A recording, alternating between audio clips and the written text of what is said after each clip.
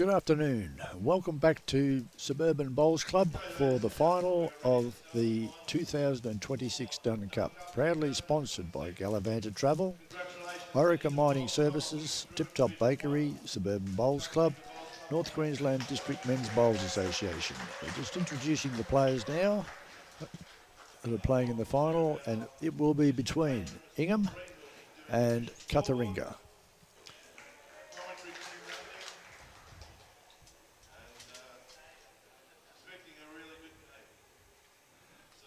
President of the District, Michael Blake, is introducing the players at the moment.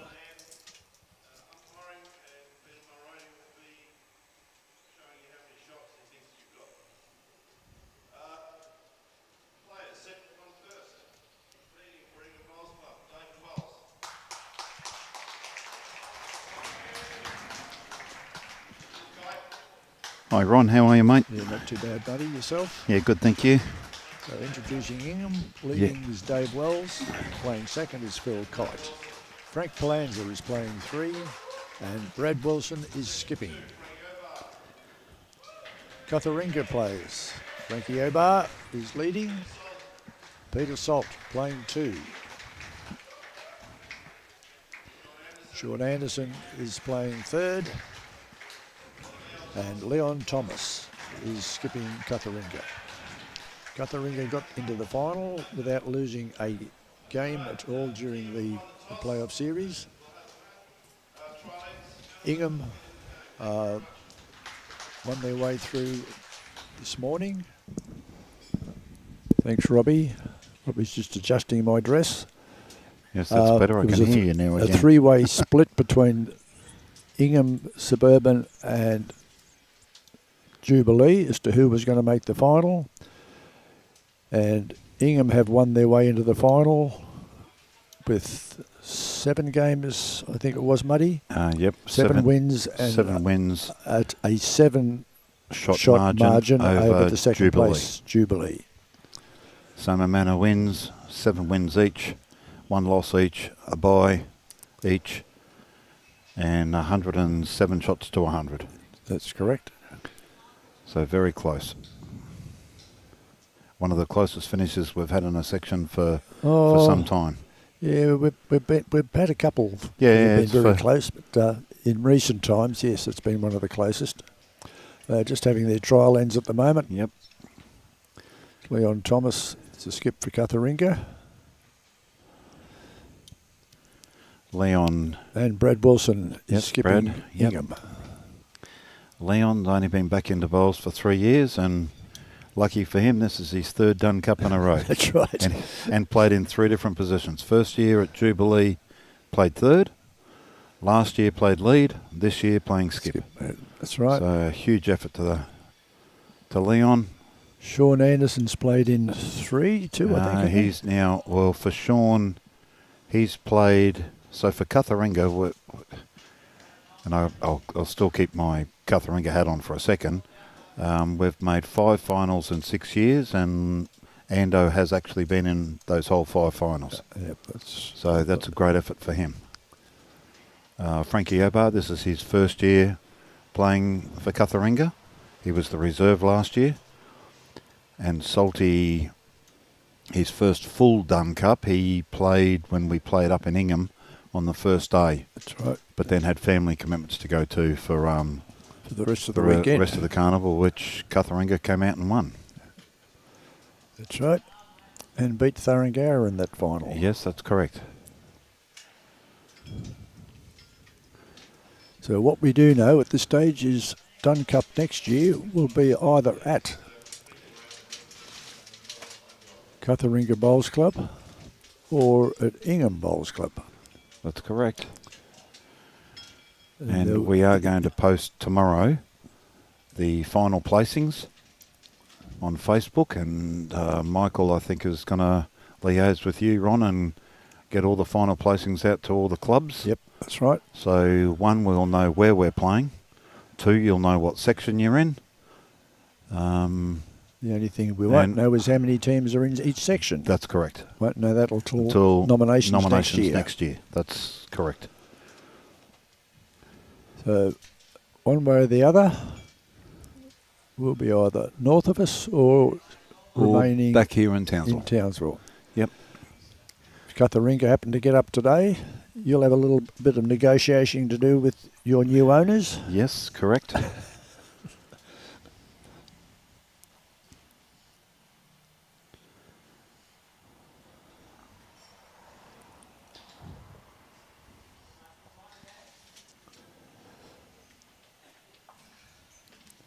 There's been some very good matches played here this weekend, some very tight games.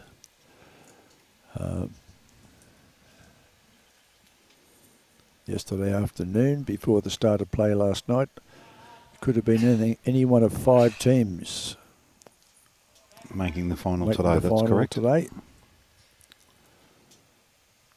Section 2 was pretty much closed off yesterday afternoon. With CUTHERINGA, they had been undefeated and had an enormous margin. The game this morning, they could have, if they were beaten this morning, they could have been beaten by anything up to 40 shots, I think. We had a 36-shot margin, so... That's right. But they went through completely undefeated, so they've well and truly deserved their place in the final, as has INGHAM. Yeah, we've got 8 great bowlers out here. Well, 2 very strong teams. Frank's got it. Frank. 2 extremely strong teams. From recollection, has Peter ever played district sides? No. No. So, Obah, no, neither has Leon, has he? yeah, back in his day. Yeah. Not just Not in recent Current times. He's only been back playing bowls for 3 years now. That's right. But back in his day, when he was on top of everything and winning just about everything he played in. When he was one of the young guns. Yep.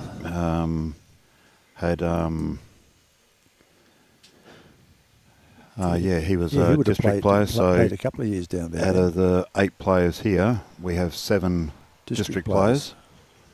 And Salty, who's never trialled. That's right. So, again, very strong for our district, those types of players.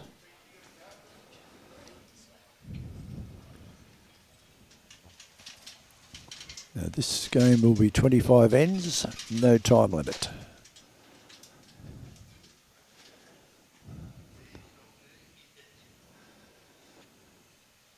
Just so people are aware, the Dunn Cup gremlin was released this morning out of his cage, and the bowlers were very grateful that he didn't appear on the greens, but he was giving Robbie merry hell.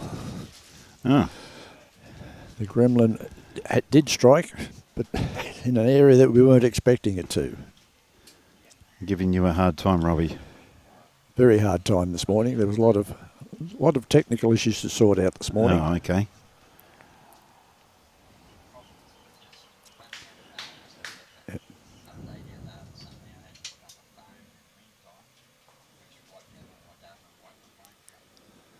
Oh, so it was all data problems. Yeah, Yep, basically. Yep. But we're between Robbie and Tony, the gurus of all the technology in this tent. Yes. They managed to get everything sorted and fixed up, yes.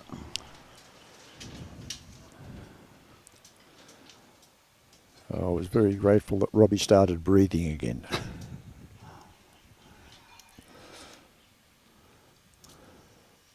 There's a moderate group of spectators here, as usually happens, because after the game this morning, a lot of the clubs that are from outside of the Townsville metropolitan area, they tend to take off home so they can get home on the Sunday rather than have to stay overnight and travel home Monday.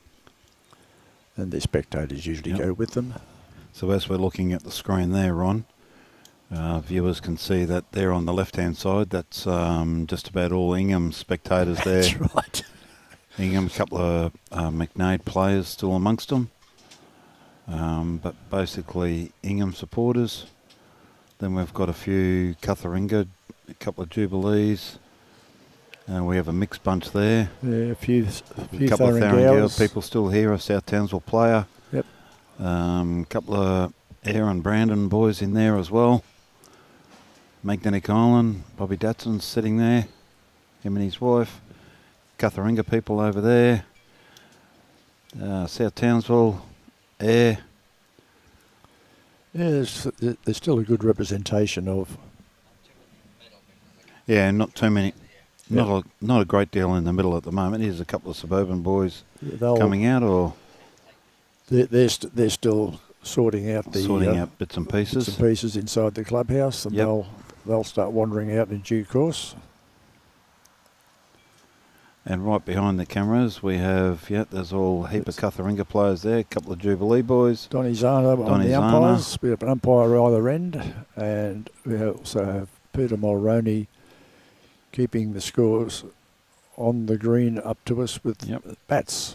And our patron, you can see up there to our right. With the hat on? With the hat. He will do the scoreboard. That Billy does every Dunn Cup final. That's right.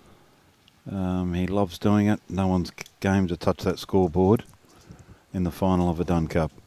There's Billy just hiding behind a couple of the players. Phil Kite and Dave Wells, Shaun Anderson and Frankie Obah. Frank Pallanza having a rest against the pole. As we quite often see, it's Frankie's favourite position. Actually, he's not against the pole. He's on the bank, well away from it. Just looks like he's resting against the pole. There's Billy Green in the NQ shirt sitting next to Peter Mulroney. A couple of questions have come through already. Any chance Brad can stay off the camera? Geez, that's a bit rough, Justin. And Josh Bond, who are the new owners of CUTHERINGA? Oh, surprise, surprise. Josh? Well, Muddy is very much eating crow these days. He used to love referring to Thuringha as not a bowls club because they were owned by Brothers Leagues Club. So we needn't tell you who is the new owners of CUTHERINGA Bowls Club. Yes, that's correct. So it will be whatever name the new owners place on that club, home of CUTHERINGA Bowls Club. Yep. And we don't know what Brothers is going to call it as yet. No. They haven't released any of that information, so, West End Sports Club. Could be anything, mate. Yeah, anything.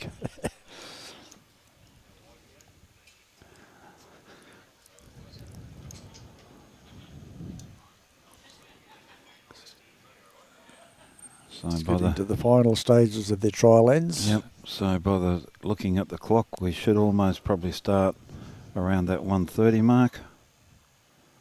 Just a fraction before. So. Yep. I'm saying to myself, Shaun, don't waste them. Don't waste them.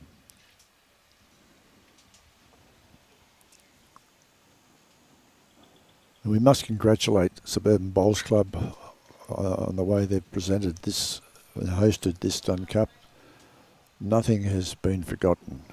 As mentioned this morning, it's purely a strictly voluntary club, volunteer club.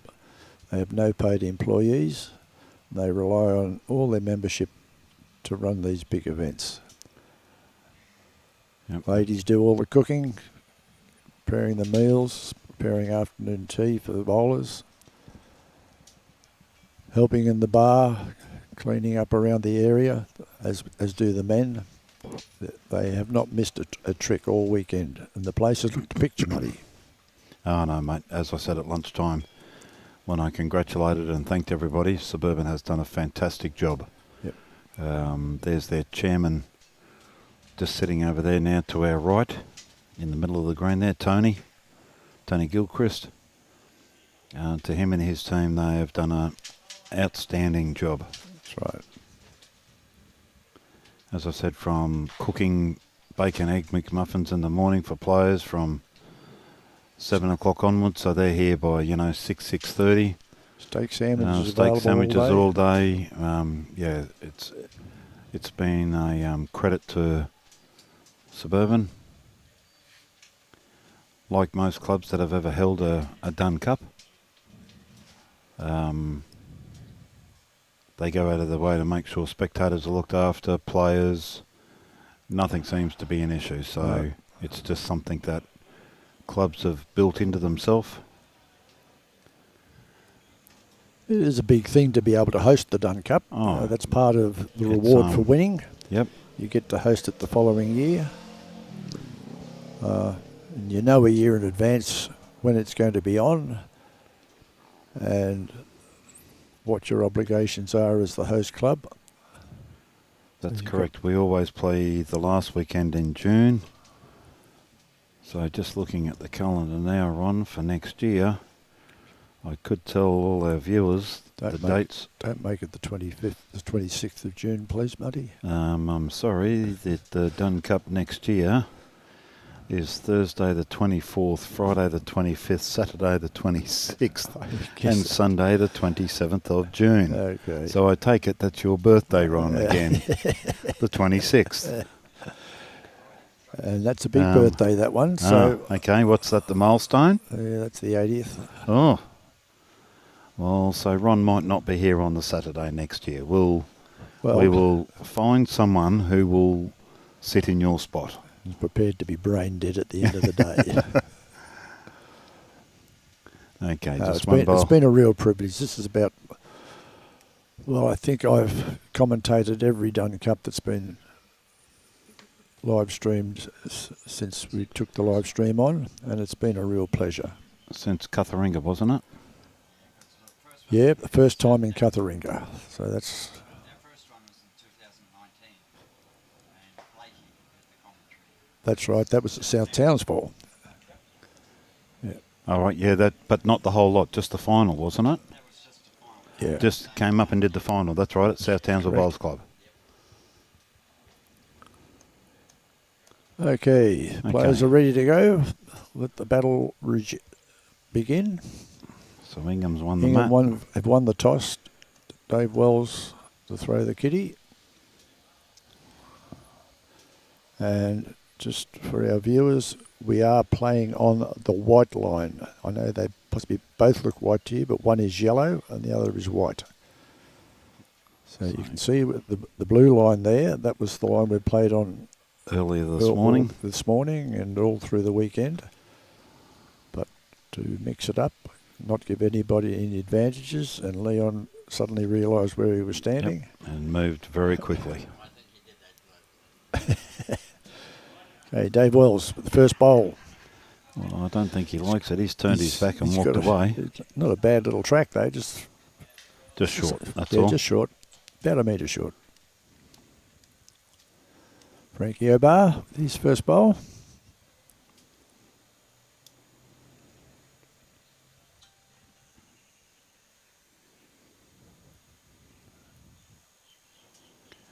Well, he's got a good line again here, Ron. Yes. Very similar to Wellesley's. Yep. Yeah, maybe just same pace as Wellesley. Just inside Wellesley's bowl, Dave Wells's bowl. Yep. So CUTHERINGA holding shot at the moment. But would you say they are 2 feet in front?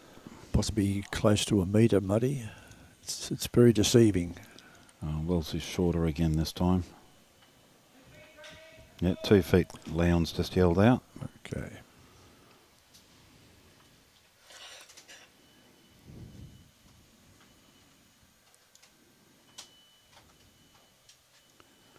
A little bit more grass there for Frank. But if he's given it the weight, this should turn in and come in very nicely, which he has by the looks of this. Great bowl here. Yeah, this is a great bowl, Frankie Obah. And correct me if I'm wrong, but I've got a funny feeling Frank might have played for 2 districts in his time. I think I recall him playing for Tropical Far North one year. I may be wrong. Frank Obah? Yeah. Yeah, but they don't play a Dunn Cup. Not Dunn Cup, district sides. I mean. Oh, yeah, he's played district sides, yes. He's played, I think he played for a couple of years for Cairns. Yep. For Tropical Far. Tropical Far North. Yep. Yes, So he has, yes. He's one of those players that... Bit of a journeyman Yep. for a while there, but he's settled into Townsville now and seems quite content. Salty's got a good line here too, and Another again, nice this bowl is... here. Yep. Very good bowl there Great by bowl Peter there. Salt. Oh, I can guess what's going to be coming shortly. Phil will try and draw this. I think it's still drawable. Yes, it's still drawable. Yeah. Kite's on a draw here. You could drive a truck between those Yep. bowls and the kitty. No, he's a bit short, so... Right. My advice to Peter is just don't fatten the target. I can see Frank licking his lips already. Yes. Yeah, we all know Cyclone, why he's called Cyclone. Another good line here from Peter. No, I think a little bit tighter, mate. He's just gonna a might crash fraction. into Kitey's bowl or come underneath that and hit Frank. It's already third shot, so... That's 3 shots to Cutheringa at this stage.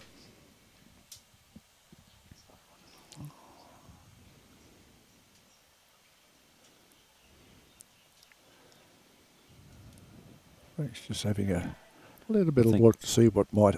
I think he's too tight. Happen. He's well tied. Yeah.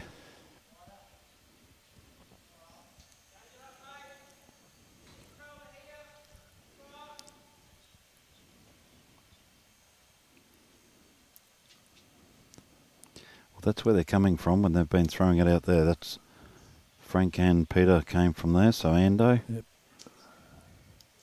Just a little bit over, but that's not going to hurt. He's been playing good bowls this weekend. Yes, Shaun. Ando, yeah, he has. Fairly consistent all weekend.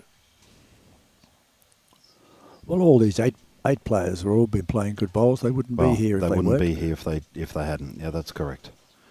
Okay, so Cyclone's given it better grass line. this time. It's all down to his weight. Yep. And it's going to just be underdone. Just be underdone a fraction. Cutheringa's still holding 3.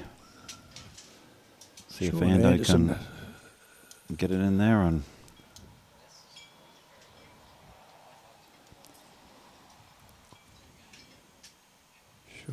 Shaun's Yeah, got he's a close nice track here. Great bowl here from Shaun. Yep. Brilliant bowl there from Shaun. That's correct.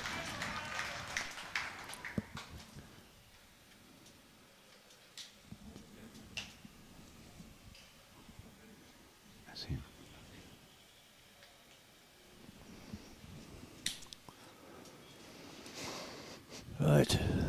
Couple of messages from Michael May. Best of luck to Ingham and Cutheringa, and good to see Ingham in the final alongside Cutheringa. Yeah, Michael, they obviously the 2 best teams for the weekend, mate. It's they both deserve to be where they are. Justin, yep, these 2 teams, they're well aware of their obligations regarding the... Brad having a good drive here. No, he's hit the back. Yep. With regard to their obligations on the live stream. Benny Cribben, good luck, fellas. I'll be back shortly to watch here. I think he just ducked home for Jack Davidson, watching from Darwin. Yeah, Jack was in the final last year for Cutheringa. He's been on a 6-month tour with his family, just travelling around. So, Jack, looking forward to having you come back, mate. Playing bowls very shortly. You're playing with Frankie Obah, actually, in the men's A pairs.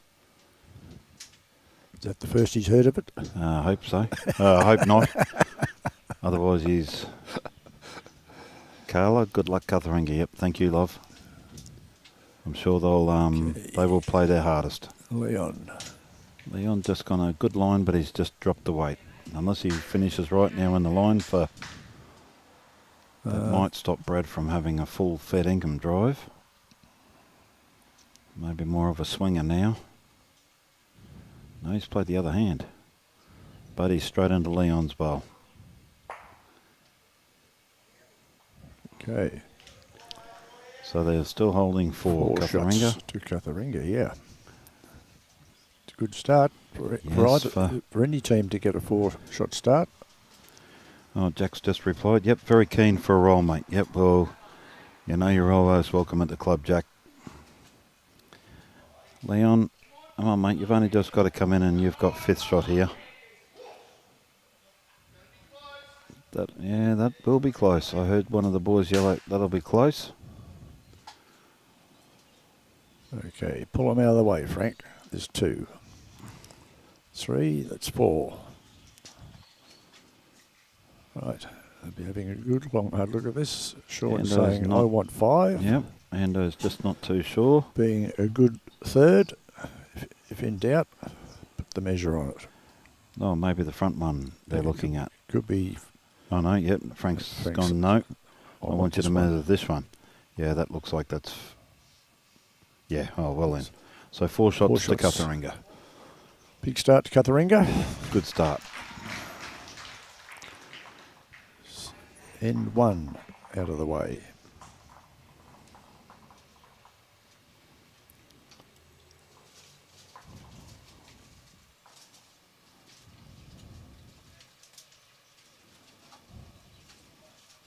A message here from Peter Scheel. I think that would be pronounced Scheel.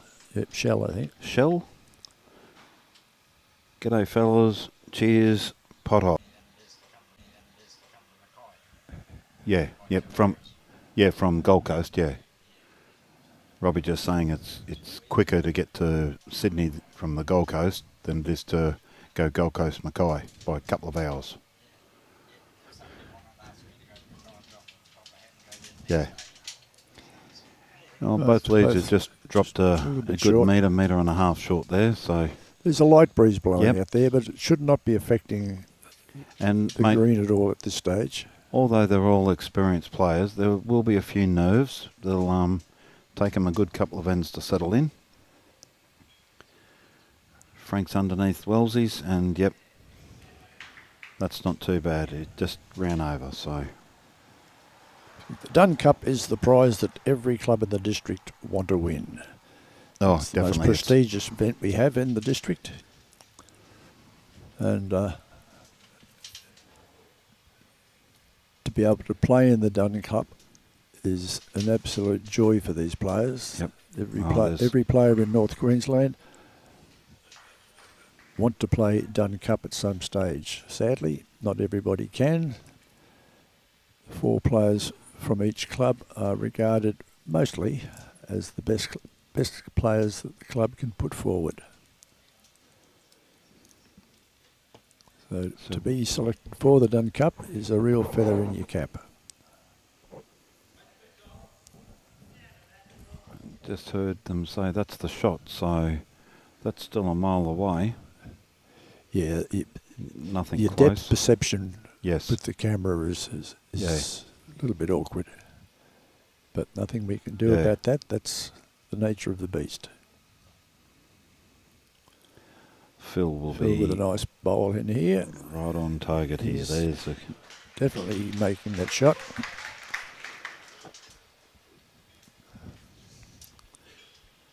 Phil gets on his game. He is a magnificent draw bowler. Oh, definitely.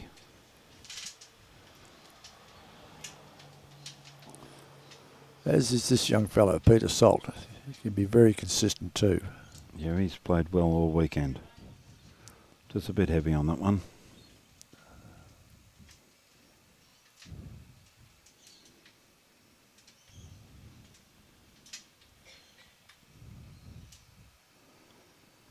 Phil with his second bowl. And he's got the run and he's got another good bowl here. Yep. Yeah, 2 good bowls there to Kite. It is a very prestigious event. You've played in it before. Yep. You know what it's like to play in a Dunn Cup. And what's it like down your part of the world these days? G'day, cuz. How are you, mate? And also Thomas Sydney. G'day, the Edge Hill crew. Or Ando. That's great bowl. Got the shot out of that. That'll give him a lot of confidence. Yes. Brad just deciding what shot to call Cyclone on. Frank on. Frank is affectionately known as Cyclone. Yep. Purely because of the damage he can cause with his drives. He's eased up a bit now that he's Yes, he's not as deadly as he used to be. Doesn't let them go with quite the pace they used to.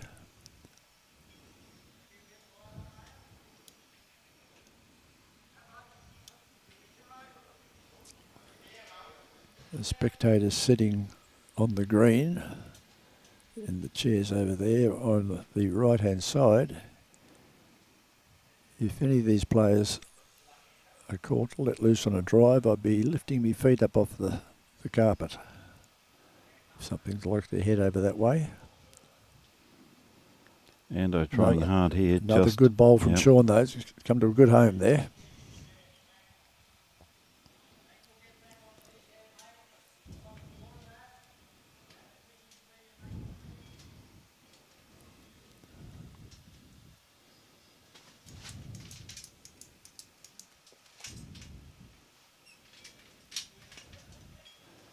I think Frank's a bit tight again. Yep. Tight and not here. Oh, his pace wasn't too bad, actually. His pace was good, actually. Yep. Yeah. Nothing wrong with his pace. Just finished a bowl over Jack High, I'd say. Yep. Leon having a good look to see who's... Yep, he's got one finger down, so... So Phil Kite holding shot for Ingham at this stage. Yep.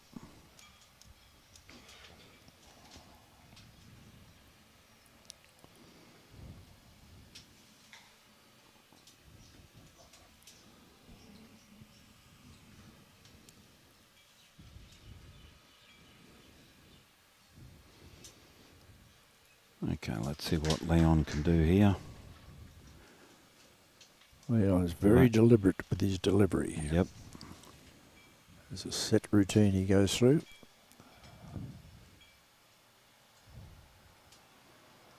That's a good line for him with his bowls. Just not going to be on his pace. Up to... And he's short. I noticed on Thursday, Muddy, Leon took almost half a game to really get to his to potential. the right weight. Yep. He played some and I did speak to him afterwards, and he said he was very, very nervous. Yeah. He is a nervous player. For all the years he's been playing, and I suppose everyone has their different traits in the game of bowls, but for Leon, whilst he's steady, and anyone would have him in their team, he's just a nervous type of fellow. But ability-wise, he's got more than most people, and this is why. This will almost come in and get shot here. Oh, he's just gone through the hole. Again, that's a great try. So.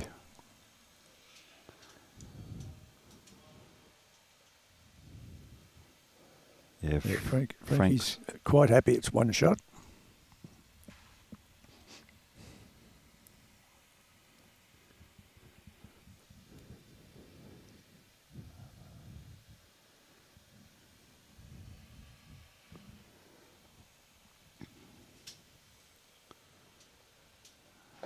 Brad's dropped his weight, so this could come in for second shot here. He has. Well, that's the shot. Yep. Yeah, Shaun saying 2 shots away. So Ingham have opened their account. 2 shots. Oh, hang on. No, Frank's not convinced it's only 2. He's going to do with Shaun and say, I want another one.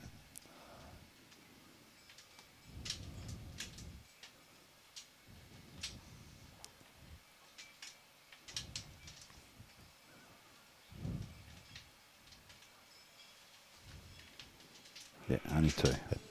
So 2 to Ingham, 4 CUTHERINGA after 2 ends.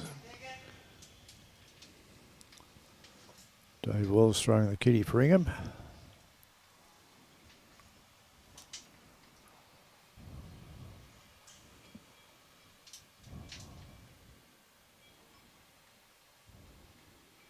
Peter just walking down the green with his blue paddles for Ingham and red ones for CUTHERINGA, indicating to the crowd 2 shots.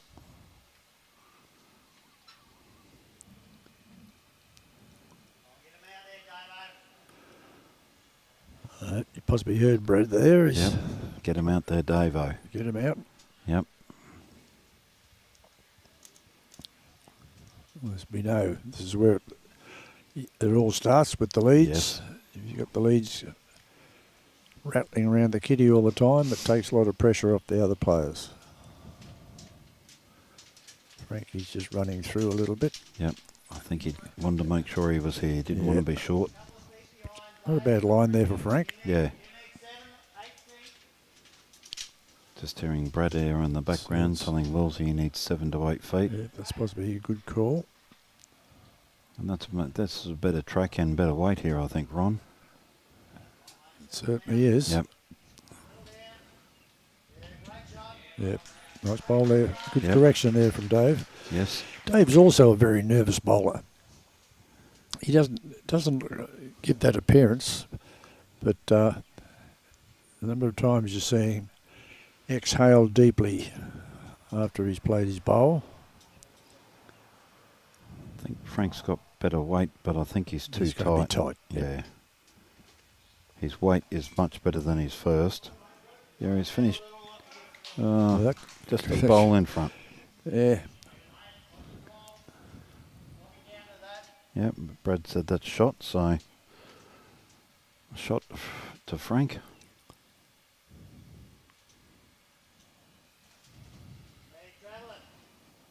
He's not travelling too bad.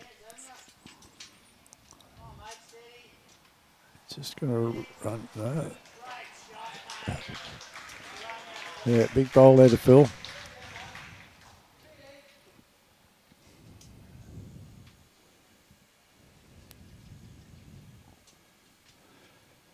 Phil's the sort of player that can create a lot of heartache for the opposition at times. Yes, he can. He's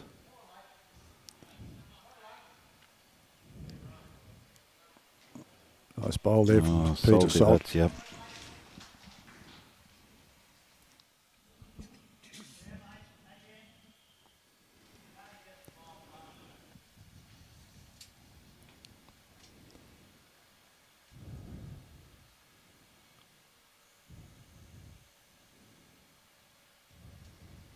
Well, Phil's got good grass and everything again.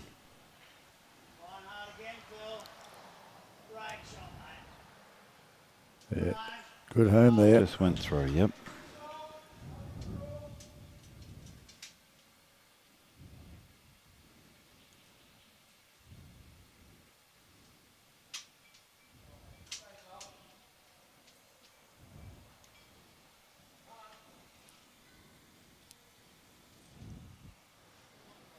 Salty got a bit of a rub there. That's gonna. Brett's having a look. Yep.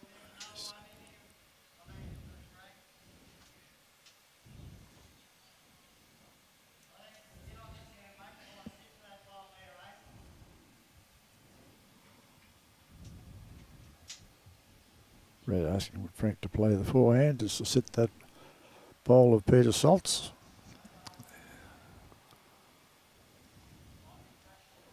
Just a bit. He's bending now, but Just a bit over, that's all. quarter of an ounce too much weight. Yep.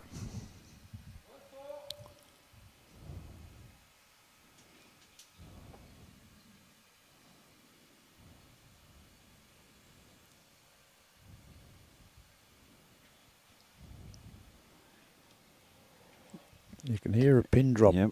in this venue at the moment. Endo had the right line, but just too heavy. Probably finished in a good home there. Yep, very Separating handy. all those 4 bowls of Inghams just there.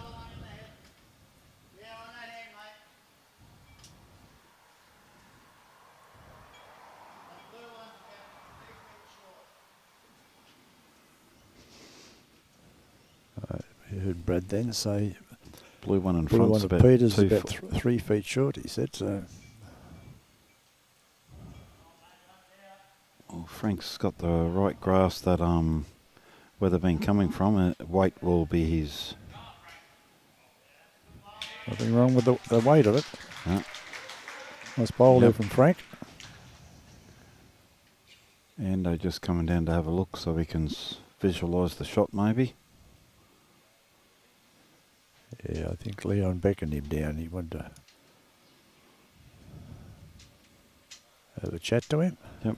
Yeah, to play here. If you're tight, you can push Salty up. That's, yep. Very good call there by Leon, and I would think.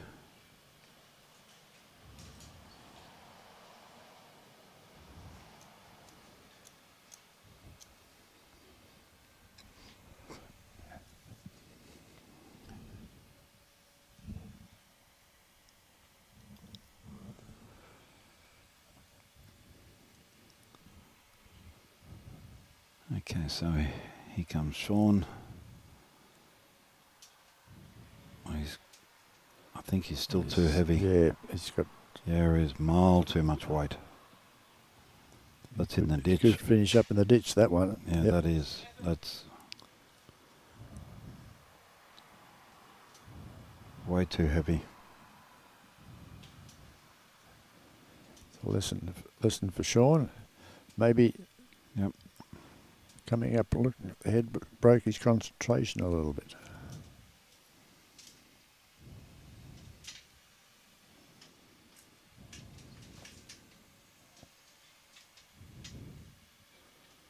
Brad Wilson, his first bowl.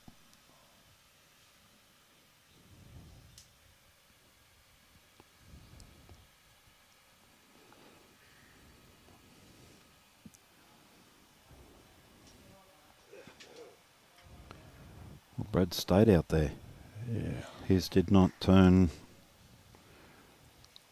one bit. I don't know whether that was a deliberate shot or not.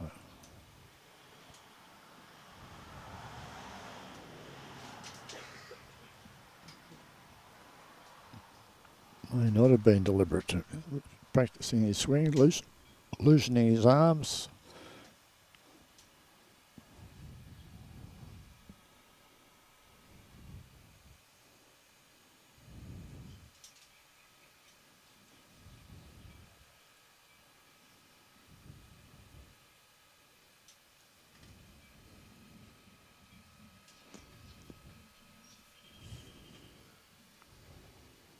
Okay, Leon.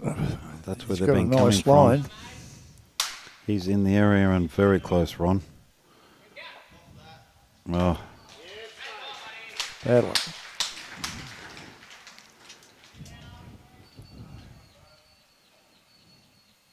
Yeah, Frankie says, hang on, Brad. yep. Because Brad yelled out 3 down. I think he's near got shot. Yeah. Yep.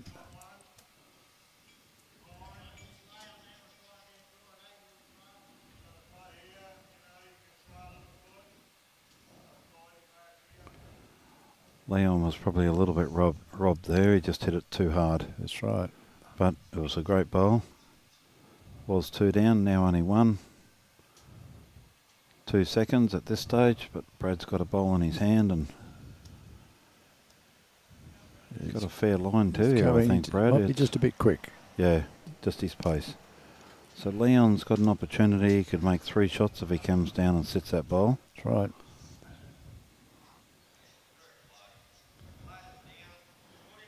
Shaun's not prepared to give it away. He's saying it's very close.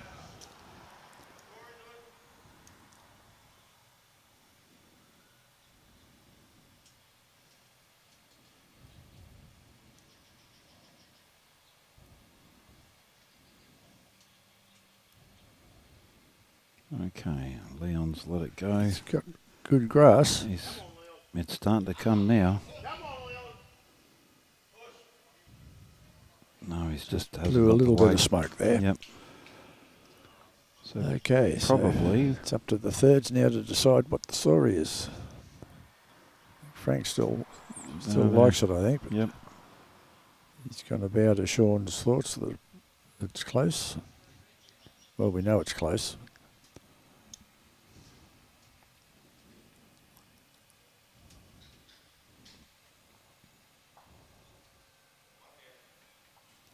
Yep, 1 to One to Ingham. Takes Ingham to 3. CUTHERINGA 4 after 3 ends.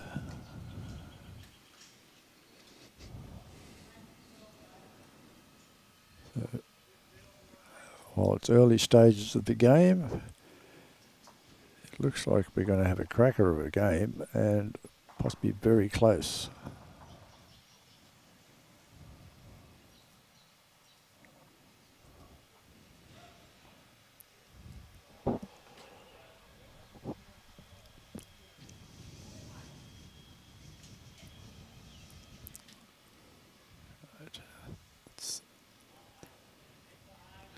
Wellesley's turned his back on that Yeah, one didn't again. like that one little bit. Yeah, he's just dropped it short again. Frankie Obah.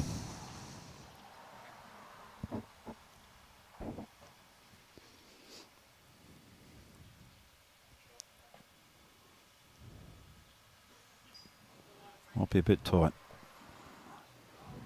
It's got good weight, I think. Yeah, Jack high. Yep.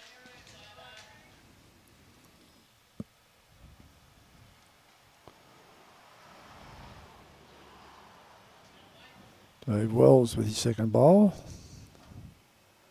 As long as he doesn't crash into his own, he should have a good bowl here. No, he's going to crash. No, he's crashed straight into it. Yeah, you can tell by the look on his face and One of total disgust. a few words to himself.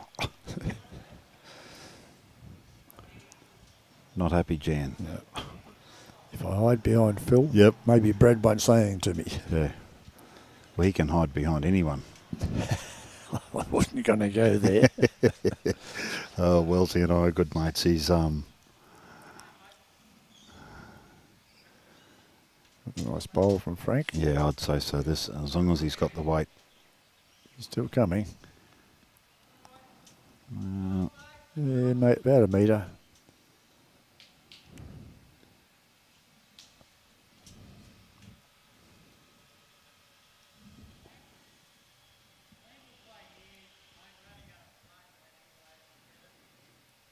yeah, Brad just telling him play here, just be underneath that bowl. Yeah. It's probably a good 2 metres out, so he just said Frank's is about 2 foot short, so And that's Dave Wells' bowl coming up as well. yeah, that's right. I mean, but geez, you'd have to hit that a long, long way to get up into the count where Kite's got a good line. As long as he's under that, which he looks like he is, he's got perfect weight, and there's a shot. Just like Yep. that. Yep. Last 3 ends, Phil's got 1 or 2 bowls in there every end. That's right. Well, as I said before, Yeah, he's once he gets on his game, he's a brilliant draw bowler. yes. Very unassuming as well. Yeah, that's right, yes. Phil's actually one of the players that's won the Ren Cantatory Shield. He's won it once before when INGHAM won the Dunn Cup back in 2020.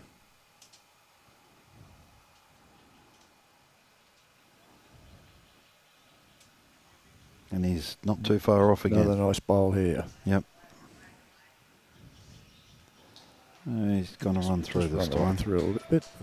But still just outside. Yep. Just missed the keyhole with that.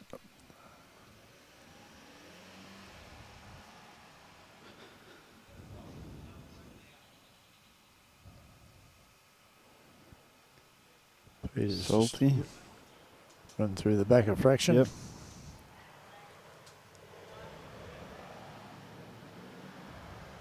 They're still just finding their line and length on this because this rink hasn't been used, this part of the rink. No, that's right. It's So a complete new feeling for all of them here. They've got to reset.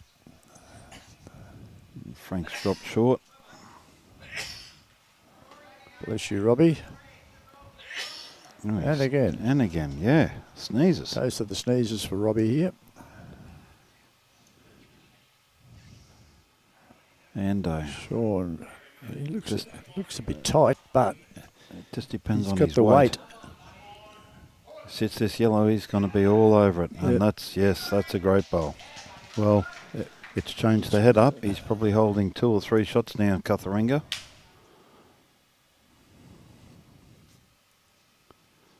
Cyclone needs a correct by about probably a good metre and a half, 2 metres. Again, if he's under He's got a this, good he's going line. to be very close. And that'll be the shot. Nice bowl there from Yep. Cyclone.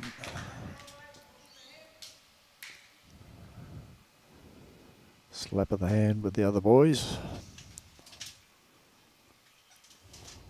Ando, you're tight. All right.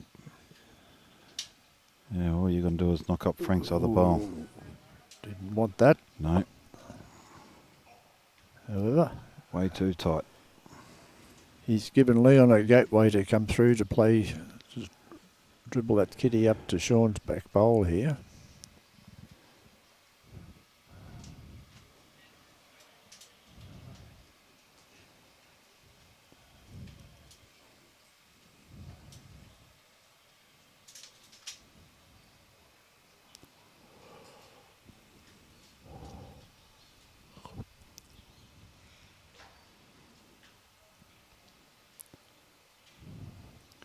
Okay, Brad.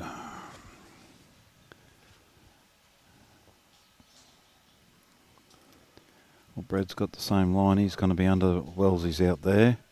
And yes, he's a couple of... A bit hard to tell there, Muddy. Yeah, I don't think it's in the count. I like Frank's wing bowl there. Oh, I wouldn't dismiss it.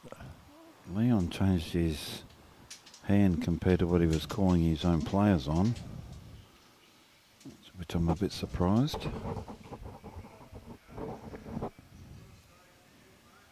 Yeah, you don't often see that with skips. They'll, Yeah. because there was not a noticeable change in the head. Robbie said it's only two.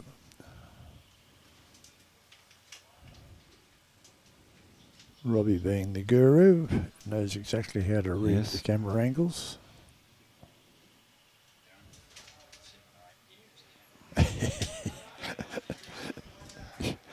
Yep. If you haven't got used to it on air, Robbie, you never will.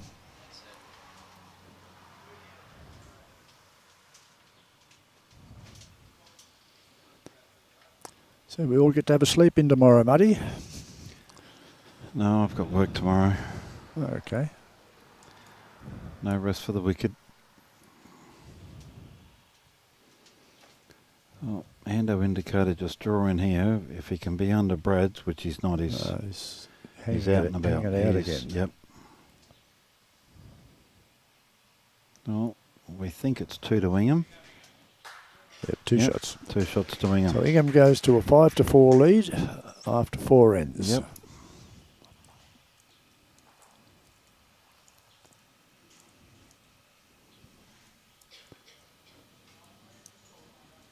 Josh, Cyclone is bowling well. He must be a Shark supporter.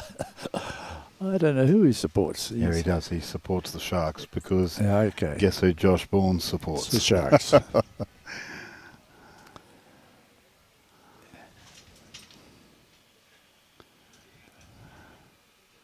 There's big Josh over there in the background, as I can see, Yep. looking down there.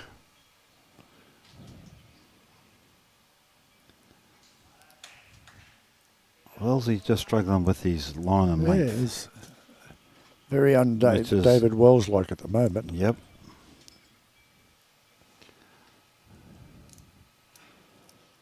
Unfortunately for him, Frankie Obah is not putting the pressure on that. No, Frank started that first end with 2 just about right on it. That's right. He's got a nice bowl here, not too far away. About a metre. Just on the edge of the keyhole.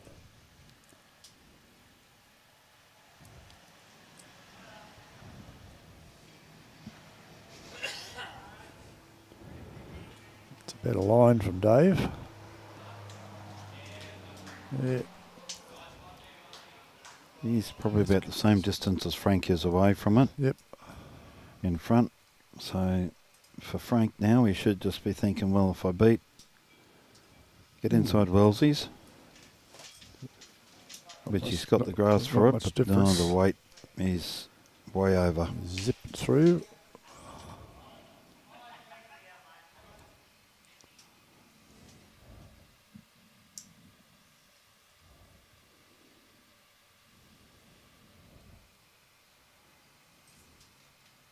It's nice to see the skips giving plenty of encouragement too. Yep.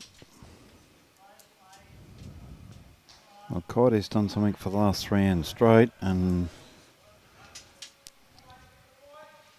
he's he's there metre, though. 2 to 3 foot in front. Yeah, I think that's closer to 3 feet. Yeah, So that's hard to tell. Frankie Obah still might have shot there. could do. Nothing super close.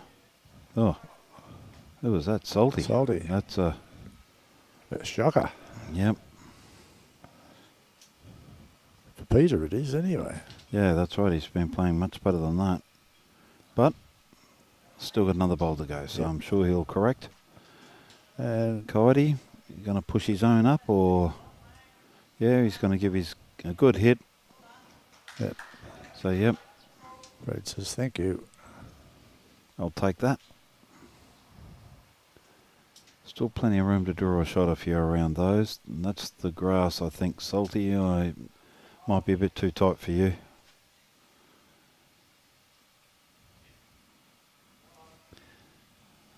And underdone too, so.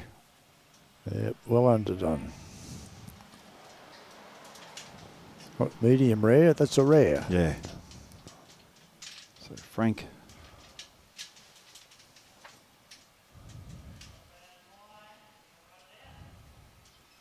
Brad yelling out, it's a better line. Can you run it out? So. He's starting to blow a little bit of smoke now. Either the breeze must be pulling them up, or as we said, this. The breeze has got up since the start of play. Yeah.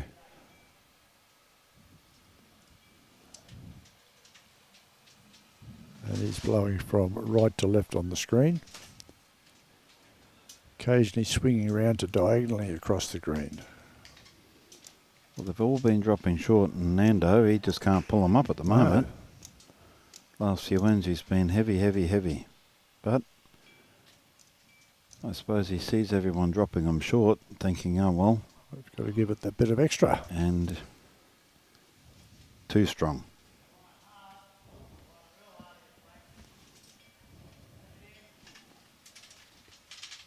Yep, yeah, well there's... That's possibly the shot. No, the yellow in front's got to be shot. The one that got hit up. Oh no.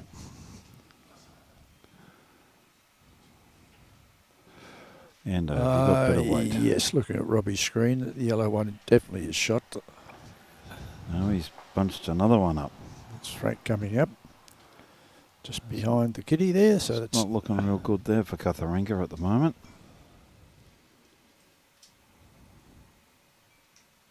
It's 2 shots for INGHAM at the moment. Oh, well, I thought maybe 3. I'm just looking at Robbie's little screen up the top there. Yeah, I think that's 3. I think the bowl that we're looking at like 5 o'clock beats Frank's, as in Frank Obah's. Or 4 o'clock, if you know what I mean. It's early days. There's 4 bowls to come. Yeah, that's right. But they're definitely holding 2. Oh, yes. Pretty safe 2 there at the moment.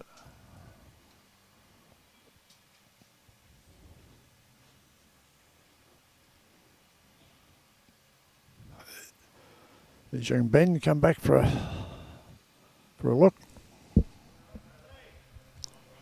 There's Brad coming in, working off. Just crushed. Yeah, Endo saying there's your gate. Come down and sit Frank's bowl.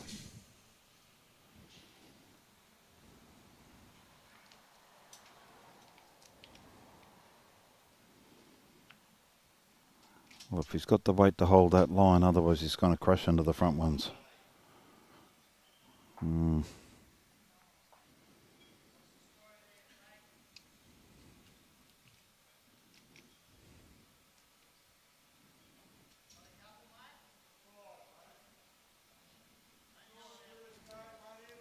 Frank just said they got 5. So that back one of Dave Wells, he's considering counting.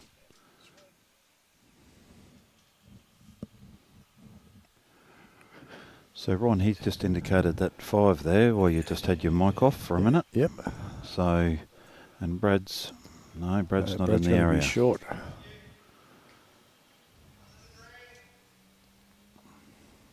Brad would not be happy with that. No.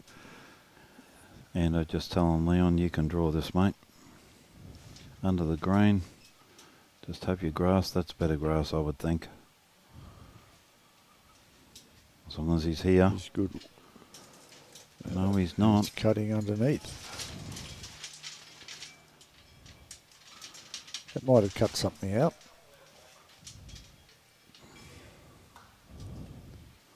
Frank says, let me add this. I'm going to count them up. It's 2. That's 3. Out of the way, Dave Wells. 3 shots. 3 to INGHAM. It takes them to 8 for CUTHERINGA after 5 ends. Yep. Just a mini break. And Muddy's about to leave us. Yeah, I'm going to leave and go on. Another job. He's part of the selection group for the bowler of the final. Yep. And at the moment, I can tell you it's just we don't want to very know, tight. Muddy. Very tight. We don't want Just to know. hasn't been lots. I mean, if CUTHERINGA can score for pushing the bowls up there for the other opposition. Yeah. But no. So look, to all those that have listened to us, or to Ron and his people that he's had in here, thank you very much. A big thanks to Robbie and his team for coming up and again supporting North Queensland Bowls. And Wellesley started off well this time. Start there for Wellesley. Yep, That'll take some of the pressure off him. Yep. Yeah, mate, thank you very much. You know that we enjoy having you for Dunn Cup. It showcases the bowlers for North Queensland, and everyone looks forward to it. I know it's well sought after. No, any club who wins the Dunn Cup, happy to have you. So, mate, thank you very much. All the best. Safe trip home to you and your family. Cheers, mate. Thanks, Ron. Thanks for joining us, Muddy. Good luck for the rest of the game. Get some scoring done. Yeah, if you will, please. Thanks, Muddy.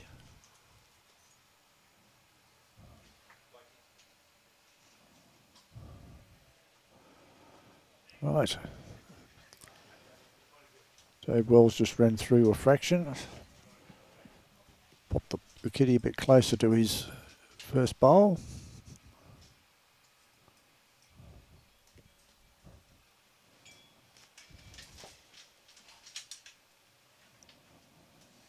Frank Obah's second bowl. Yep, not a bad little bowl there.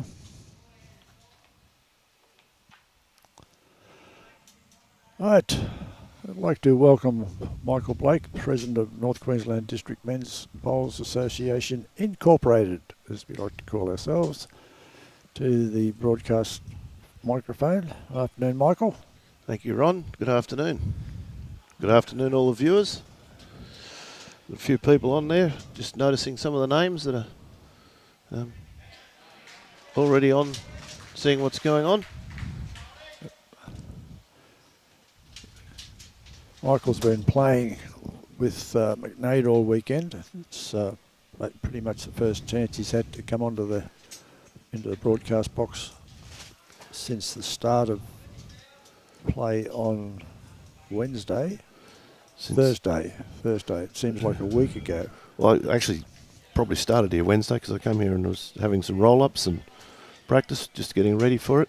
And so yeah, it's been a big weekend, and actually enjoying the time away from the hustle and bustle of the greens. Oh, yep. And sitting down for a while. Thank you, Karen and Brett. Yes, it is Michael's birthday today. Very young 45-year-old. Exactly. Don't look a day over Great bowls 40. there from Phil Kite yet again. He's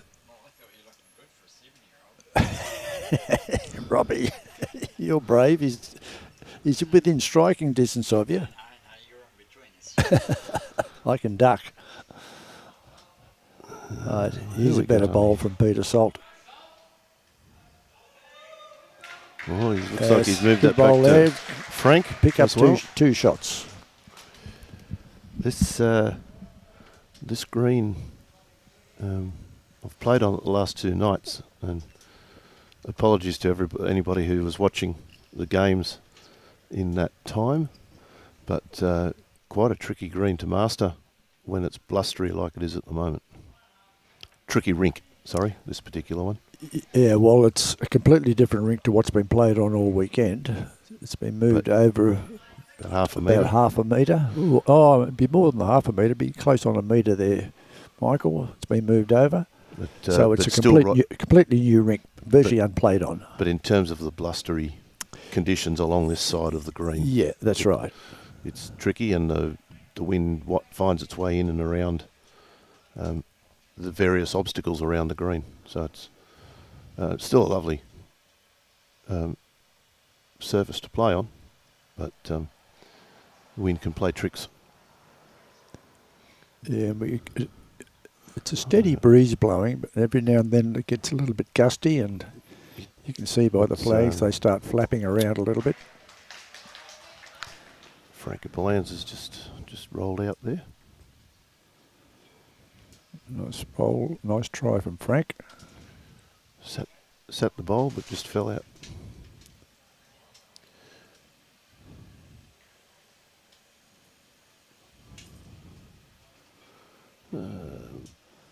Shaun's round the back again. Shaun started off like a house on fire, but he seems to be struggling with his weight a little bit the last few ends. And I think that was the biggest thing I was finding the last couple of nights on here. It's the gusts that some will pull your bowls up, and if it's not there, your bowls run on. Yep, that's right. And was tough, but that's the nature of the beast there, Michael. it is. You got to overcome it. Yep. Because it's the same for both sides. It's not as if one side or the other's getting an definitely not. advantage. No. Jack Davidson sitting up in Darwin, watching the bowls. Cuz, how you doing?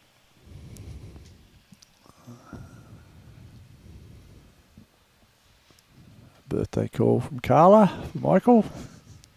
Thank you, Carla.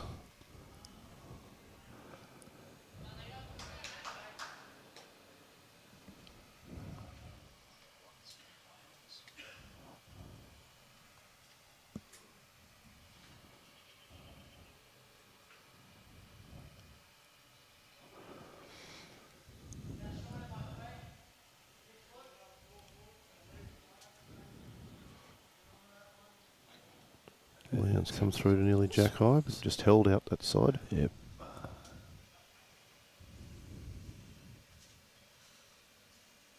If you haven't got the line spot on, it's a little bit unforgiving. Yep. As Brad's about to find out here. It's not going to hold. Probably didn't quite have the weight either.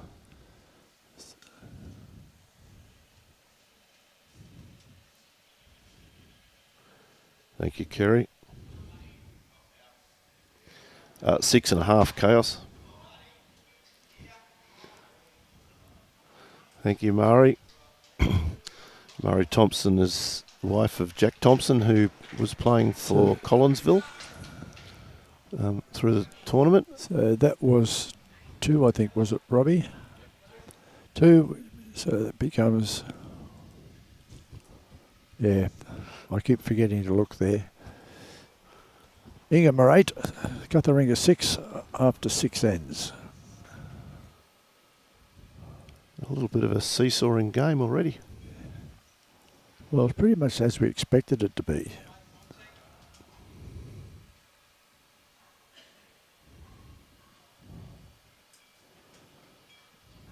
Two very talented teams. And we weren't really expecting to see any runaway scores at this stage, in the early stages of the game. Yeah. Mainly because the players are still trying to adjust, or were trying to adjust to the speed of the green, the grass, and all those other little vagaries that go along with artificial greens. Not that there's too many on this surface. It's a very good playing surface. Good crowd starting to Yep. build. Some coming, still a few some turning up. going.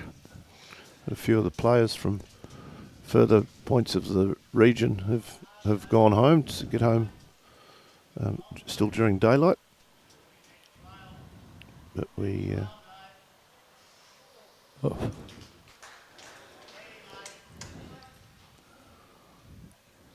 It sailed through to the ditch, I think. bowl, yep. Frank Obah saying, what do you want me to do?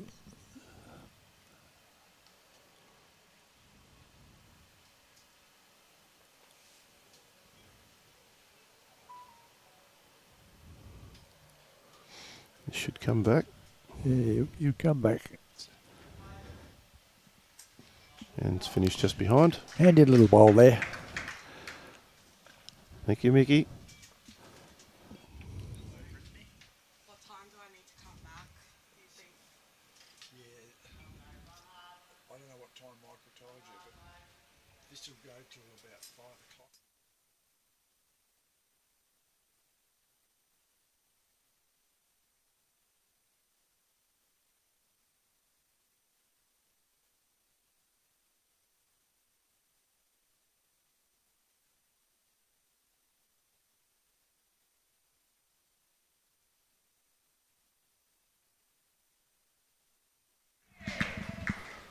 Nice bowl there from Salty. Yes, I missed that. I was talking to one of our sponsors then. Just drew in behind. While I'm on that, a big thank you to our sponsors, Gallivanter Travel, Orica Mining, Tip Top Bakery. It's very hard for us to do what we do without the support of our sponsors. That's right.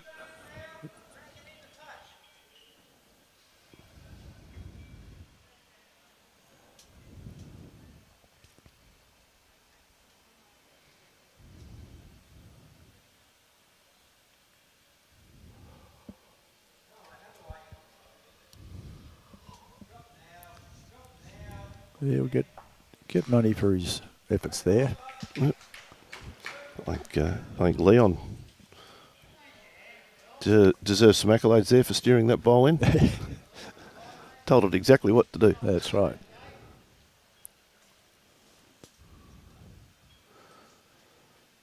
Had an interesting chat. We've had a visitor here for the weekend, John Brown. His wife Linda were here before. Former players and committee people at Cracking Mystic bowl Sands. there from great bowl there from Phil. What a great bowl. Yeah, committee members and players from Mystic Sands. They're now down in Harvey Bay. Okay. He's involved in the district management down in Harvey Bay. So, a big hello to them and great to catch up with them.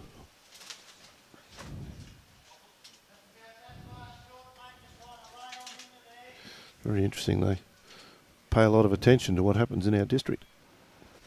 Yeah, that's not uncommon. You would expect them to still have fond memories of the district. More about following the processes that we're doing and trying to encourage another district to do the same things. Yep. So, it was just a little tickle. A little bit Little too much too of a much tickle. tickle. It's a very tight situation there, about shot.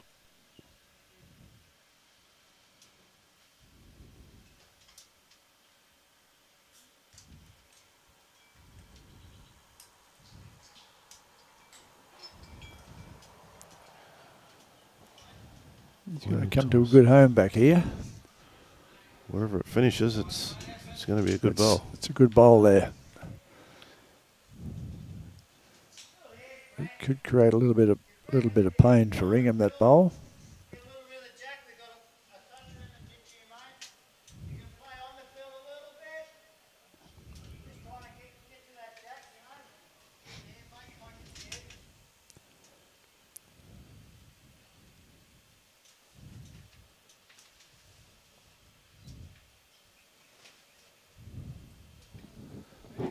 Is he going to come under? No, he's not. No. It's just on the Yeah, if you're running on the if away you're from the wind side and was just being held. playing a running shot, you can't afford to take too much grass, but you've still got to have the right grass to hold up.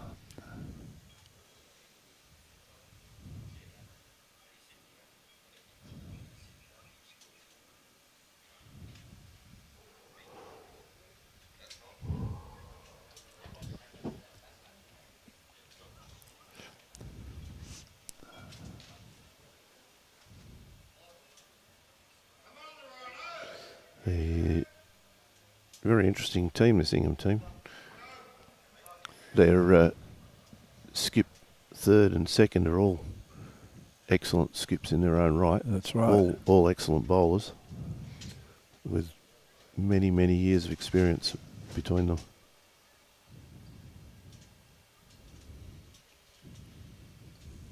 All three have been district skips.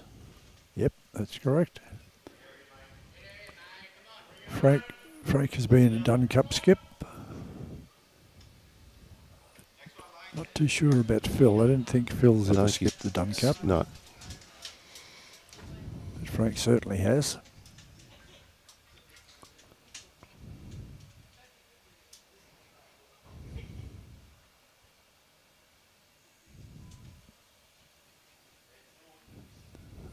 He's didn't pick the right line here.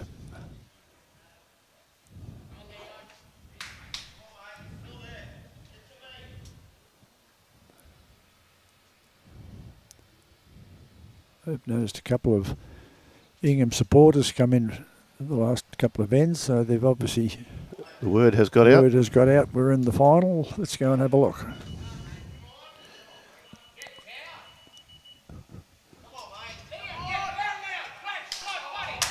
Great bowl there from Leon. Excellent bowl from Leon Excellent Thomas. bowl. Yep. Absolute dead drew around. Yep. Just about perfect.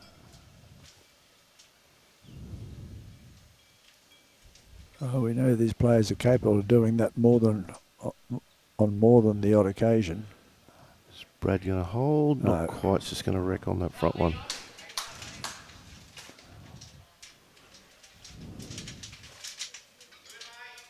Two shots Two to shots. Cutheringa, which ties the game up at 8-all after 7 ends.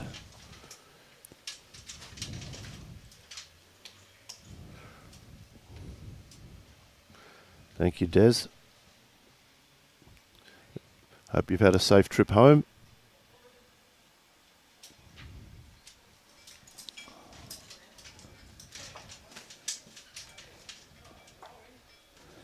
Gary Phillips telling us the wind is worse on the white line than the blue line. Yeah, well, I suppose it would be because it's a little bit more open there. Yeah, I guess on the blue line it's a little bit more protected by the bank. It's got a chance to get over the ditch on the white line. Stuart from Forest Beach saying happy birthday, Michael. Yep, nice start there. Thank you, Stuart. Good start from Frankie Obah.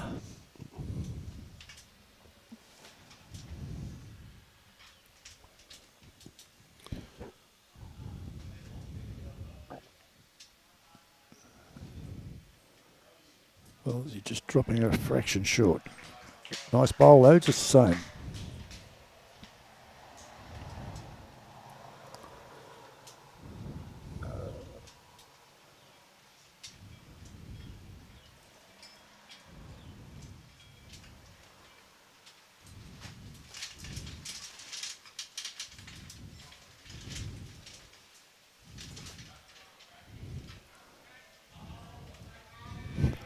Dave Wells this is the second club that he's played Dunn Cup for. Played Dunn Cup a few years ago. Third club. Thuringia. I don't know whether he played Dunn Cup for Thuringia. I can't recall. He might have. I think he did. Yeah, I could be wrong, but- yeah, but at least we know at least 2 clubs. So Yep. he's played and won a Dunn Cup for Jubilee. Yep. In fact, in that game, he was player of the match. Yes, down at Alligator Creek. That's right.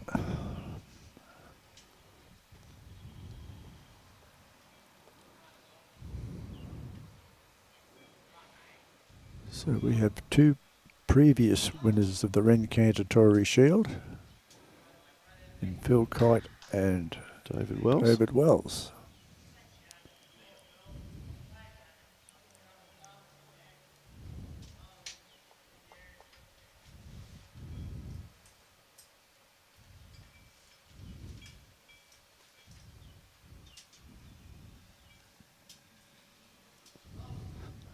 Josh, after this year, is it going to be the CUTHERINGA Leprechauns? Well, just wander down the centre there and ask Muddy. I'm sure he'd be more than happy to have a talk to you about it.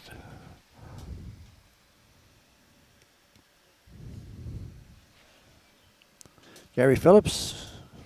Yes, he did. So he has played for 3 clubs. Douglas. Dougie watching from Bulgaria. Yeah, I think He's getting to some of the exotic parts of the world. I think my brother and his wife are somewhere over near there at the moment. Yeah, I'll be over that way shortly myself. Hopefully everybody's getting their travel bookings through Galavanta Travel.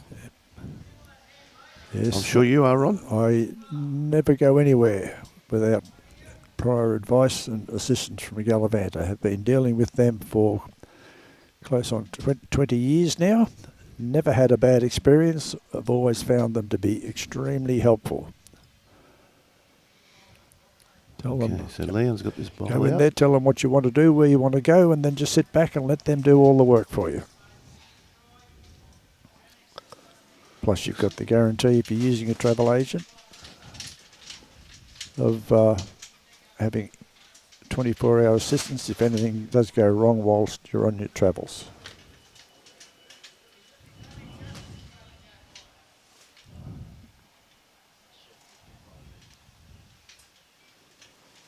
Okay. CUTHERINGA with 1 shot at the moment. Frank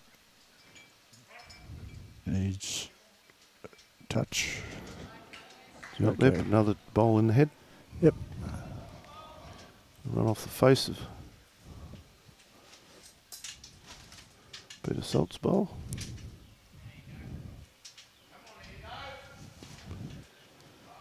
A little bit of Tight as well. nice track here, Shaun. No, he's just dropping short.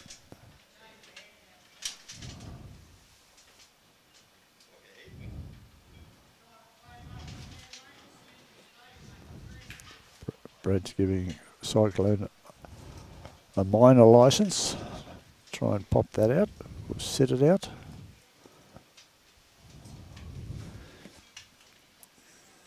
No, he's just going to hang there unless he gets a walk. No, and he didn't.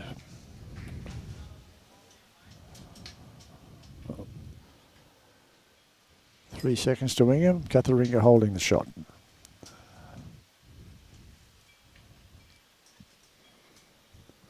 Frankie Obah, an ex-Edge Hill player, playing in the Dunn Cup.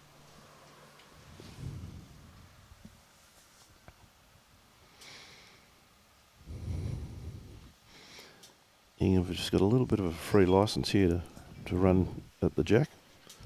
They've got a toucher in the ditch. Yep. And 2 catches up to about a metre behind. And only 1 down in the head. Well, they've got all the back bowls. And Leon has just recognised that. No. No. No. He's just going to back himself to draw it. Why wouldn't you when you can do that? That's right. What a great bowl. And a toucher. It will possibly change Brad's thoughts a little bit. He'd still be looking to run into it.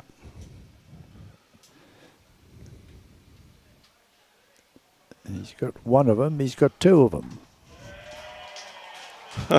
Could be a double toucher. This could be a dead heat. Double toucher. Lucky guess. Yeah. Well, Brad would see that as a good result, actually. Yep.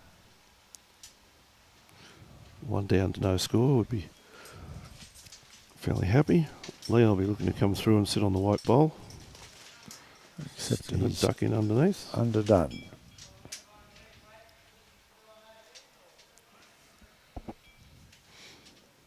Well, again, Frankie's having a good look at that.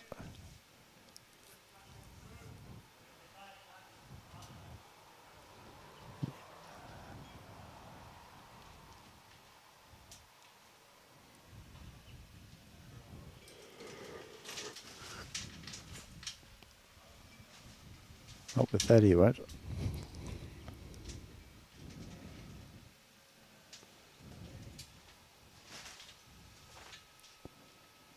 Okay.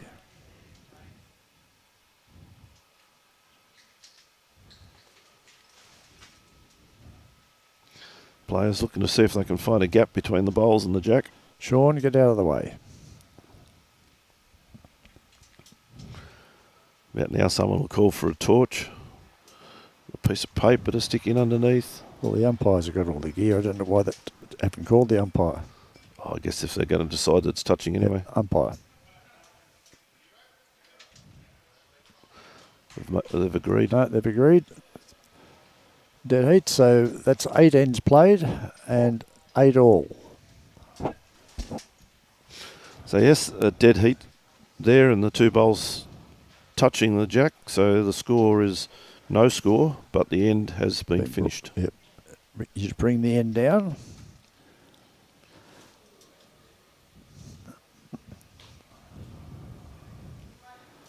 That's the second one that CUTHERINGA's seen of that this weekend. In a game on Thursday, the very first end, they had a dead heat. In the first game. The first game, that's right. We all knew about it all around the green because there were a scream saying, "What do we do now?" It's amazing the players that represent their clubs at this level are in many ways the best players in the district, and surprising the number of times that some of the rules aren't known. Yep. I think it was more the fact that it was the first end of the game that Because it hadn't been anything had happened. nothing had happened. You just go again.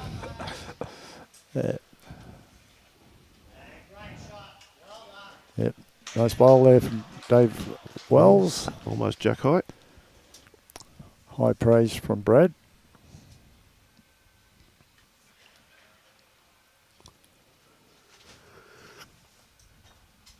Would have been interesting to see what how Peter scored it there with his paddles.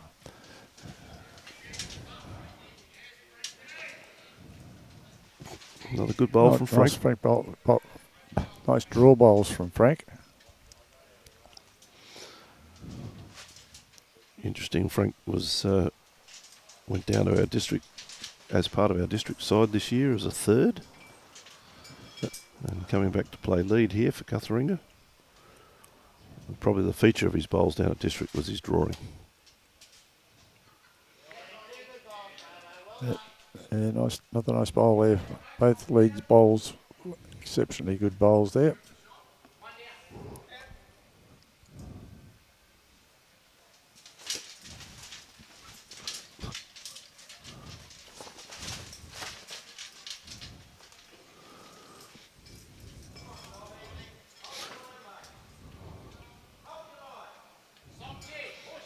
Big bowl here from Peter Salt.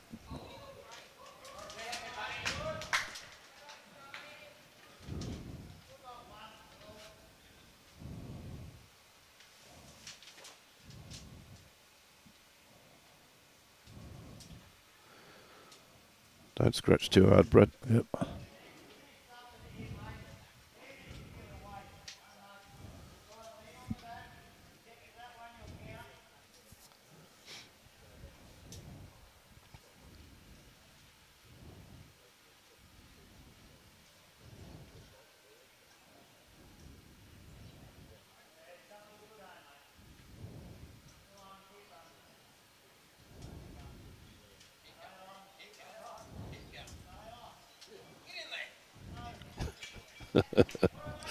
Skip's having a battle of wills on the bowl, trying to tell it what to do. Yep.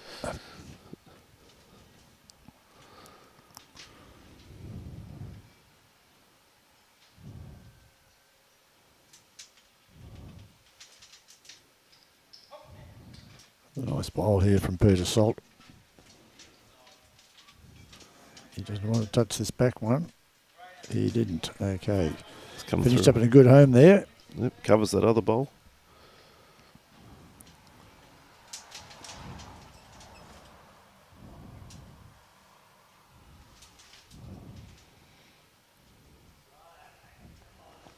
Peter Herman arrived, sitting watching his charges from Ingham. Up in the check shirt there, Michael. Yeah, no, he's been there for a while. He's been here all day. Has he? Yep. Oh, okay. Hadn't seen him earlier, that was all. Shaun Ingham, why would you want an Ingham shirt? Oh, apart from the obvious. We'll see what we can find for you.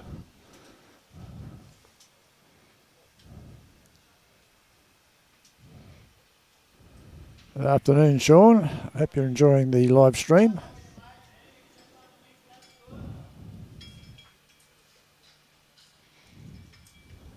And it was most appreciative to see us being visited by Brian Marshall, President of Bowls Queensland, for the weekend. Brian's had to go home, had to leave this morning to go home. Has been here and made himself available to all and sundry at any time of the day. And he also brought the CEO, Fletch Dyson, up for the day on Thursday. There you go, Shaun. Ask and you shall receive. Already organised by the look of it. Yep. Thank you, Justin. I knew we'd be able to work it out somehow.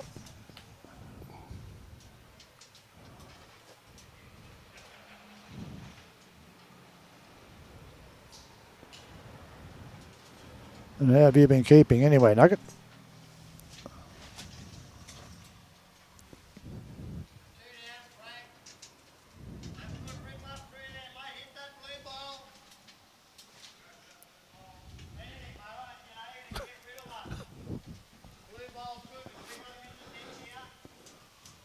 Okay, that's what he's after. Yep.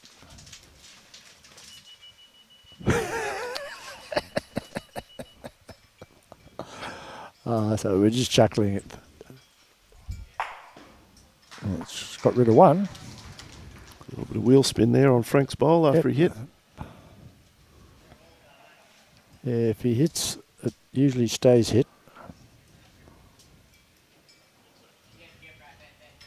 There was one toucher in the ditch.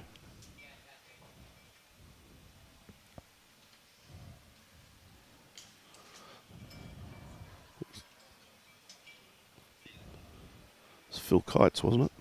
Yeah, I think so. Well, they've taken it out. They've got no balls in the ditch now. I was sure there was a toucher in the ditch. Okay. Well, if it was, it should have been marked and they'd know all about it. That's right.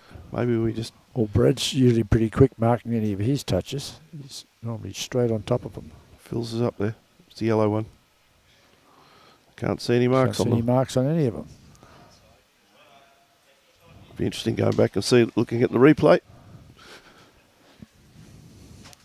We may have mistaken that for the previous end, Michael. Maybe. Thanks, Shaun.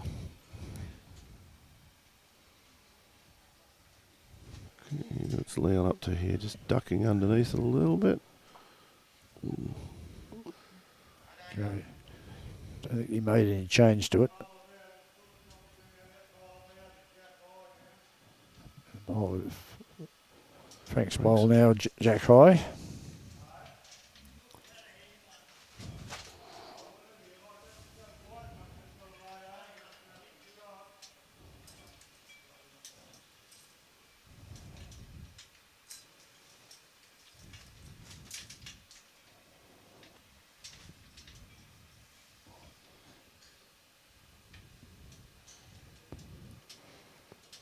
to be holding down here. He's got the Wind pace. holding it up. Oh, the slightest touch there would have made it very interesting. You probably only need to move about 3 inches for Franks to count.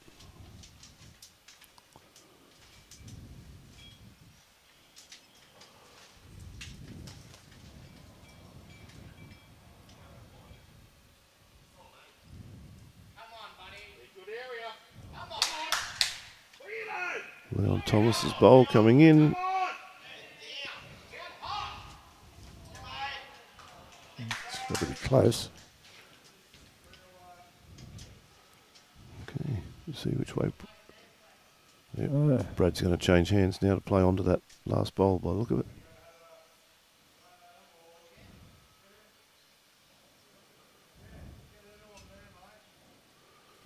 Just a weighted shot here, looking to come into that pink bowl or just under it. Right. no. To the wrong side of it. Hello, that's killed it, I would say. Well and truly.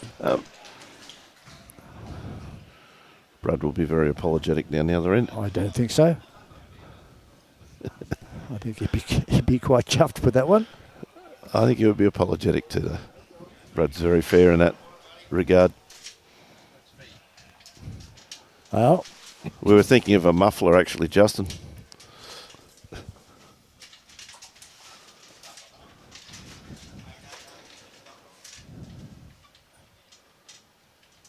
at the end of the day, Michael, rule 101. If you're going to have a run, you must hit something. Yes. There's And if you always come through with a bit of weight, always you've a always chance, a chance. you'll do all sorts of damage. Yep. I'll take that tip next time, Ron. Well, I was told that many, many years ago. Oh, I thought you were talking about me last night. I wouldn't do that, Michael. That's right. No.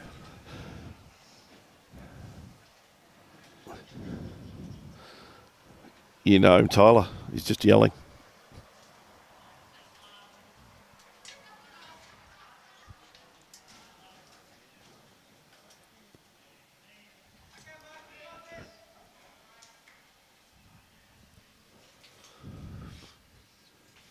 What's he yelling at?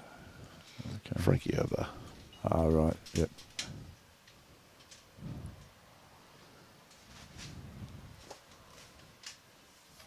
Yes, Tyler would know young Frankie quite well.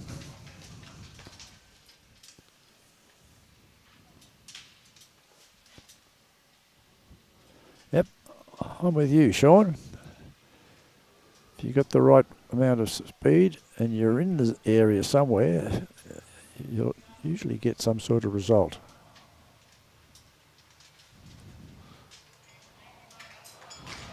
Awesome walk up for David Wells there. Again, it doesn't matter how it gets there. It doesn't have to be put on the scoreboard. The only picture that matters is the one at the end of the end. That's right.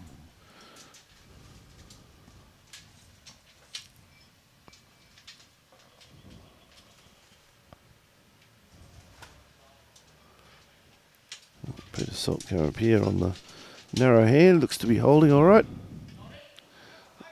Seems to have pretty good weight. Coming through and just sliding under the bowl. Beautiful weight. And welcome back, Tony. Tony taking over a shift for a short while from Robbie. Tony, one of our sterling technical support group for the live stream.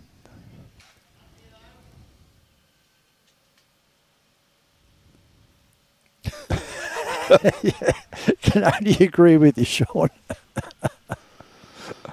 Yes. Always perfect weight control, Justin. Yeah. Shaun made the statement. Looked like one of Justin Cribben's draw shots.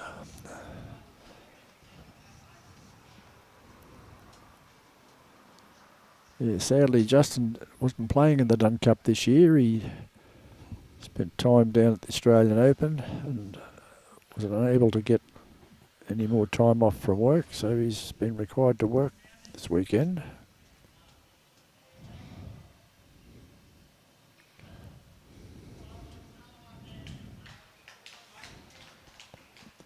Justin being one of the stalwarts of the Dunn Cups for many, many years. Since he was a young fella of 14, I think he first started playing Dunn Cup.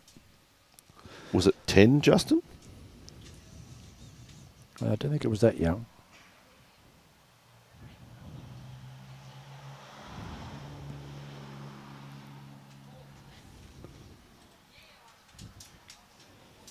Okay, you can obviously see that comment from Justin, Shaun.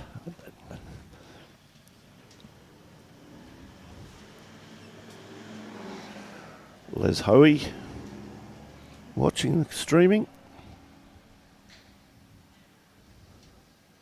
Afternoon, Les. 12 he was.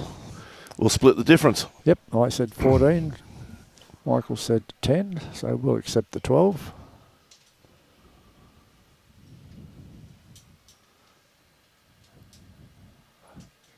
I hazard a guess, Justin, this is the first Dunn Cup you have missed since then. I may be wrong. It's an interesting stat, Justin. Youngest Dunn Cup team in 2011 Yep. was Isaac, Ben, Gary Hocking and Justin. That's right. From memory? Yep. Might have been at Thuringowa. No, it was a Jubilee, I think, from memory. 'Cause I umpired that game.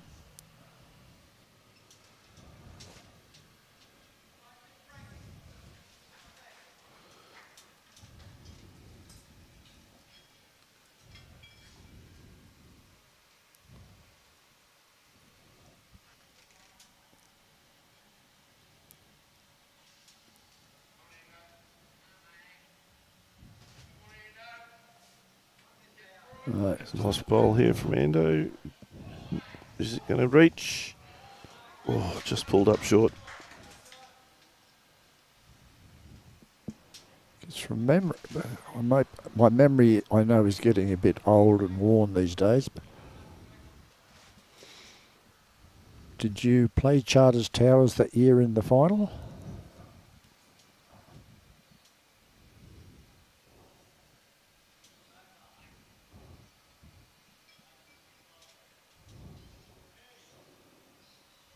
So it's just a little bit. Well, it's a handy bowl there. Very handy bowl there from Frank.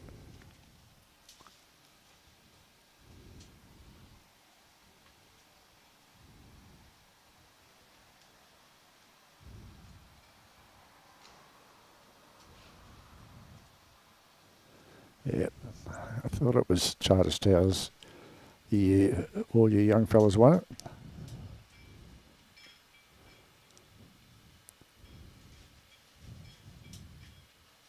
Terry Hocking, sorry, not Gary.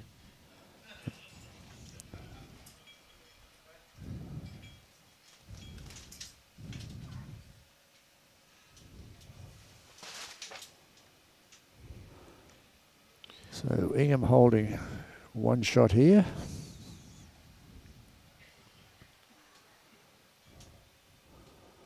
Leon looking to ping.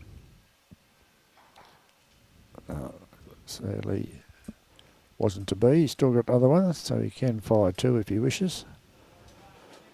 Brad Wilson play his second bowl. So that one that Justin won at Jubilee was the first time a club had backed it up since Ingham had done it. That's right. And still is the only time since Ingham did it. I vividly remember that day because You were umpiring. I was umpiring, and that was the first year that Justin played. the rule book actually made the umpires well aware of placing cloths on the green and leaving them on the green There's a mark, and as an illegal object, as an illegal object. foreign object. I had the unfortunate great bowl. Big bowl there from Leon. I had the unfortunate responsibility to stop their bowl on one end, which caused quite some consternation. Yes, that would make you popular. Well, I was very popular. Nobody from Jubilee spoke to me for the next week or 2 weeks.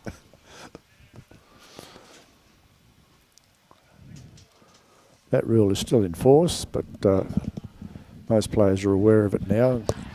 The minute they make a decision, they pick the cloth up. They're well aware they can't leave it on the green like they used to. Well, technically you're not supposed to even put it on the green, are you? Well, you're not supposed to, no. I try and teach people that you shouldn't even put it there.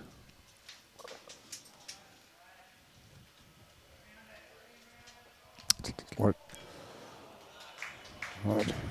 Nice view, Phil. Yep, one to Phil. Yeah.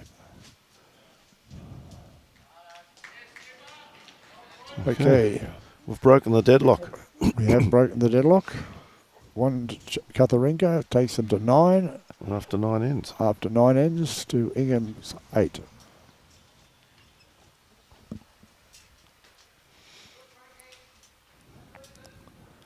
Don't lose it. This is Leon, and I suspect he has. Yep. Just lost it.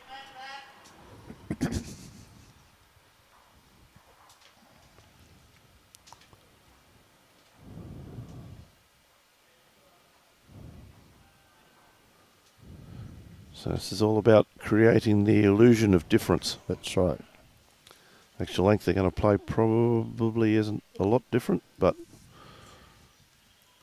totally different position on the rink. Be interesting to see how this plays. Nice throw there from Dave. Okay, now, Brad, if you got that's the boy. Where he was standing, he possibly wouldn't have noticed that it was yellow, that other line.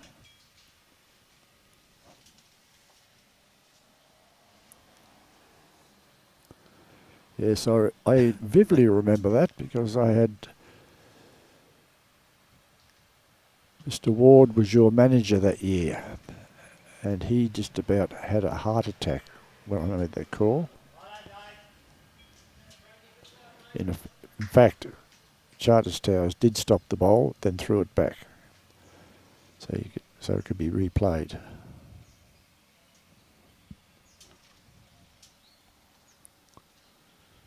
Yes, Dunn Cup final. Dunn Cup competition is very much a battle of attrition, stamina, and Heartache.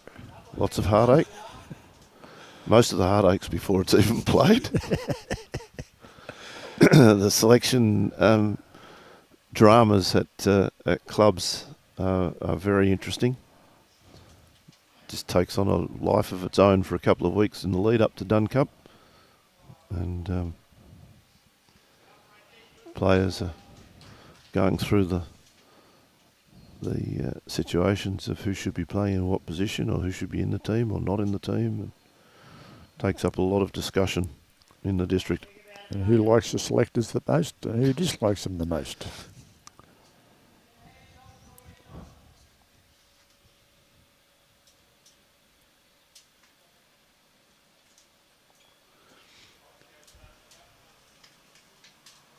Where are you from, Cam? Is that be New Zealand? Seeing you've said good evening. Yeah, you're right there, Justin. I do recall a 5-hour final, the Dunn Cup. Can't imagine Benny killing many ends though. It never stopped. Full kite. Yeah.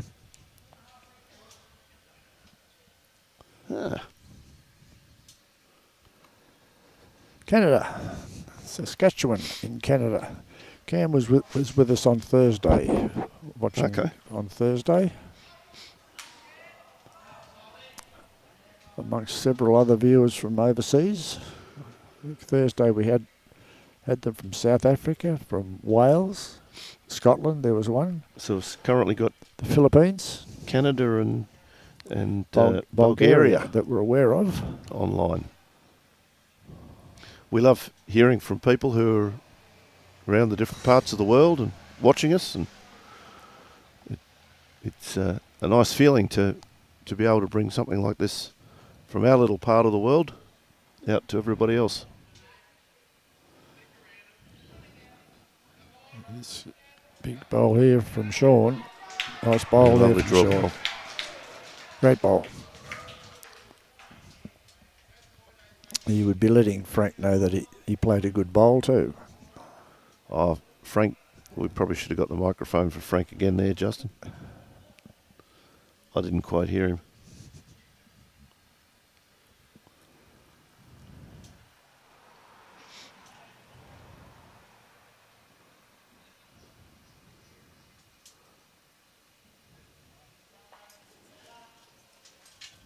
Nice try there, Frank. Great effort.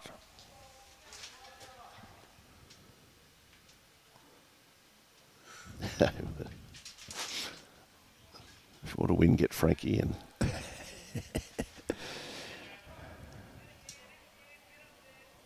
Not always the case, Reese. Not always the case. He certainly stiffens up the team. There's no two ways about that. But,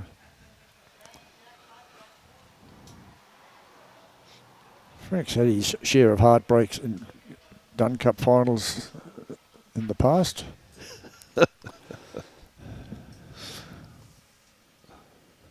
Must be the echo under the roof here, Justin. This is going to hold for Frank. They're just starting to swing across.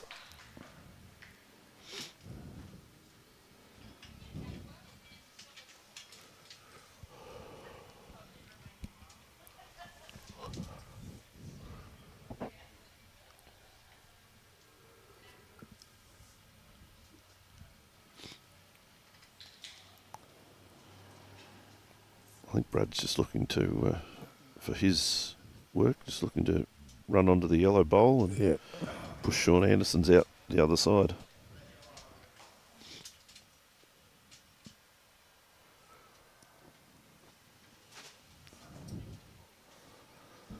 Leon Thomas on the mat.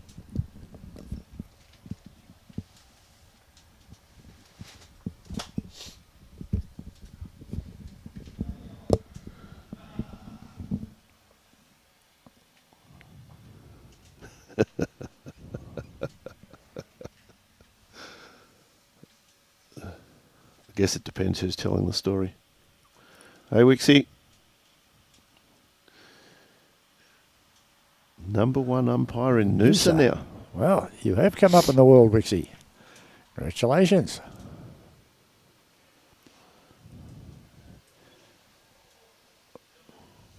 Let's try Brad that just from wanted Brad. a little bit more of that bowl there. Yep. And just got the edge of it.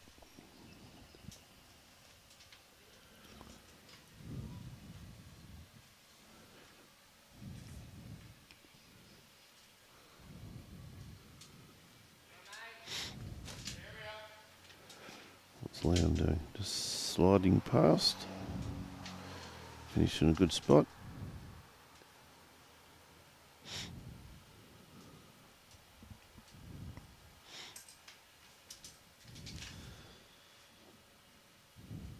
The INGHAM Brains Trust. Looks like Brad's just going to play with a little bit of weight here.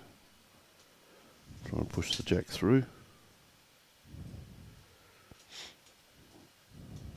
With Phil's bowl.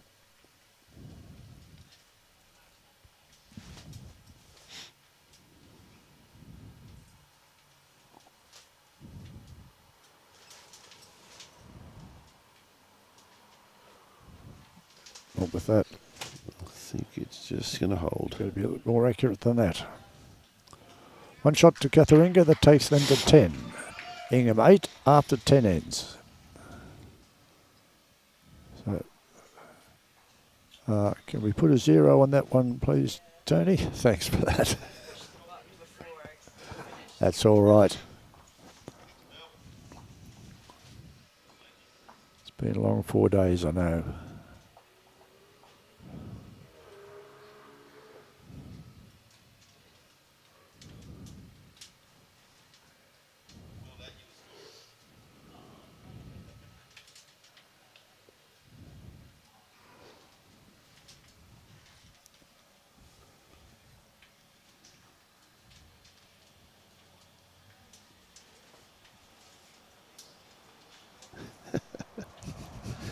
Yes, I didn't recognise Isaac when I saw him yesterday.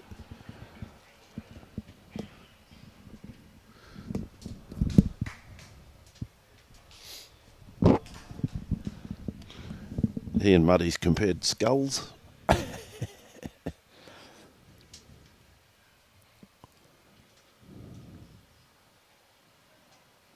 I'll start there from Frank. Dave's still coming, and still coming, but blowing some smoke now. So we just snuck past Frank. Yep. Just snuck past.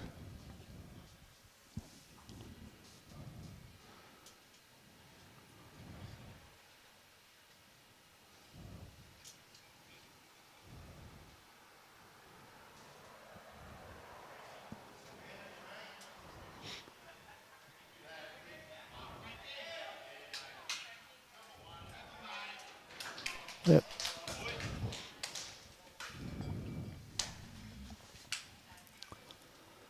Leon said he can live with that.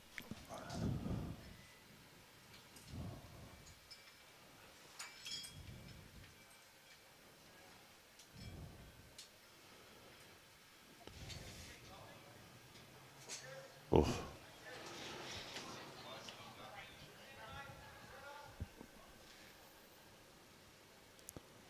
Okay.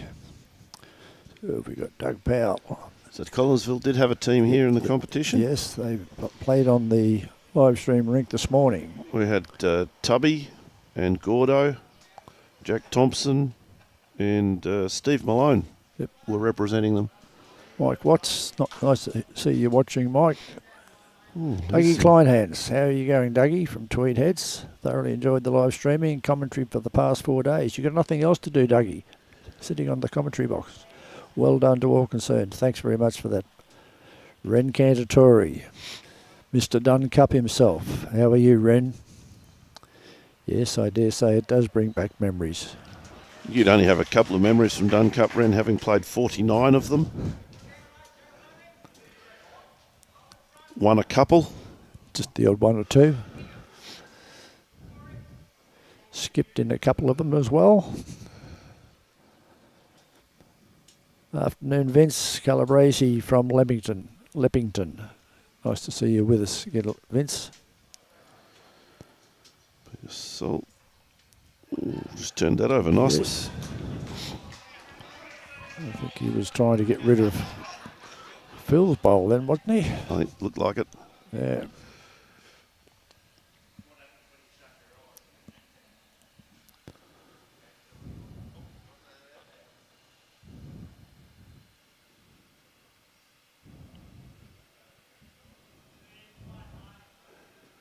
Brad, you're about to get beeped.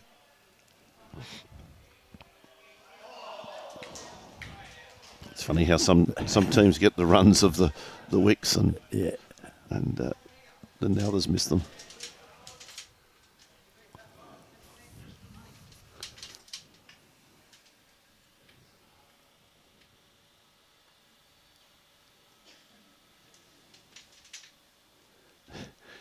You need that solar panel working, Cam.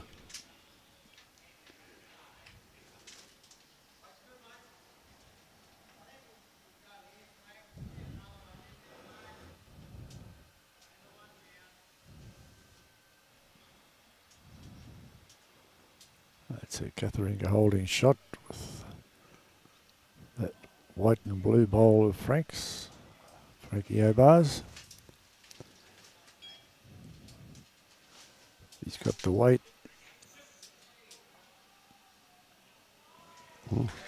Got shot. Brad like that. Tipped in for shot. Just dropped in nicely. Frank's possibly saying to Shaun, see, I can get them there.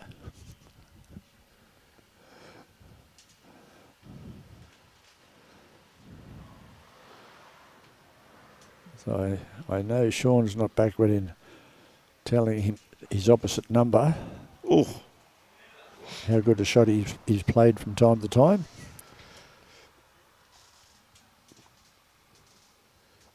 he liked the look of that one. He did like the look of it.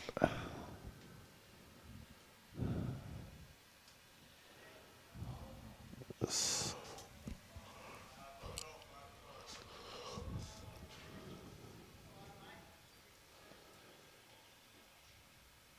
I'm sure Ren would be very proud of his charges.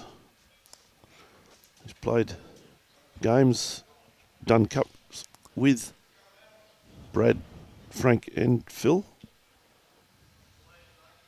for INGHAM.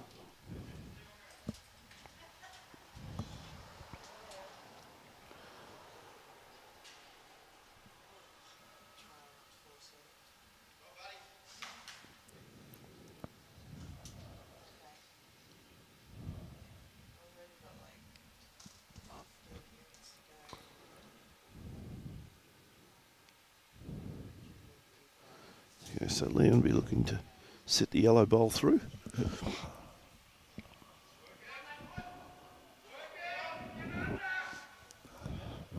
Sadly, It was not just a quite. touch wide.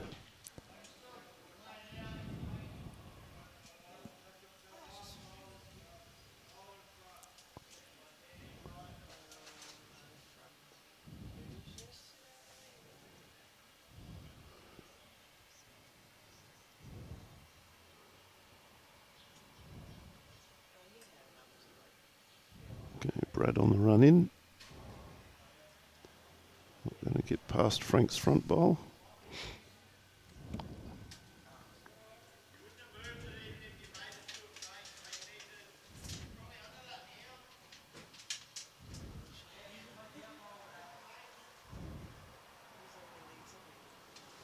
So Leon's just Nothing to lose by so coming at it. Nothing at So- all to lose. looks like Shaun's trying to get him to play with a bit more weight through to take that bowl out.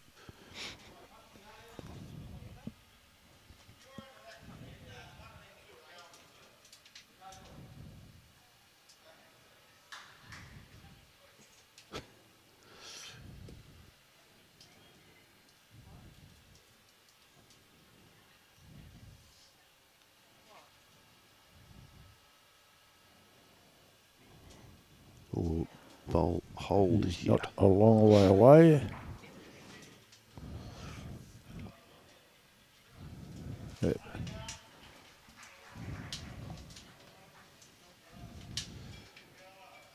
Okay. So the yellow bowl. That yellow bowl is the shot bowl That's for right. INGHAM. And CUTHERINGA have 4 seconds, maybe 5 seconds.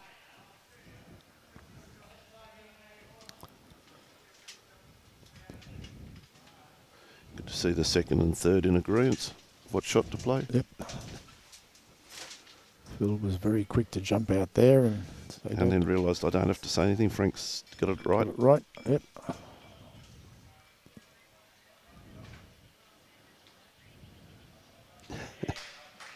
Yep. We'll give him a shot.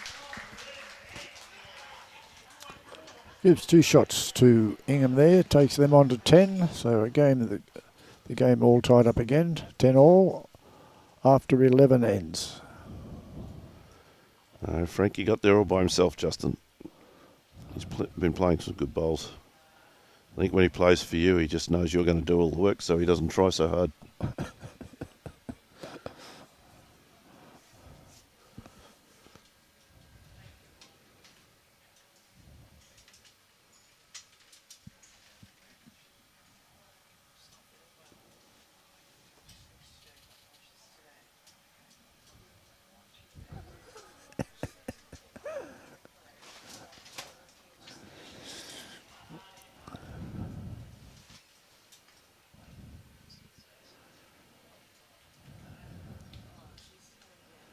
Nice start there from Dave Wells.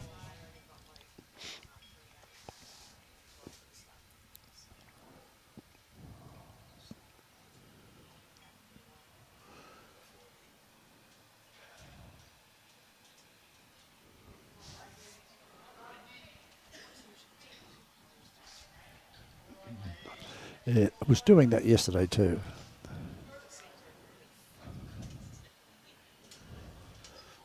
Graham, glad you're enjoying the coverage. Now I'm going to put out a big shout out. Graham Lewis was everything you would want in a support person for organising the Bowls Link part of Dunn Cup. I spoke to him at all hours of the day and night, and we got everything sorted to the best of our ability, and we now have other things to talk about to improve the process for next year. One of the things with the Dunn Cup, it's such a unique event that it doesn't really fit the profile that Bowlslink has in place at the moment for a falls tournament. So we're going to be looking at how we can improve the process for next year. But thank you very much, Graham, for all of your support. Afternoon, Graham. Hope you're feeling well and enjoying the live stream. Nice bowl here from Peter Salt. Just running through a little bit at the back. Yep.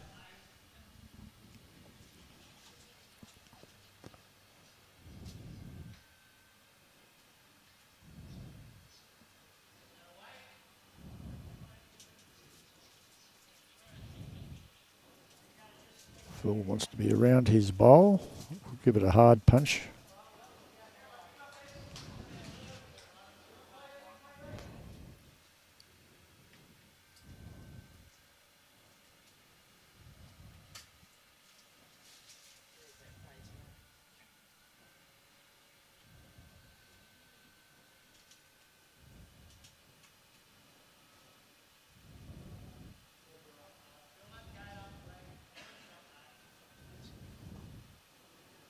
Right, just a quiet little lull in the game at the moment. Yes, just a bit of testing the waters for each team.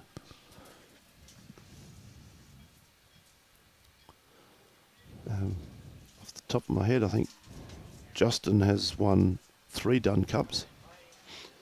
First one was with Isaac and Benny. Frankie. See, Justin, he can do it himself. Other Frank. He was talking about Frankie Obah. Ah, right. Okay. So I don't think Justin would ever question Frank Pallanza's ability to draw. Yeah, well, that's right. Second time was with, we were just mentioning Doug Kleinehands is watching. They won Dunn Cup together at Thuringowa. And the next time he was back with Ben down at Alligator Creek. And Dave Wells is in that side. Yep. Down there. And Jeff Ryder. That's right. The other one at Thuringowa was exactly. The other one would have been about David Good skipped it, Doug Kleinehands and the General. Colonel. The late Colonel.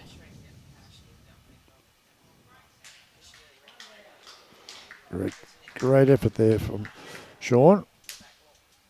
Lovely bowl. And probably the quality of the bowls these guys have been playing over the weekend, or 3-4 days. 4 days.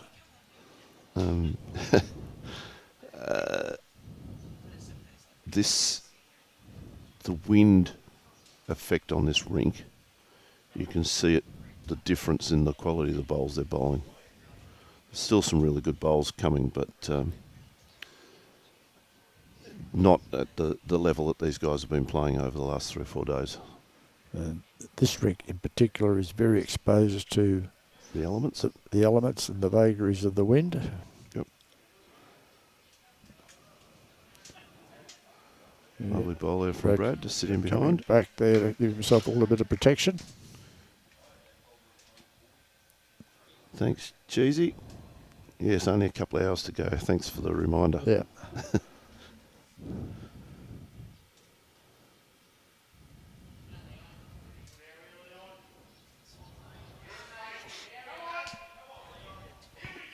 This ball coming down here from Leon. Just going to tip Shaun's bowl in for shot. Nice bowl there from Leon. Now you're thinking Brad will come down on the backhand, or forehand for him, sorry, left-handed, yep. Try to trail this jack through about 3 feet. He's just hanging out. He's coming through and he's played a absolutely magnificent bowl. Perfectly weighted.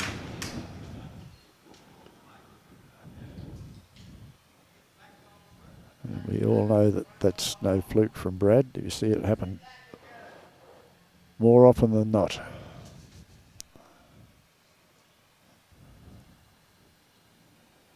Skill of both these players, both the skips in dead drawing, is a credit to them.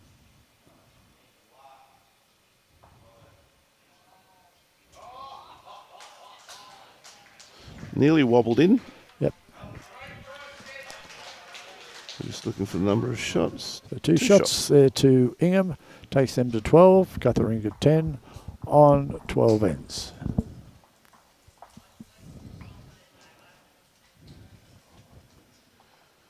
Not quite halfway through the game.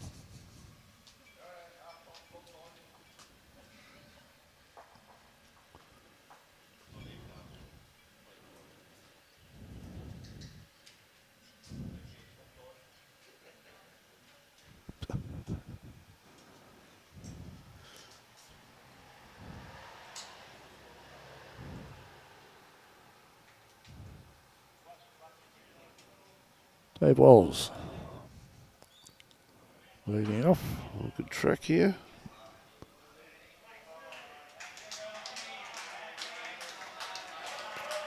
Pulling up just short of the jack. Right on line.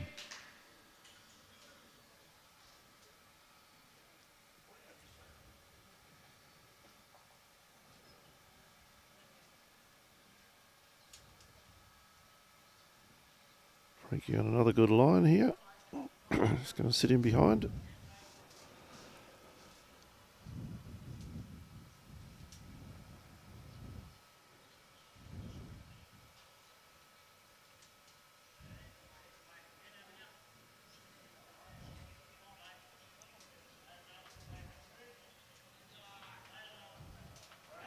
Two good bowls there from Dave Wells. Good leading.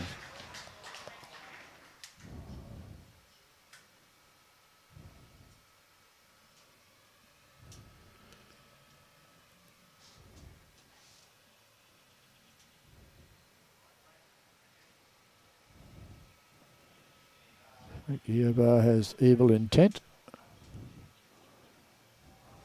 No, just ran through. Good spot there. Yep.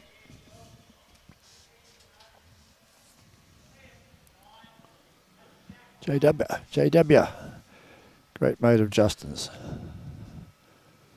Have a look at that, Justin and JW having a little conversation between themselves.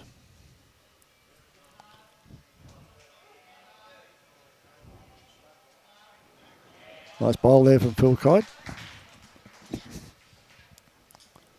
Let's fatten it up a little bit, not too much.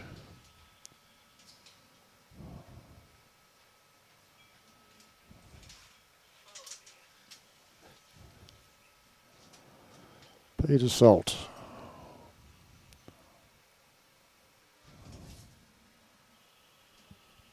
Sliding across underneath the head.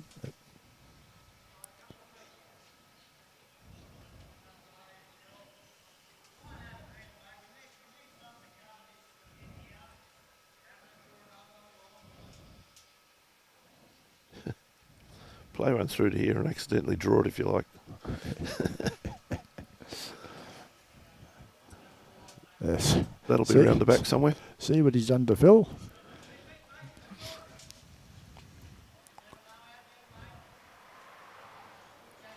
We needed to install a gate here beside the marquee.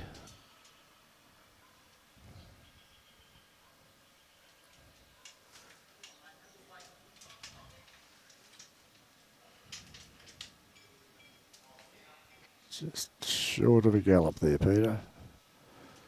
Beautiful line.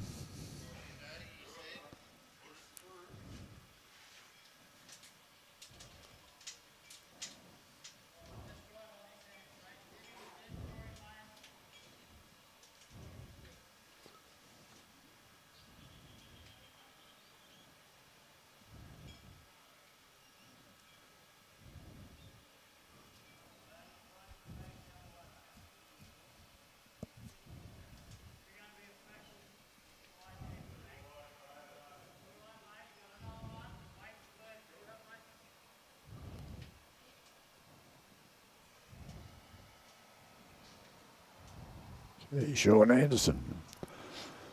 This looks like a good line. He's played some cracking bowls this afternoon at different times. He likes it. Leon's, no, Just ran through a touch. just ran through, but again, in a good home.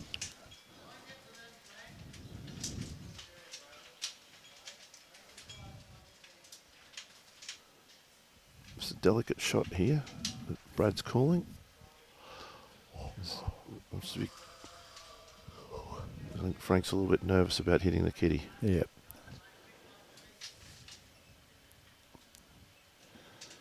Well, he says Brad's called that, so here goes.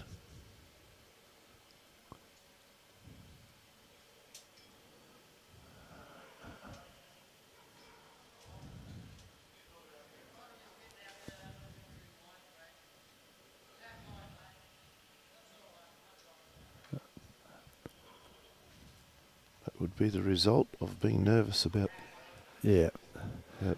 touching the kitty. Because any touch that kitty was going to spring straight back to Frank Obah. Yep.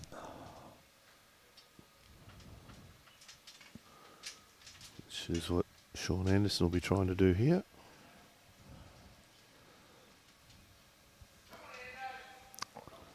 Not with that, he won't. Still ended up in the Another home bowl in a at good the spot back there for again. CUTHERINGA.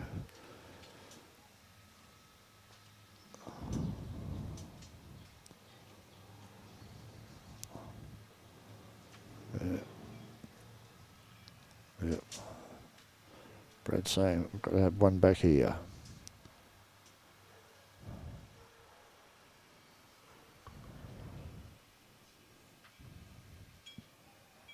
And Polkinghorn, one of our umpires.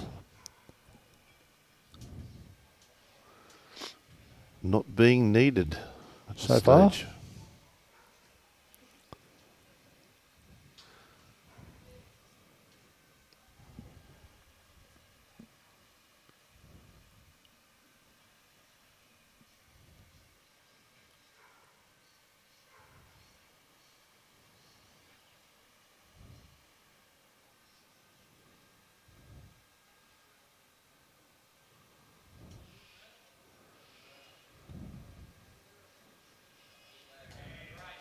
Yeah, good bowl there, Brad.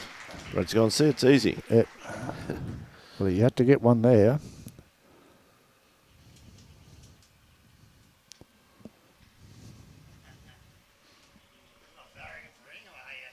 No, I'm not barracking for anybody.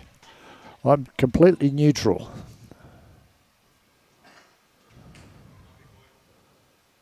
There were no $100 bills on my seat when I come back here.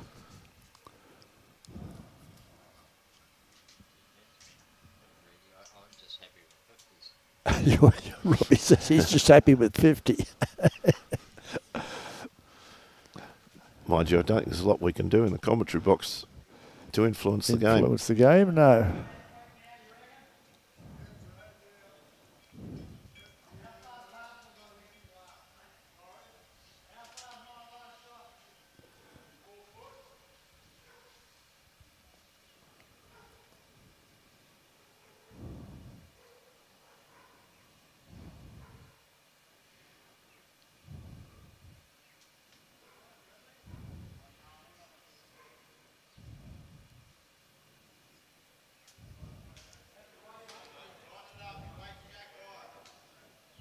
Okay. It's possibly 4 shots. Not too sure, Michael. Well, I might have run through a little bit too far. That's very So tricky down that hand. Oh, That's it's definitely possibly not the now. third shot now. 3 shots. 3 shots to Ingham. Takes them to 15. CUTHERINGA 10. After 13 ends, it's about the biggest margin we've had so far in the game. Mm-hmm. Just past halfway mark in the game.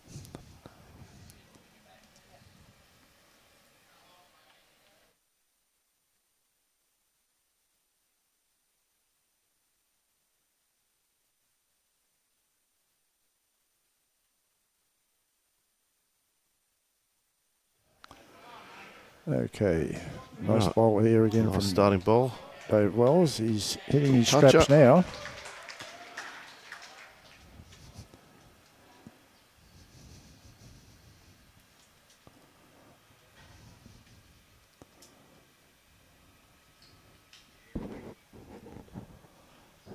I think the year that Dave won the player of the final, he was playing lead too. Yes. Jack high ball there from Frankie. He would have been playing lead because Yep. Ryder second. Ryder was playing 2. Ben third, 3, and Justin Was skipping. It's not a bad result to get player of the final when you're playing with the other 3 That's right. in any situation normally, but that's a fairly solid team.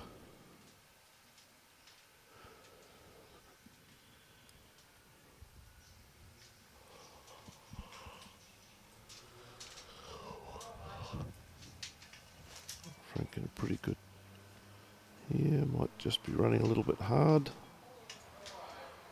Back in a good spot. Okay, so CUTHERINGA holding shot at the moment.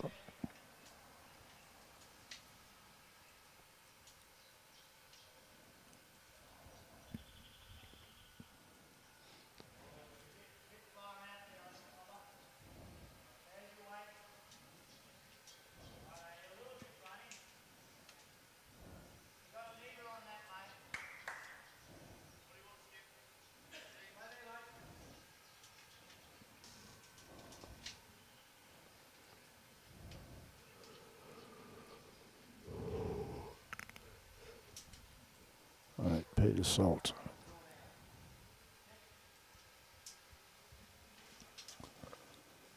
Yeah, nice bowl here from Peter. Third shot, says Leon. Is that wind gusting again? Yeah, we're getting the effect of it gusting. The sides of the shade structure are blowing in and out. Oh, that's been doing that all Quite week. violently.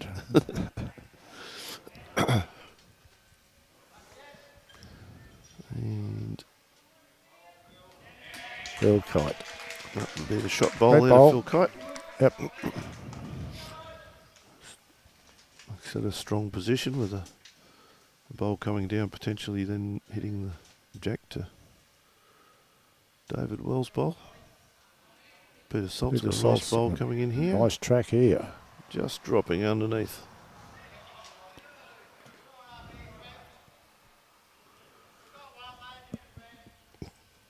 Didn't appear to be running that hard on the way. Almost looked like it was picking up speed. It was coming as it was coming down.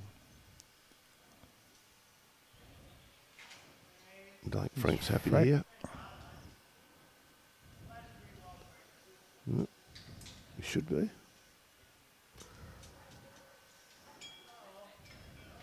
Okay. Brad's happy with that. Didn't look happy out of his hand, but it was a good bowl. Shaun. A little bit narrow. Anderson.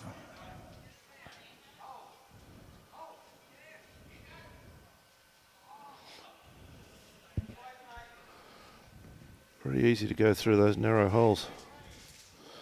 Yeah. Well, when you look at it side on, it's not that narrow a hole. No. It's quite a substantial gap.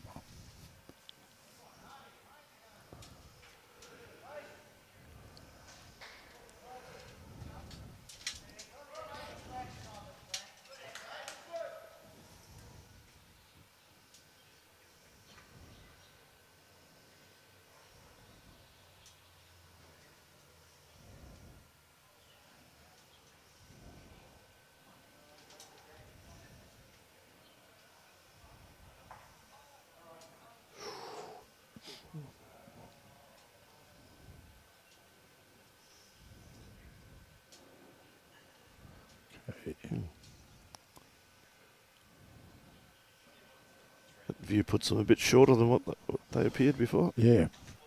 It's the one shot to Ingham at the moment.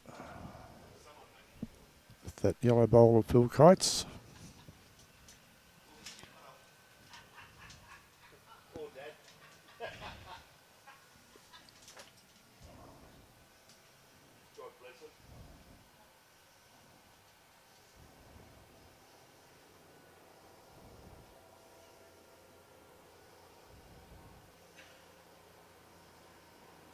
Okay, what's Brad got for us?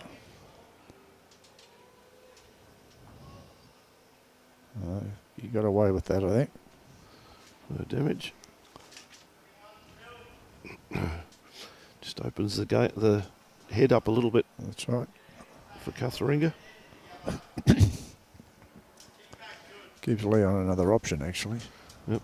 Trying to poke this through to Frankie Obah's 2 bowls at the back, or sit the yellow bowl. Just going to duck underneath. Stucking underneath.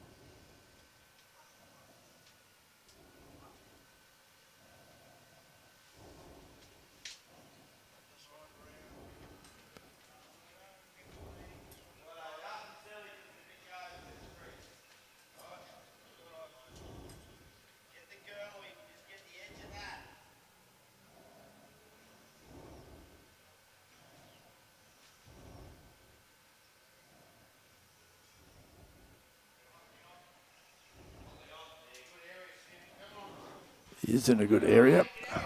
He's got a big bowl here. Good adjustment.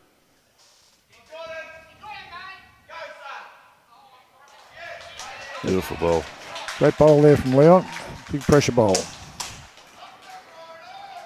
One shot to CUTHERINGA. Takes them to 11. Ingham 15 after Already declared the 15 ends. That just rolled out. Don't know if it rolled After out off 14 shot, ends, I think. but it rolled out after they'd declared the head. Yeah. There's a list of the previous winners of the Dunn Cup and also a list of the best player in the winning team in the final.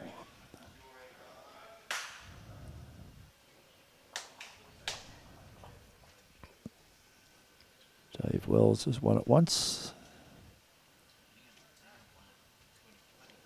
Yes, as you can see by that, Ingham had a stranglehold on it for quite a few years, courtesy of Ren Cantatori.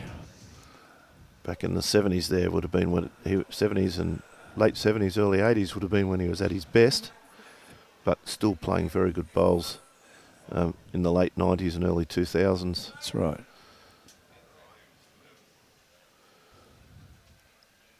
Still gives me nightmares, Ren.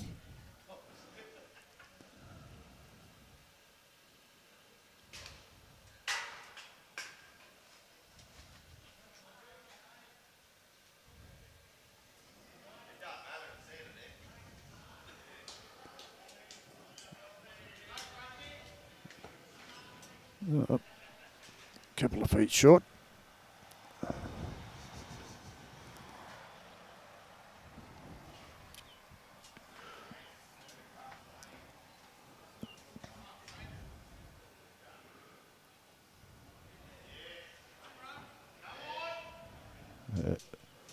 Not quite there. Nice try there, Frank.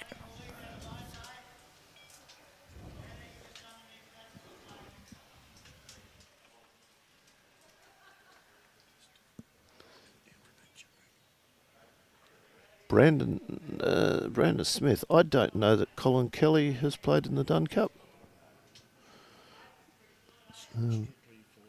Not to our knowledge here. Dunn Cup is strictly for players registered in the North Queensland district. We've had lots of people over the years have said they want to come and play in the Dunn Cup, and we have steadfastly stuck to our rules that we want this to be a very specifically a North Queensland event.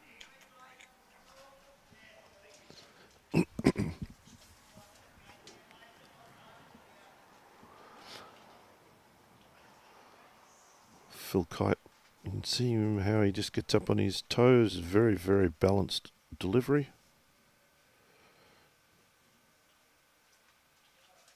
Just sneaking in underneath that bowl of Frank Obah's. Again pulled up, appears to be a couple of feet short of the jack.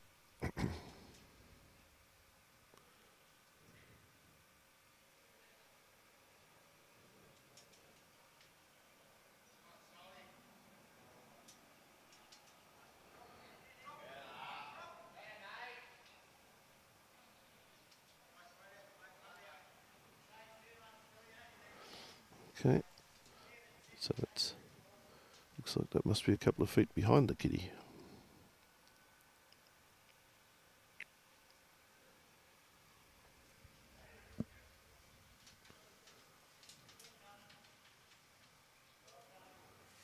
Phil Kite looking to match it.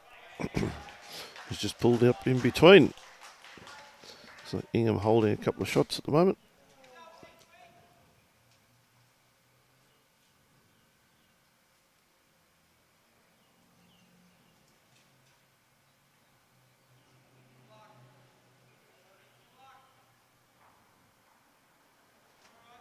Ooh.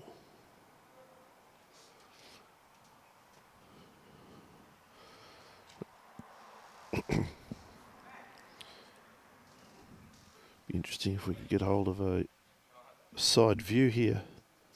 Just okay. So that white, pinky white bowl there of David Wells looks like it might be second shot.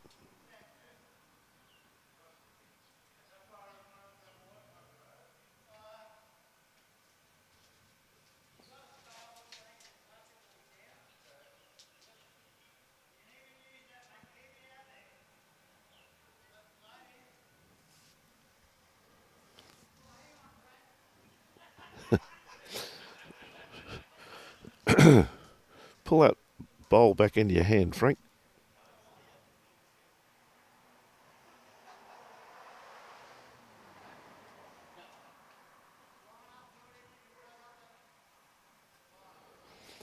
Change your hands mid-stride, Frank.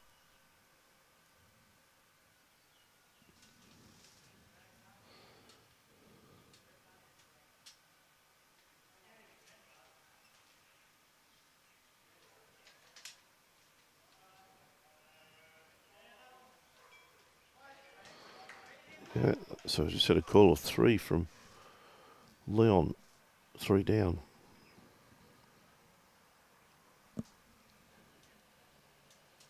Yes, Colin Kelly's a very good bowler.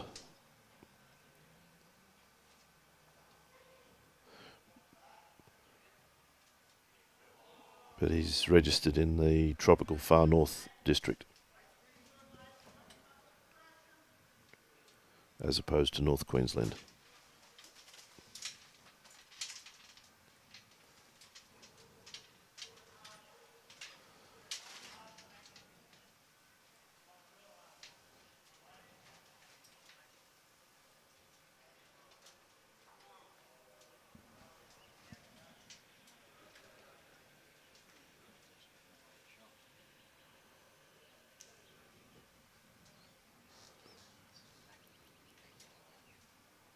Looks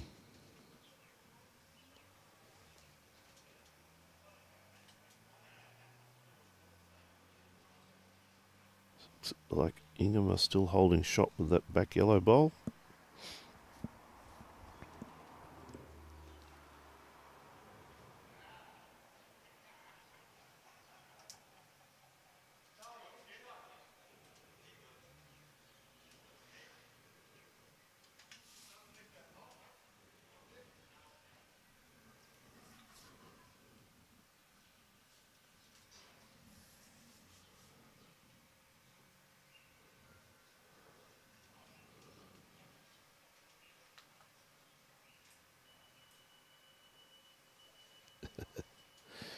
Peter Salt playing second, took over at the head and got zapped.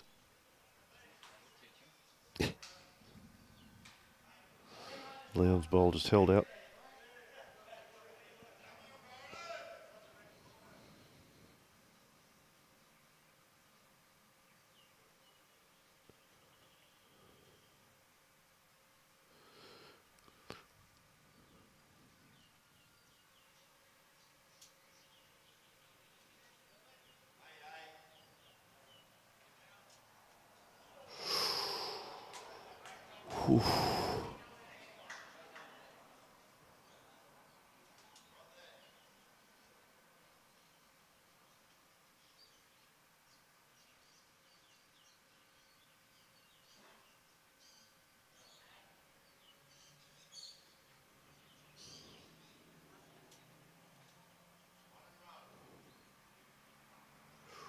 Another great try.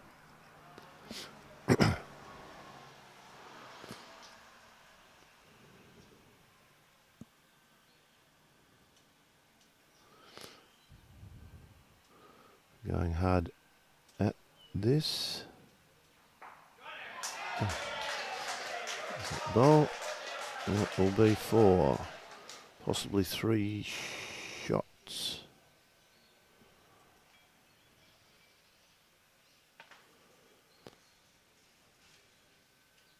Two yellows, the white, and maybe one of the speckled blues.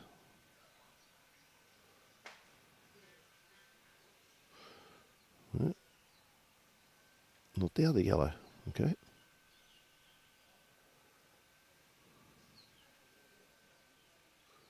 So they've taken 3 bowls out.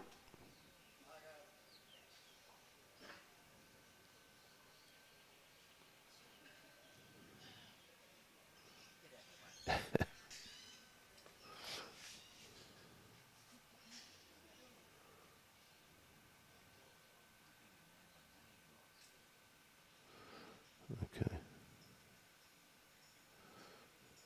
So that was CUTHERINGA's bowl I've checked there. Short on that one.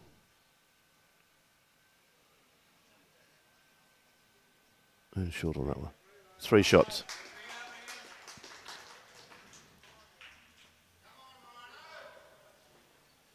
Hello, Cheryl in Collinsville.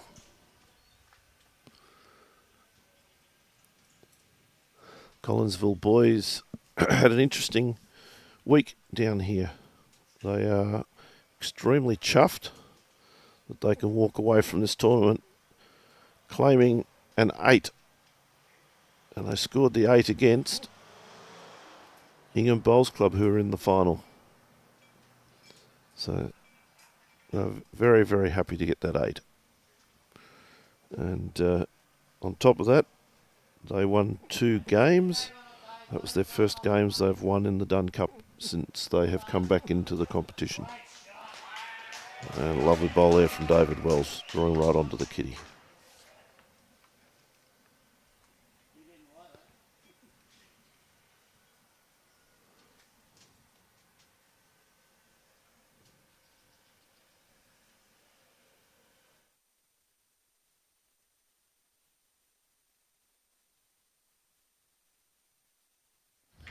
Nice reply there from Frankie Obah. Just sitting a couple of feet in behind the kitty. Right, Ingham with a slight 7-shot lead at the moment.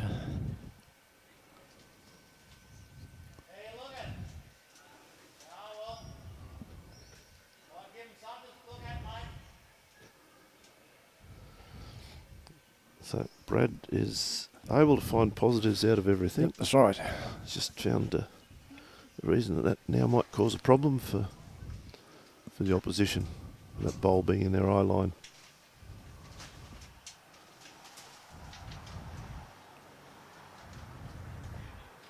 Frank's played this very well to get past there and not worry about it. There you go, Nice bowl Justin. there from- Frank did that all by himself. Yes.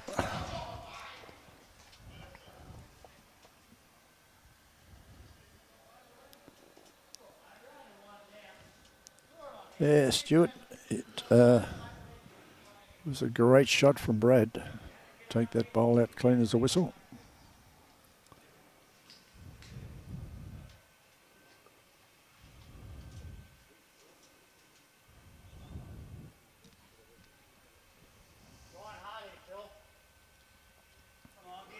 Phil Kite's bowl coming in Just nicely. needs to touch that bowl of... just bowl short.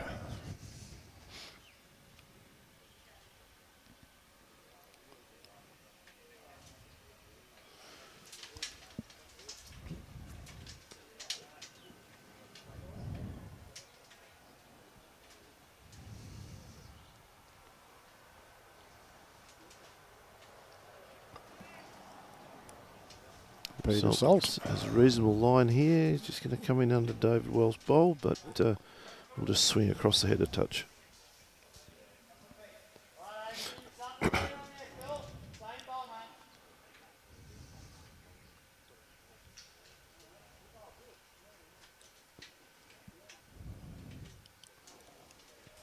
Phil Kite. A nice line. It's all down to his weight now.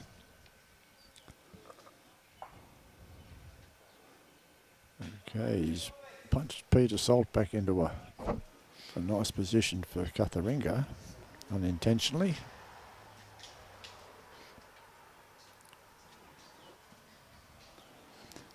Brandon Killer is not playing. He played in the Australian Open, so he had to take leave from work for that. And unfortunately, he'd run out of leave, so he's working this, well, has been working this weekend. He's dropped in a couple of times and said hello. Supported his team Jubilee.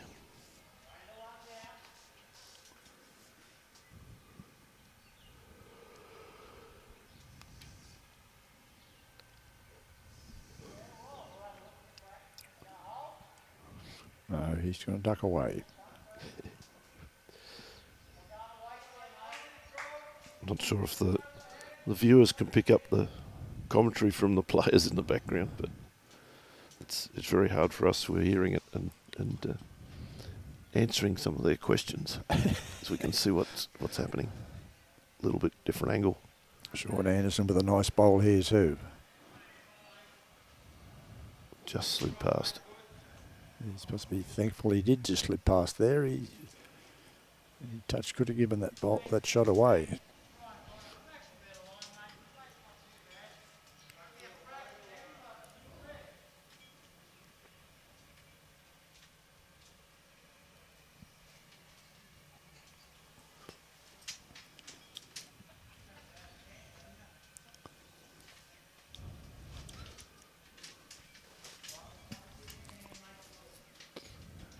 Coming around the back here. That's a very handy bowl there handy for bowl Ingham. there. Split those two CUTHERINGA bowls.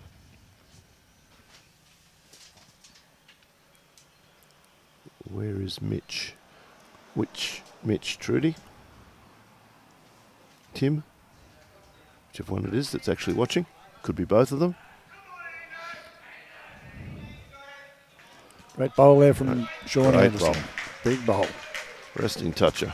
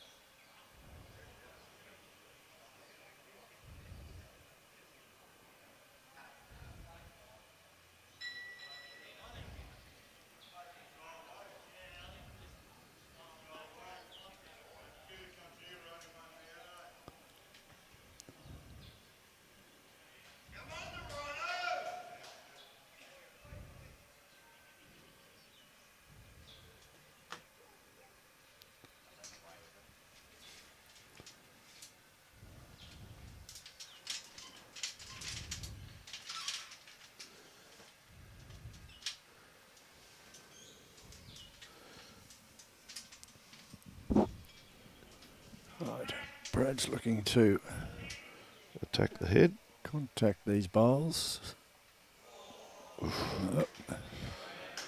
He contacted. He contacted, but Just a feather. he could have come unstuck there too. Could have moved that kitty back towards Peter Salt's bowl, which would have given them 5. I Or think maybe he's even trying to 4. get it out there. Yeah, but the way he contacted it then, just that sideways.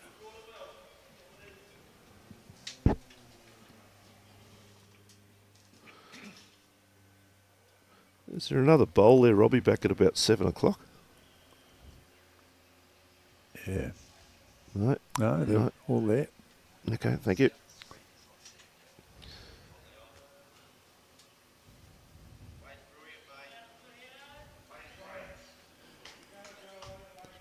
Good weight from Leon, just a little bit astray with his line.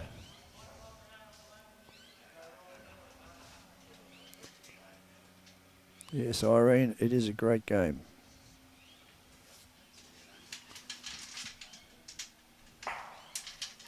Oh.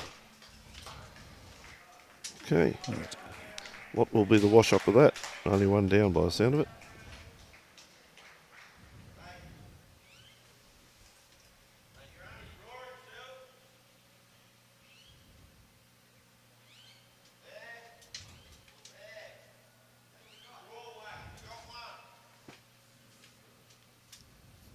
Take it back a foot for 5. That's right.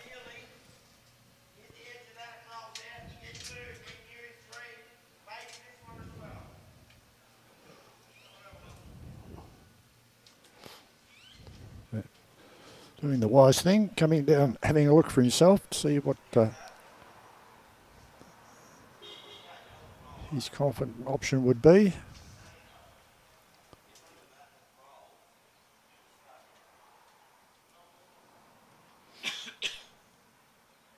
Leon's already seen it back there.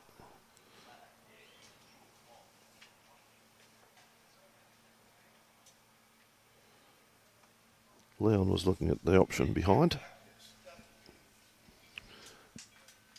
But probably tricky to get it past Shaun's bowl without going straight back.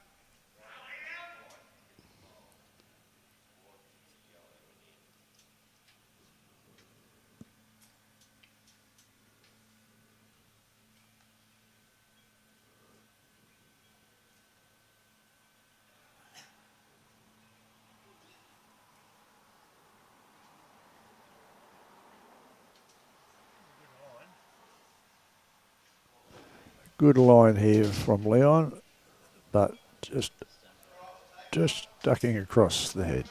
Beautiful weight. So That's perfect weight for that shot. one shot to CUTHERINGA takes them to 12. INGHAM 18 on 16 ends.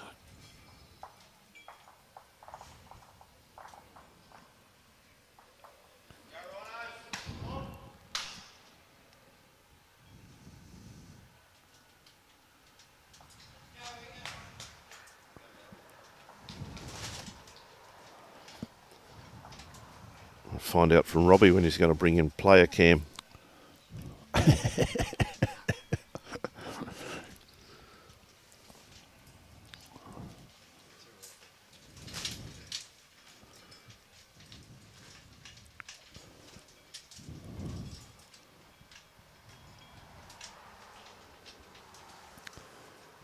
Obah with his first bowl.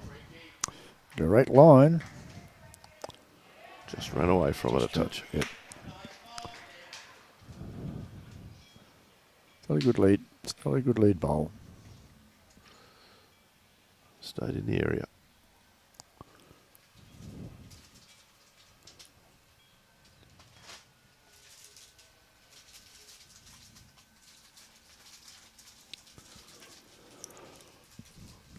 Yes, Les, it is a good game. It's the sort of final that we'd like to see. Very closely fought. Yep. Nice bowl there from Dave Wells.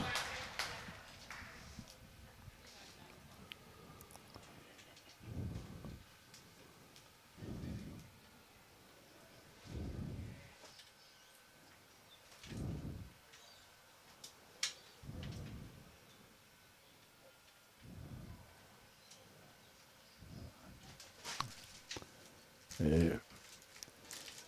Right, just pinched his grass a little bit. Great weight. Afternoon, Simo. How's Canberra going this afternoon, Simo? Nice and cold? We're sitting here in shorts and t-shirts. With, Well, I am. with a fan on the table.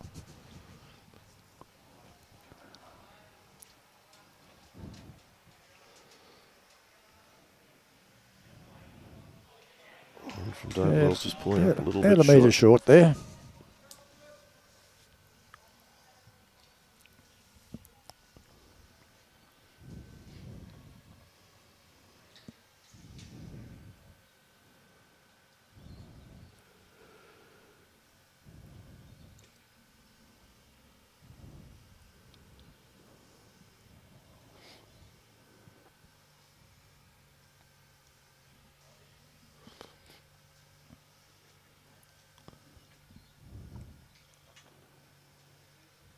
Good home there if he stays on.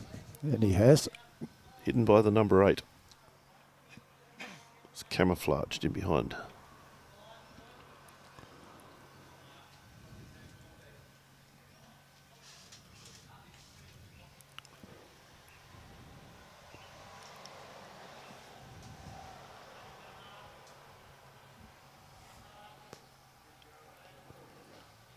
Full Kite. And giving himself Lovely a ball. second shot.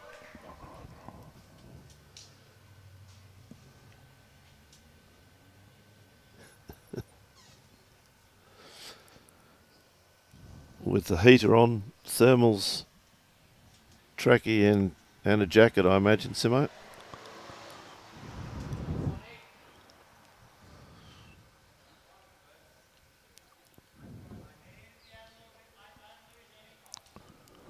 So Ingham currently holding 2 shots on the head. Phil Kite with his second bowl. Got a good line on this, Phil. And the weight's not bad. It's a pretty good bowl. Pretty handy bowl there. Well played, Phil.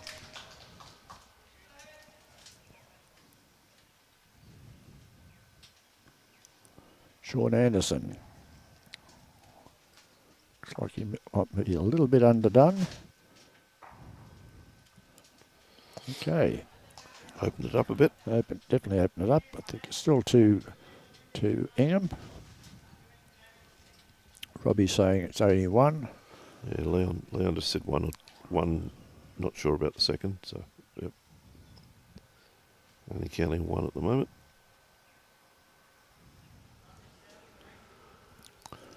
Not a bad track for Cyclone It's coming down either. to his weight. It's still down to his weight, and Just needs to get past the yellow.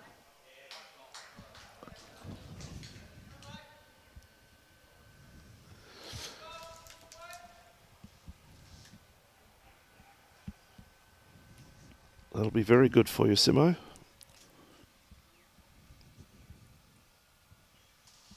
And they're having a run here. Just took Frank's bowl out clean without affecting the rest. Just slid it off the face.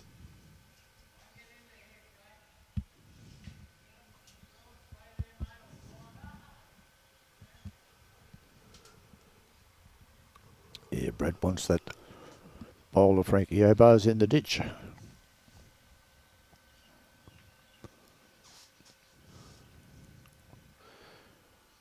So I think it's Peter Saltz is there behind the 8, isn't it? Yep, that's right.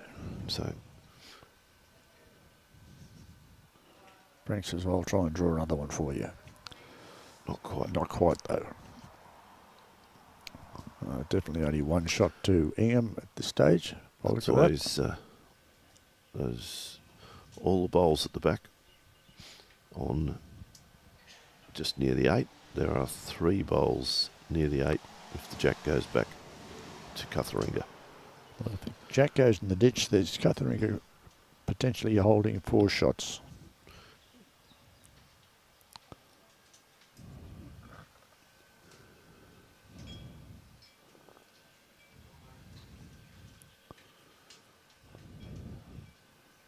Right, he's playing his backhand. That's a surprise. And we're going to have pick the gap. Into the ditch, didn't touch his own bowls.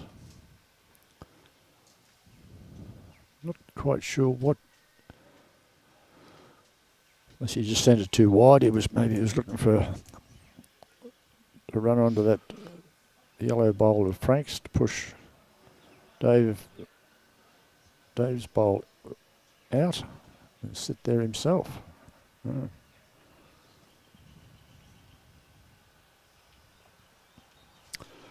So Brad with his first bowl. Assume after the call he made for Frank. No. Never assume.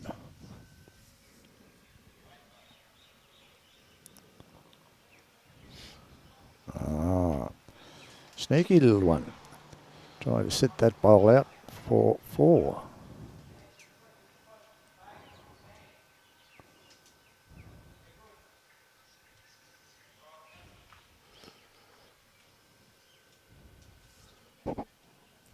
Leon's still looking to play backhand. Yeah.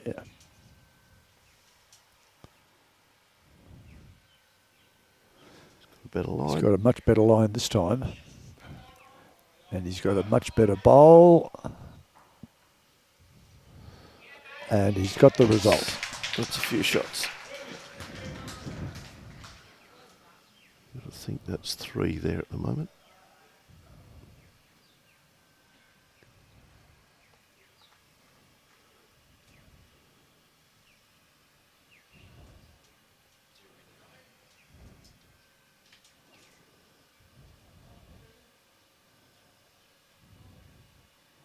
Oh. Oh.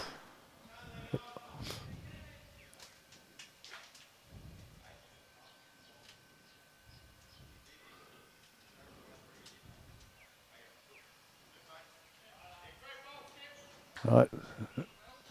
Leon said take it. We'll take it. Is it 2 or 3? 2. Only 2. Only Oh, 2. there you go. Right.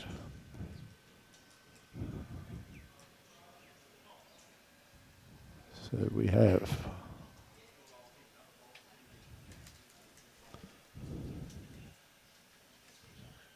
you've reset that score, Robbie? Have you reset that score? 18-14 on 17, yep.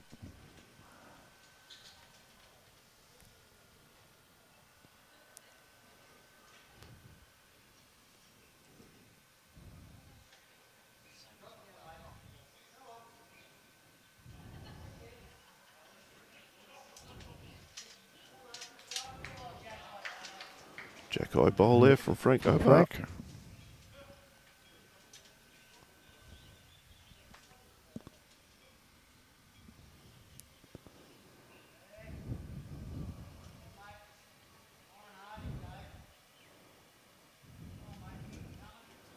Yep, he needs to keep coming.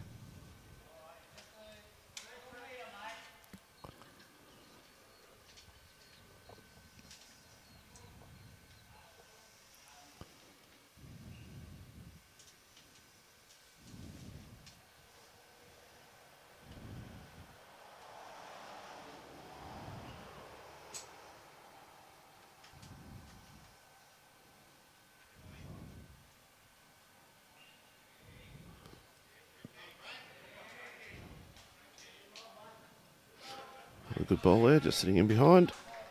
About a metre behind there.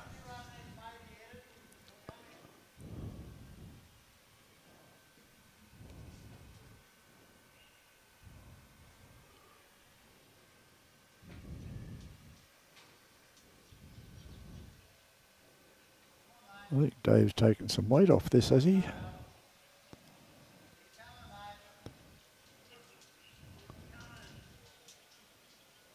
Yep.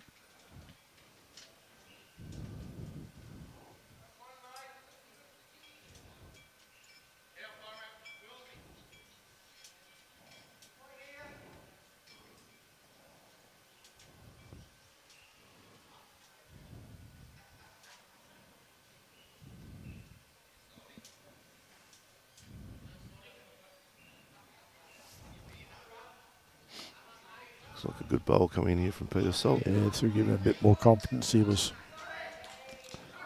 saying to me a short while ago that he was not happy with his game at the moment. I said, well,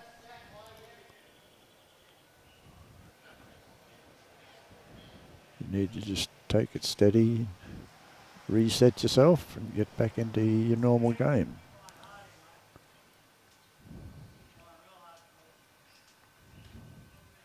In the middle of this bowl here. Should push that up for Push shot. it up for shot.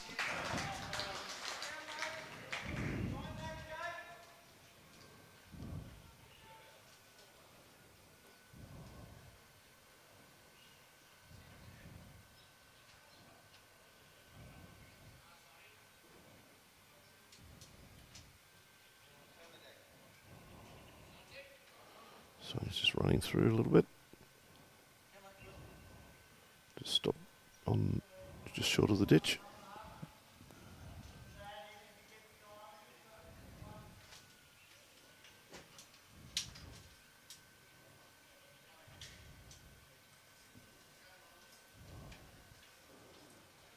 Let's take a bit more grass this time, but he's still got a good line coming in.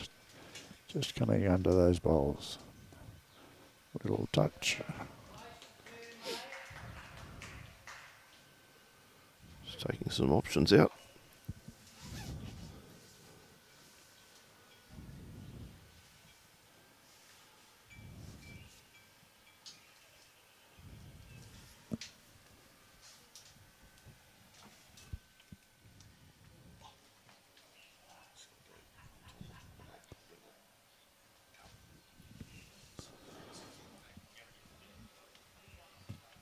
Okay, Michael's having to leave us for a little bit while he starts getting all the gear out for the presentation.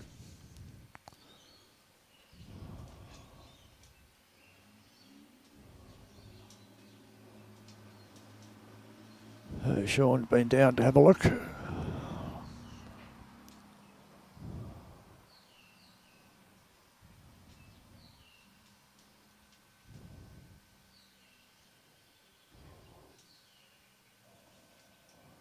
And he's going to try and take Peter's bowl out. Unlucky there. Just swung away on a fraction on him.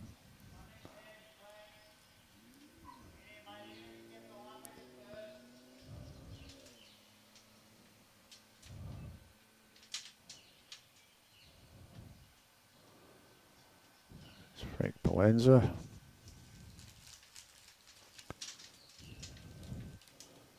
He's looking to come round the back.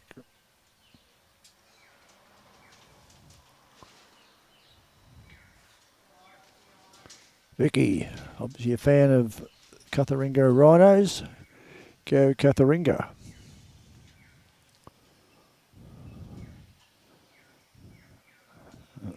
Still swinging away.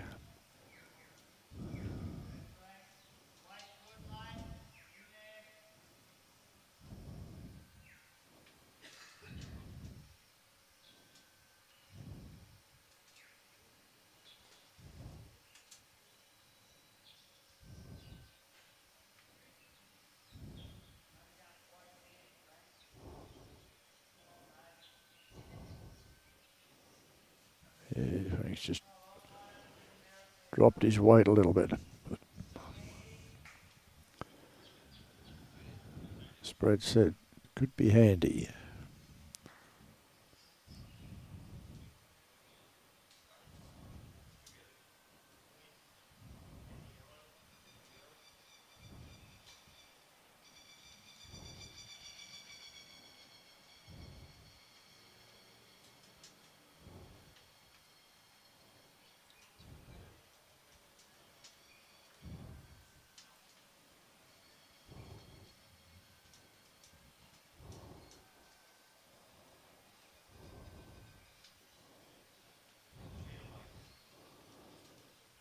And first up to the plate.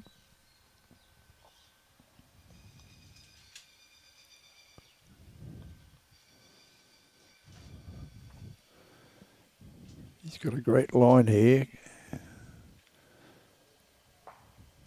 bowl of Franks. Rolled back. One in, one out.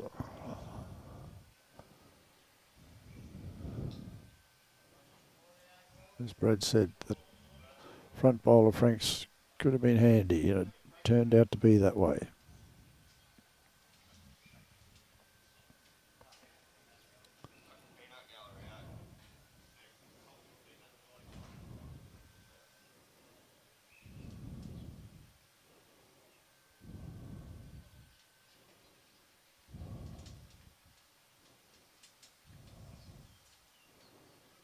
Red with his first bowl.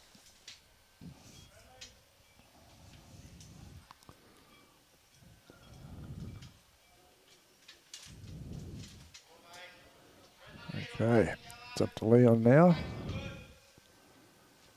Yes, Shaun said the back's good for Leon. The back's very good.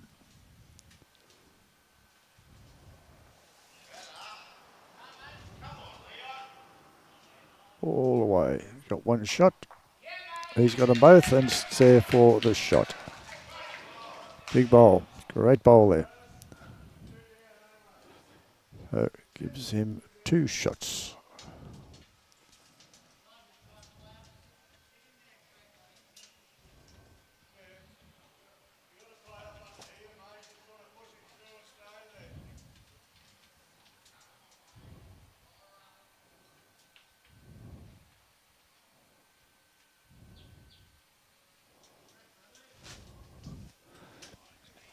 He's close.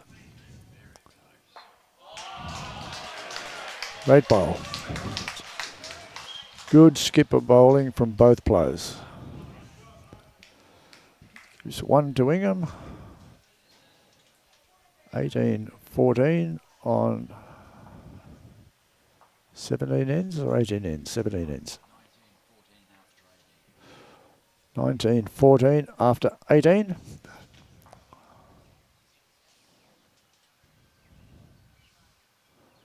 It's a 5-shot break to INGHAM at the moment.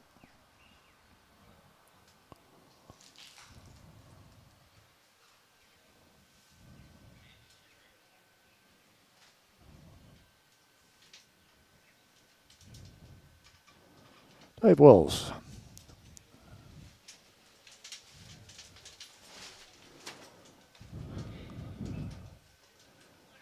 Right, he's left it open for Frank to draw the shot.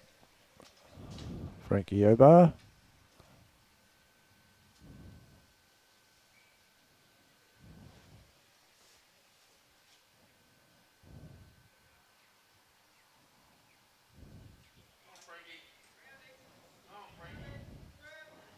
Yep, that'll give him the shot.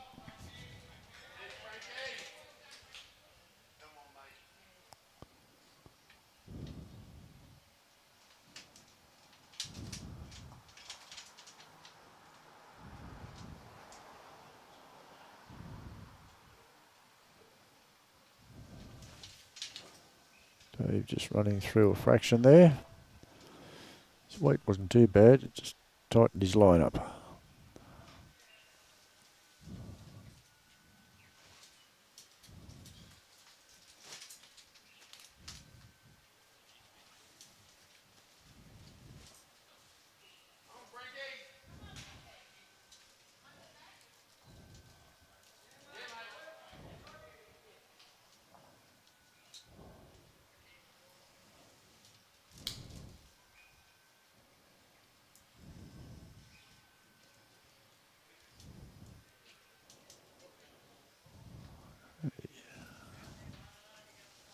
Been a little while since Phil's been out this side. Great weight. Perfect weight.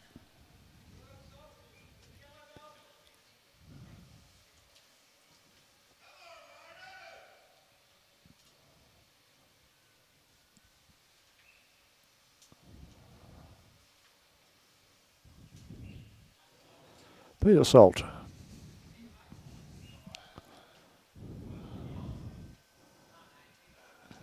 He's just a fraction short. Well, maybe 3 metres short there.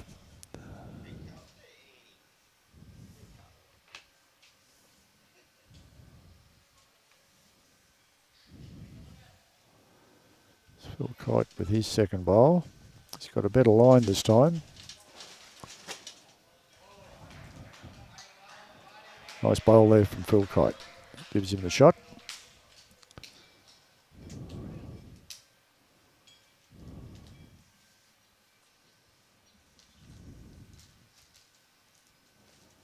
Nice gesture of sportsmanship from Frankie Obah.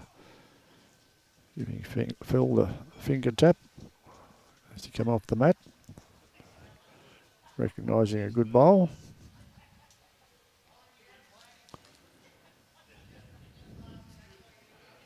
Sportsmanship overall over the whole weekend has been impeccable amongst our players. Been the occasional little bit of banter between some of the players, but all in jest.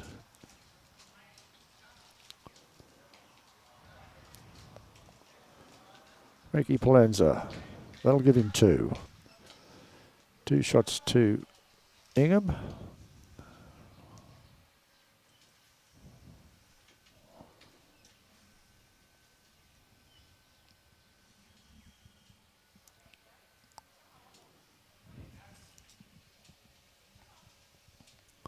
Shaun Anderson giving it a good try. Possibly just cut it back to... Yes, definitely only 1, I think.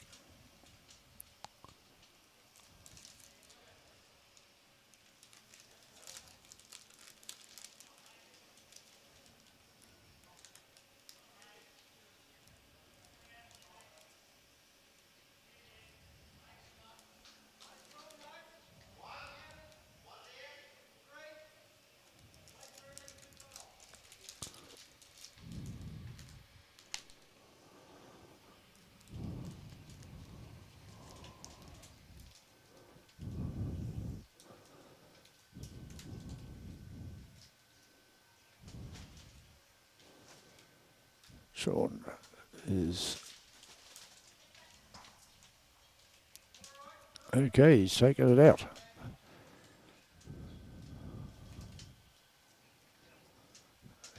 Leon's still saying it's 1 down.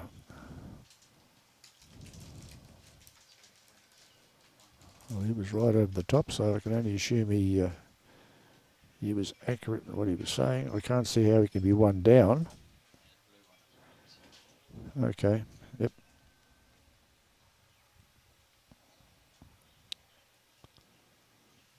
Oh, yes. The white and blue from Frankie Obah is sitting out a fair way.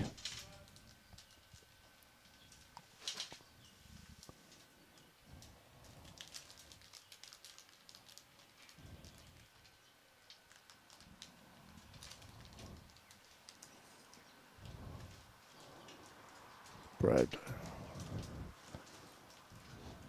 Unknown territory out there for Brad.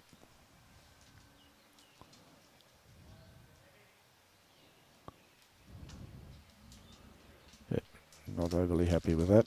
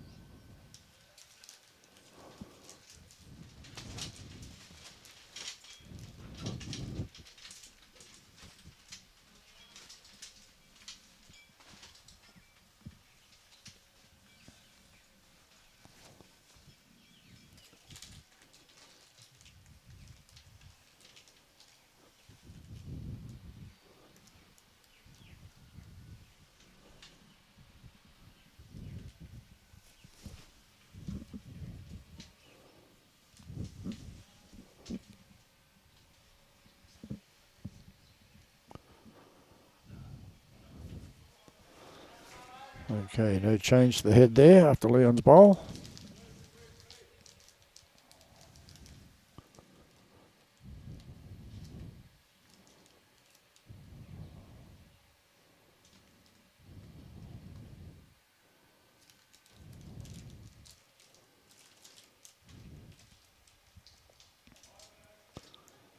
Nice looking bowl from Brad here.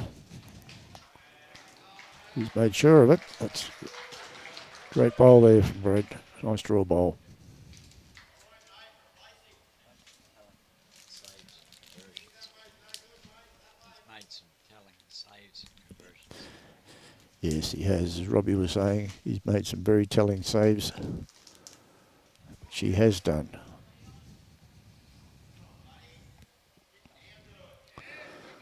Leon. Definitely unlucky.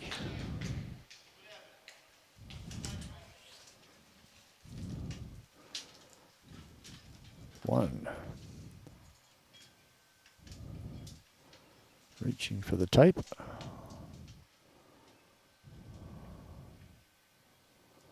Yeah, Frank Craves in for 2.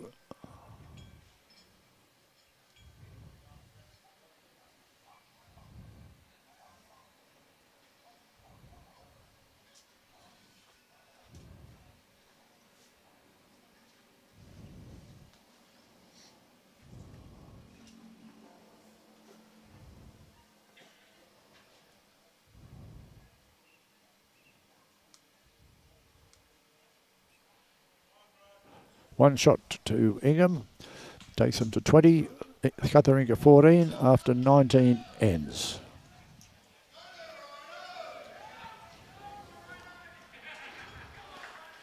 Right. We'll just go on and put the trophy table out. There's 6 ends to go.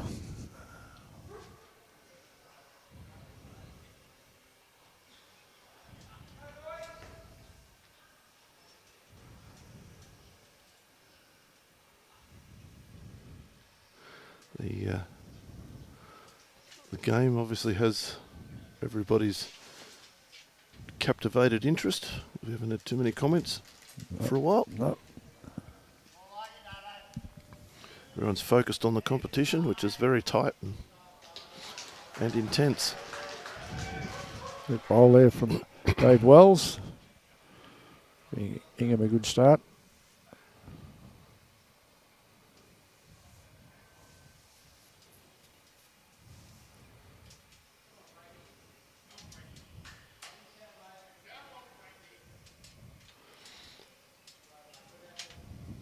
Not a bad reply there from Frank, just pulled up a touch short.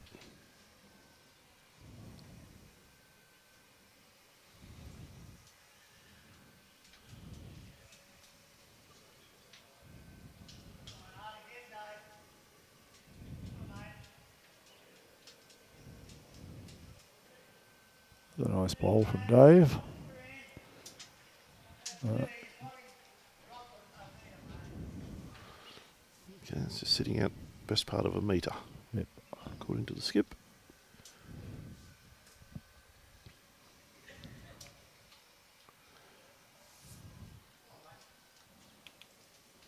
There's a better bowl from Frank. And he's got him all the way. Yep. That's Great a very good there bowl. from Frank. Frank's sitting straight in behind the jack. Yep. Can't see Ingham leaving this just sit there. Well, Phil will be doing everything he can to just slide him out. And as soon as they get... He's got a nice line. It's all up to his weight now. No, he's going to duck.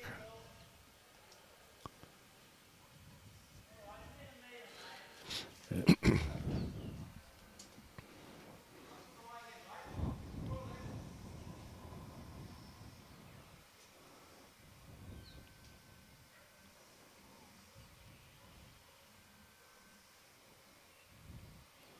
Peter Salt with his first bowl.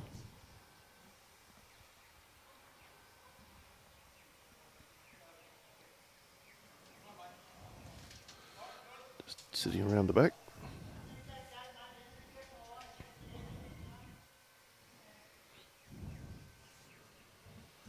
Yeah, not a bad result there, even if Ingham hit Dave Wells' bowl through. That's right. We'll go across to a catching position. Needs to be underneath him. Bad luck. 2 shots to CUTHERINGA at this stage.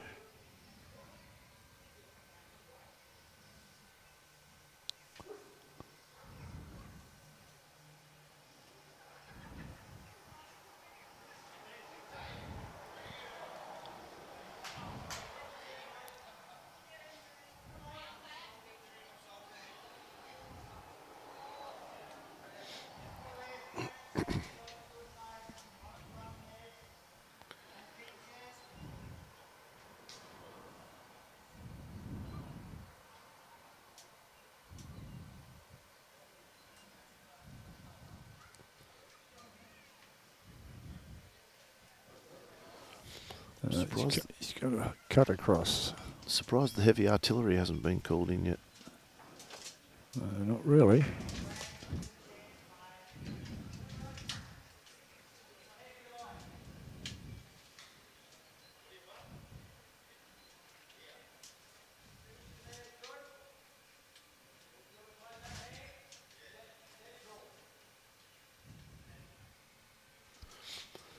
What Leon's looking at here, he doesn't want a bowl sitting beside the shot bowl. That's right. Just gonna sneak around the back.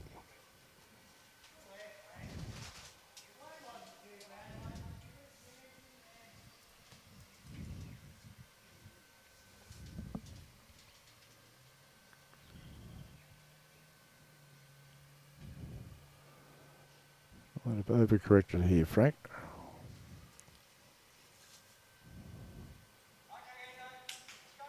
Well, he's covering those back two bowls anyway.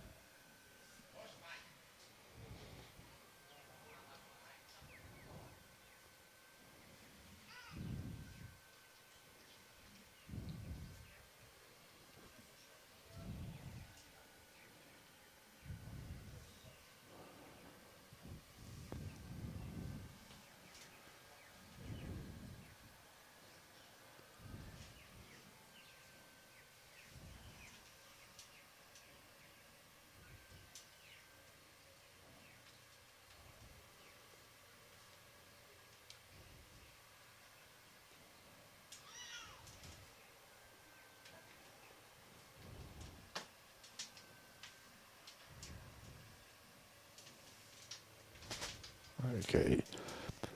Right up there, very deliberate.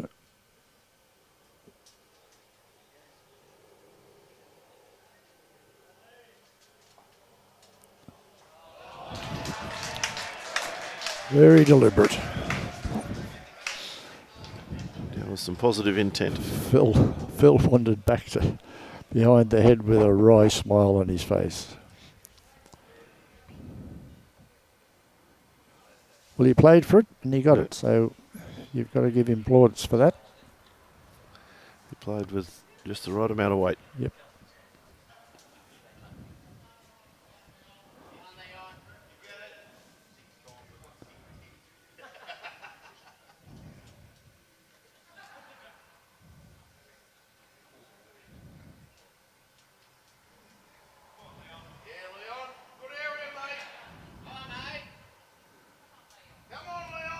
He's hanging out. Okay. So Now Cuthering, you've got 2 seconds there now. Brad didn't want to play his bowl, but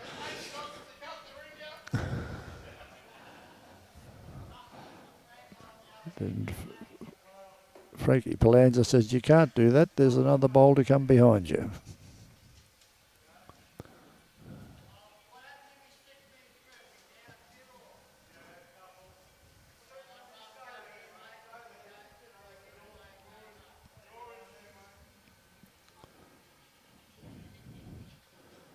Yeah. I think he's thinking if he comes in, he's playing their shot, and hopefully his bowl stays in there with the jack. Yes, that's right. Bit wide. I think he might have done that deliberately too, just quietly. No, he's coming in now.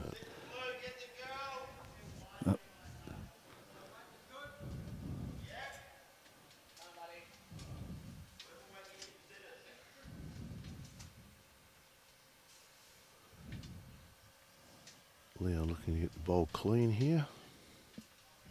Dark blue bowl.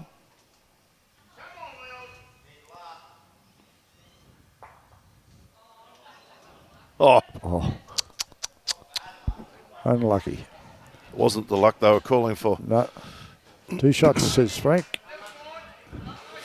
Takes Ingham to 22, Cutheringa 14 on After 20 20 ends. ends. 5 ends to go, and 6 shots. 8 shots, sorry.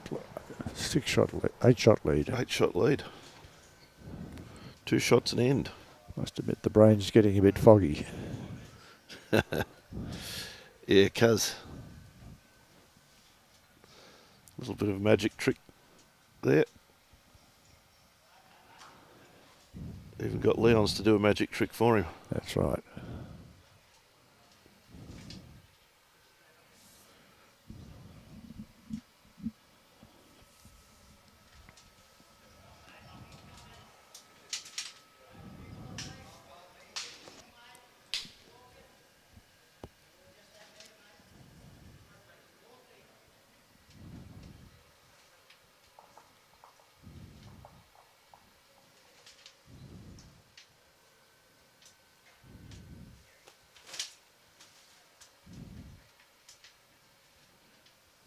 Ricky Obah. Beautiful weight. Yep. A bad bowl there.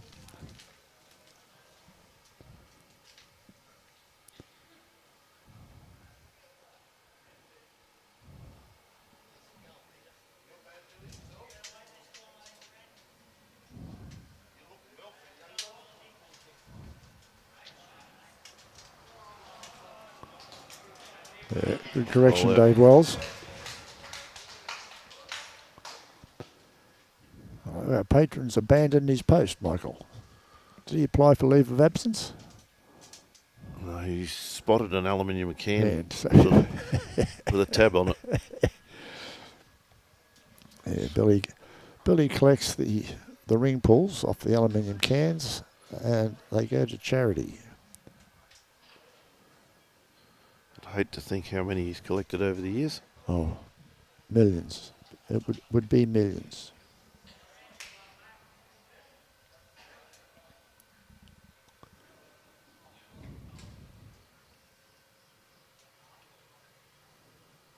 I remember him saying to me at one stage that one of the charities that he gives the ring pulls to makes wheelchairs out of them. Yep. For the third world countries.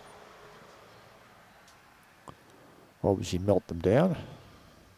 Welcome, Merv from Bega.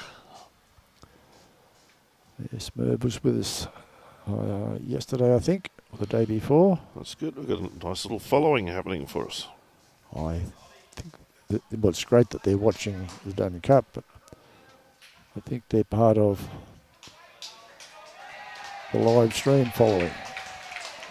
Yeah. Great bowl there from Peter Salt.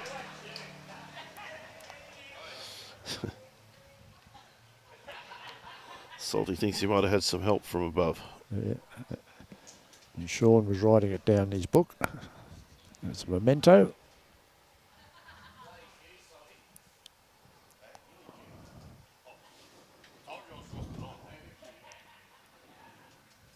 He gets past this, which he's not going to.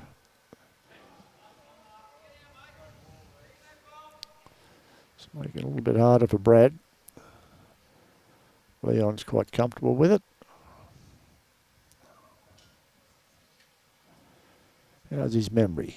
Can he duplicate it? No, sadly.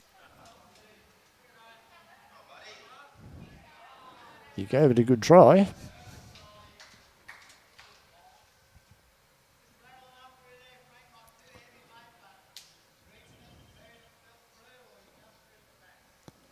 Carla, come on, CUTHERINGA. So we know who you're supporting, Carla.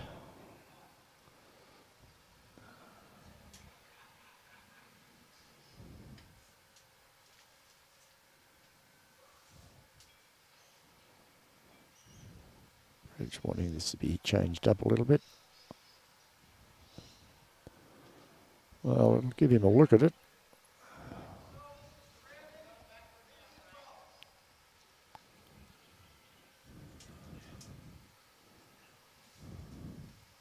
Shaun Anderson.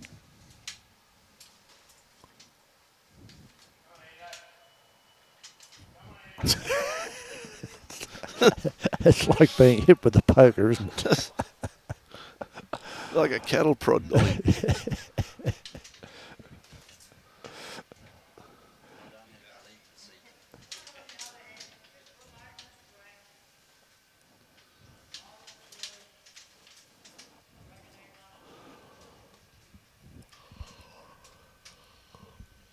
Frank Pallanza.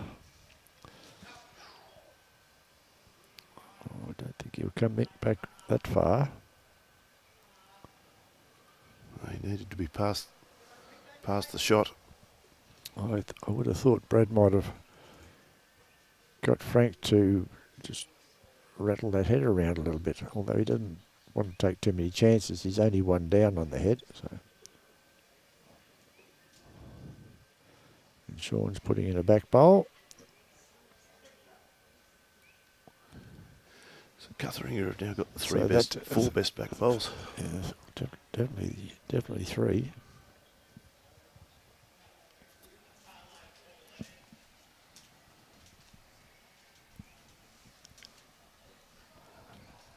So I'm going to head out of the commentary box and go and get ready for the presentations. Whichever way it goes. Gallivant Travel's very own Brittany is going to come in and join Ron and have a chat about how they support us. Thank you very much. Hopefully you learn something about the game of bowls. You telling her, Ron?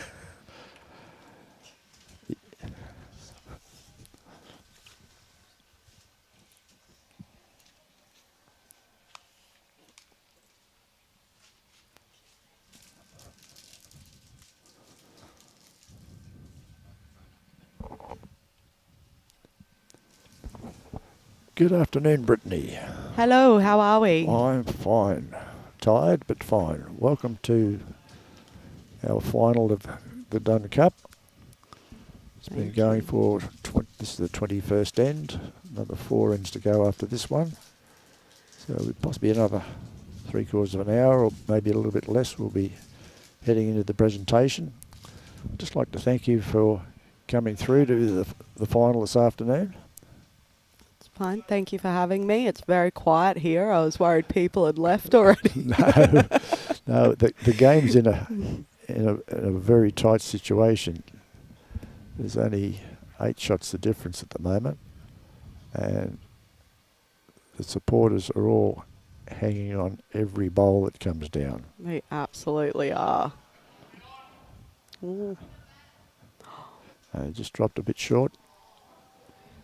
So Brad Wilson from INGHAM has his next bowl. And once again, we would like to sincerely thank Gallivant Travels for their sponsorship. Your sponsorship goes directly to this live streaming, which has been going for a few years now. And without it, we wouldn't be able to do the live streaming. All good. I can see there's 111 people watching. It's crazy. I didn't realise. Yep. And we've got them from all over. Oh. We've got them from South Africa, Bulgaria. Wow. That's crazy. Papua New Guinea. It's amazing. And all over Australia as well.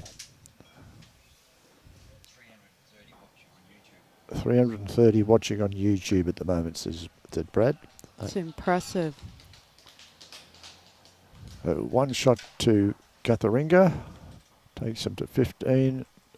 INGHAM 22 after 21 ends. 4 ends to go. We're down to the wire now. The business end of the game, where things really start to get serious. Not that they haven't been already. It's been a very high quality game. Seesawed for a while. INGHAM was able to get their nose in front a little bit, but CUTHERINGA are striking back now. So is it still anyone's game? Oh, most certainly. Yes. There's 4 ends to go. Yep. There's potential of 8 shots up for grabs on each end that a team can potentially make. Yep. Unlikely most times. You very rarely see a team getting 8 shots. But there's only 8 shots of difference, so CUTHERINGA have only got to get, say, 1-3 and a couple of twos, and they can overtake INGHAM quite easily. So anyone's game still. Very much so. Now, I don't know what information Liam's given you about the game, whether he's explained what it's all about. Not overly. Let's be real. Okay, well, these bowls aren't completely round. They are round in one direction, and in the other direction have a slightly wider side, which is called the bias side, and the bowl will always turn to that bias side. Because it's weighted, right? Well, it's not weighted as such, but I suppose there's an extra gram or two of it, but it's just the way the bowl is designed. Yep. They're not designed to go straight unless you're really thumping them down to a million miles an hour. They are designed Yep. to curve, just like that. Wow, that was a good one. Yes, nice bowl there from Dave Wells.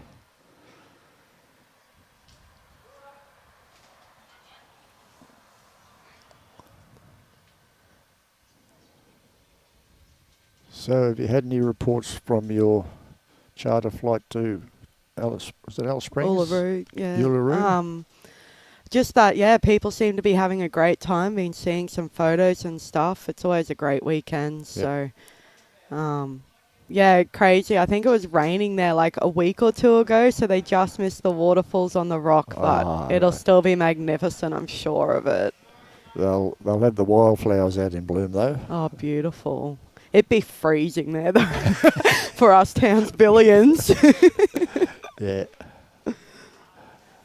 I can remember times in Alice Springs where you'd have about 5 layers of clothes on you when you got up in the morning. Yeah. And by mid-morning or lunchtime, you were down to a singlet and shorts. Yeah.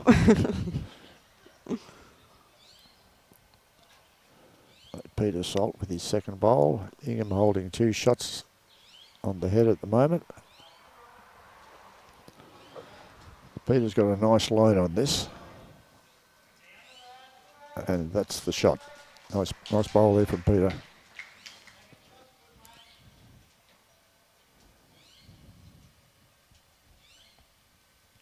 So the winner of the cup, is it just bragging rights? Oh, it's definitely bragging rights, Yeah. but they get to host the event the following year. Oh, okay. So it's quite lucrative to the club to win. They get a cup, they get the main flag, they get medals, small pennants, all sorts of things. No money involved from the district. The district doesn't pay prize money. Yep. We regard the prize money as the avenue to make good money for 4 days or 5 days for the hosts when they get to host it. Yeah. I think that's great. That's a great idea. Gives everyone the opportunity as well to be able to host and that. That's correct, yep. Frank's giving this a good try. Yep.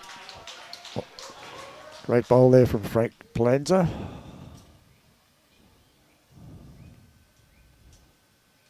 And Shaun Anderson with his second bowl. He's got a nice track here. It depends on his weight. And he's touched it back to Peter Salt for 2 shots. Yes, as Brad said, he wants a fraction on that. What did they spray? It's just a chalk which marks the bowl. If the bowl touches the kitty, Yeah. it can be pushed into the ditch and still remains alive. It can still count. Oh, okay. But it's just Ooh. Frankie Pallanza. Wow. 2 down to 2 up. Brilliant bowl. The 2 boys in the background high-fiving.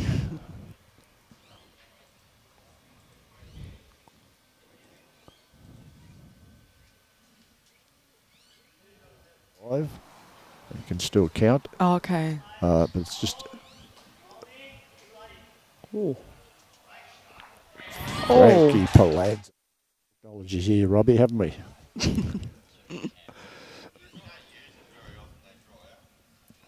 Okay, Shaun, out the way.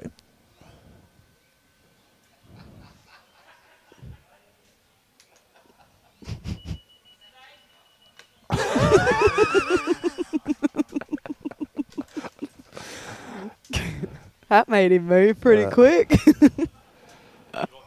Leo's got a big bowl here. Oh, he was so unlucky. But he's got another one in reserve, so he's got another chance to do something about it. Brad's got 2 bowls up his sleeve.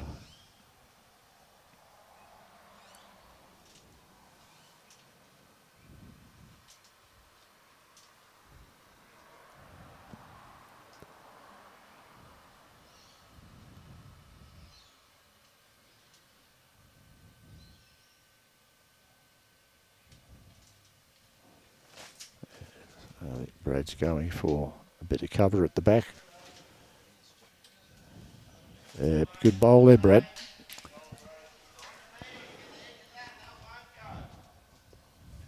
So Nathaniel's just asked, if INGHAM win, will this be the first team to drop an 8 and win it? Well, the history of the game, I really couldn't. Oh, smashed Say. that one. Frankie has still got the shot. Yeah, incredible. Yeah, it could be 2 almost there.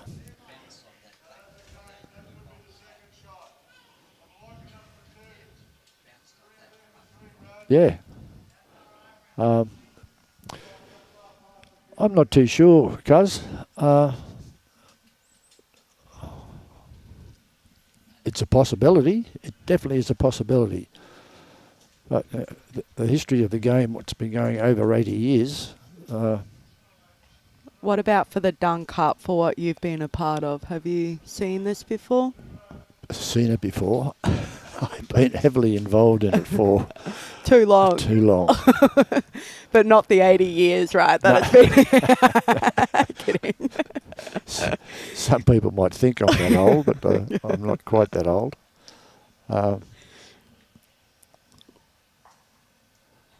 Yeah, that's an interesting question, cuz I really can't answer that. You could Google it.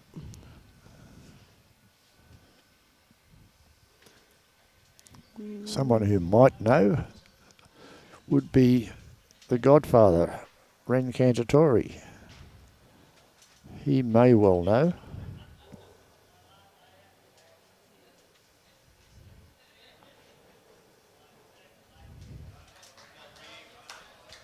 Okay, 22 ends played. INGHAM 24.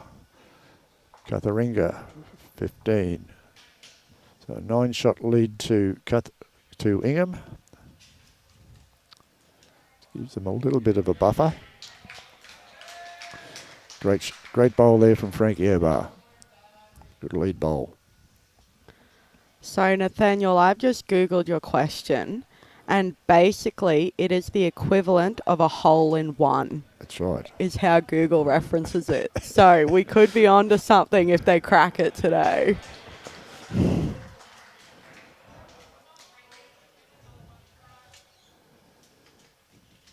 Bowlers refer to 8 shots in the one end as a moose. I am a chatty fan, Nathaniel, but I did not ask him this time.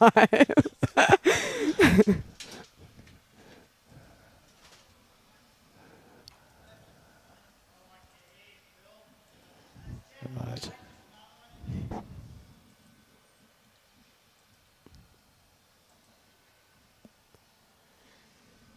Phil Kite, his first bowl.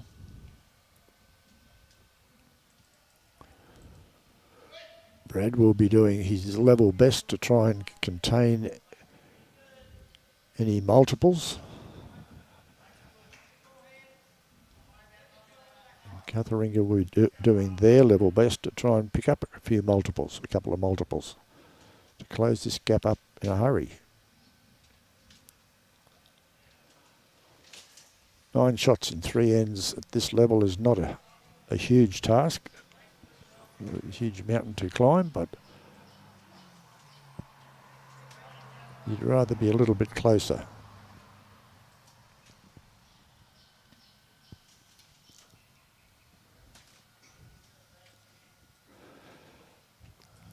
So where you say that this one doesn't have a time limit, what are the normal rules where a time limit would come into play then? Well, it's up to the controlling body. Yeah. They can set the rules for any particular game. They can make it 18 ends, 15 ends, 21 ends, put a time limit on it. Mm-hmm. Usually find in most tournaments they will be time limited, Mm-hmm. so they can get the tournament running through properly. This particular competition is known for attrition and stamina, and we play 21 ends and no time limit, and it's not unusual for games to go 3.5, 4 hours. This one's been 3 hours 54 minutes. Wow. Yeah, 3 hours 54 this one's been going for. And is that one of the things that helps the popularity of this event is? Well, it's the way it was set up over the years. Yeah. And it's a sacred cow as far as the district's concerned. Mm-hmm. In possibly the last 15, maybe 20 years, there's only ever been 2 changes made to the rules of Dunn Cup. Mm-hmm. The first one was several years ago. Dunn Cup was always played in whites, white trousers. Then we allowed the coloured shirts to come in, but you still had to wear white trousers. And we had a well-known judge, just dropped short, Frank, a well-known judge in the town or in the city called Clive Wall, who was a very avid bowler who objected strongly to having to wear trousers, and pushed for years for us to be able to play the game in shorts. Now that was the first change in many, many years. Mm-hmm. And the only other change was stopping a drawn game. And now a game must be completed so there's a result. So if at the end of 25 ends today, if the scores are the same, they will keep playing until there is an actual winner. Pretty much like a golden point. Yeah. I think that's great. Then there's a very clear winner. Yeah, and that happens all through the rounds as well. So there's no draw at any stage. It's very, very hard to get the clubs to agree to any change in the Dunn Cup. It's so very much a sacred cow. Brad's got a nice bowl here. Mm. Oh. Might not have pushed it back far enough. He's still down, Robbie, I think, isn't he? Yeah.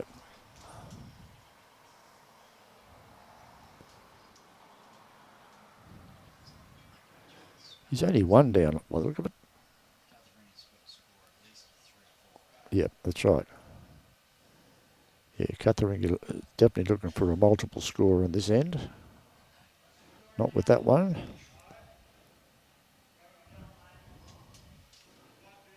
Well, Brad won't be doing anything silly, I shouldn't imagine. Well, he's got the best backwards.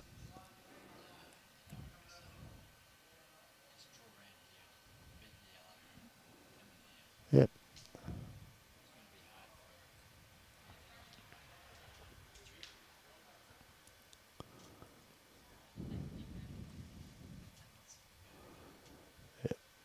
Yeah, Brad's looking to push that bowl of Frankie's right through.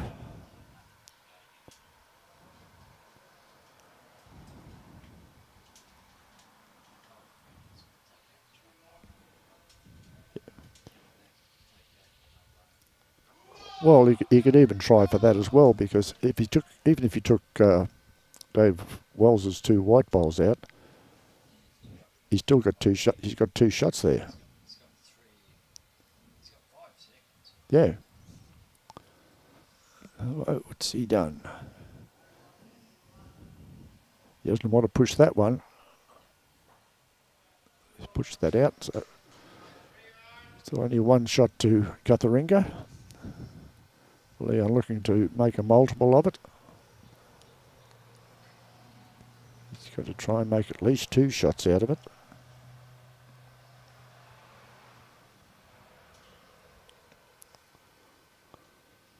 What with that?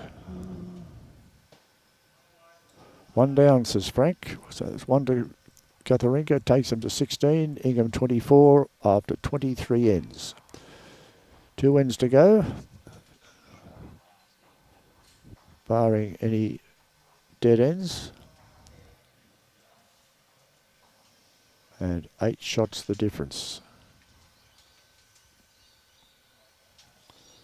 So CUTHERINGA are desperately now looking for a multiple.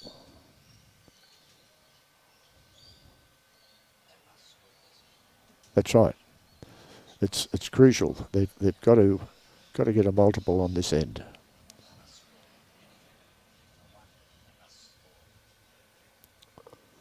Thank you, Obah. A nice bowl here from Frank. Good start.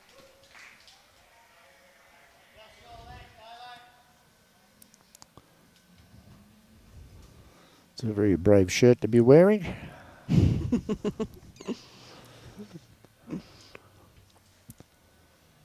Dave Wells. Dave is just coming a little bit behind. Yeah, a couple of metres, maybe 3 metres.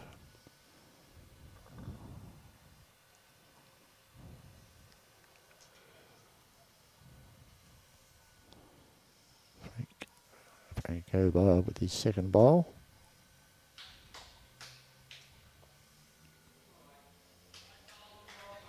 Two good bowls from Frank Obah. Wow. 2 nice bowls there.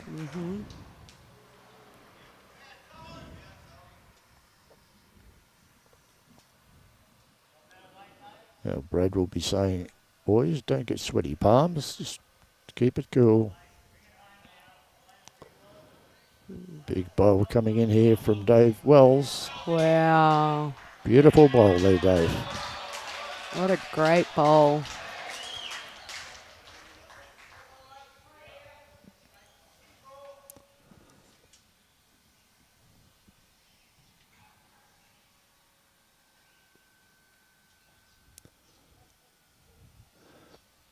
Russell Hubbard. I hope you've enjoyed the live stream. Russell's up from, or looking at the live stream from Thursday Island. Oh. Great attempt there by Peter Salt.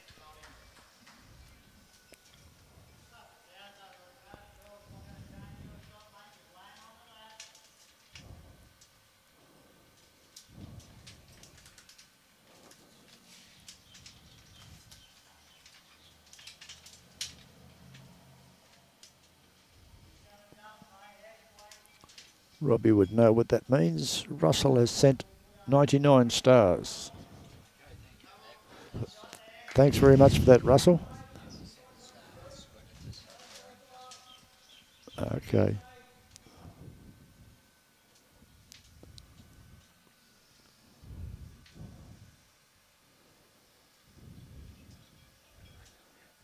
Just the weight on Peter then.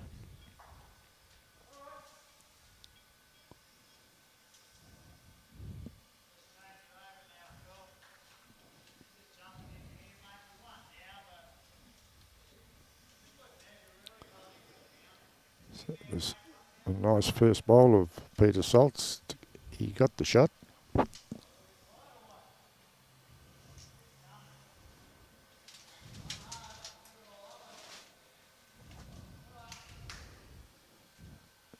Phil just dropped it short.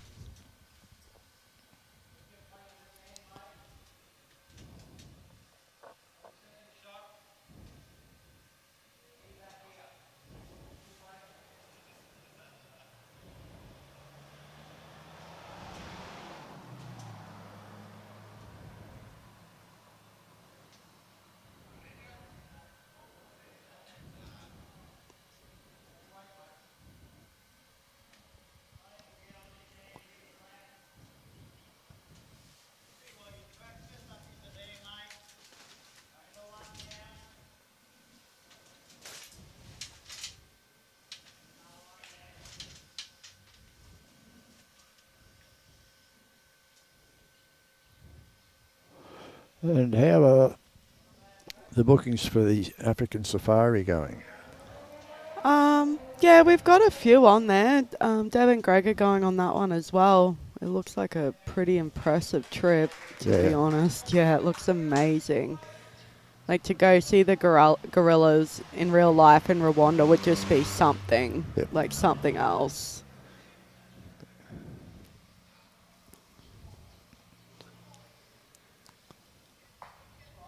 Give me a backward here, Frank. That's these two green and blue ones, eh?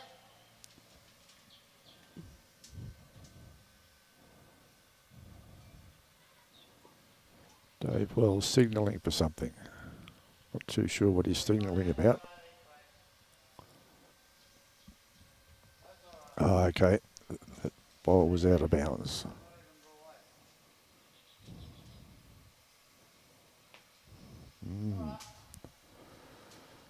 They're going to pull the tape measure out for this one, aren't they? No, I don't think so. I No? think that's fairly clear cut. Oh, okay. That blue bowl was shot.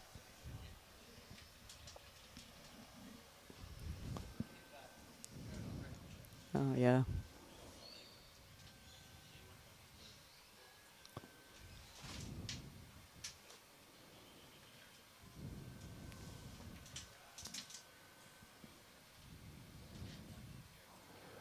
Yes, it's only the. I think Ingham's have got 2 seconds, haven't they, there, Robbie, by the look of it? I don't think this back bowl of the blue and white bowl of Frankie's is one of the seconds. Yeah, Front goal was third shot. yeah, that's right. That's Frank Pallanza's. Leon was tight on that. No.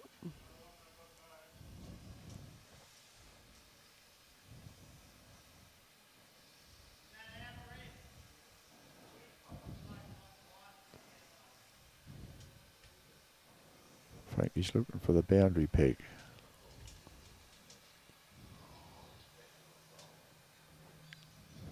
You'll get buzzed, Frank.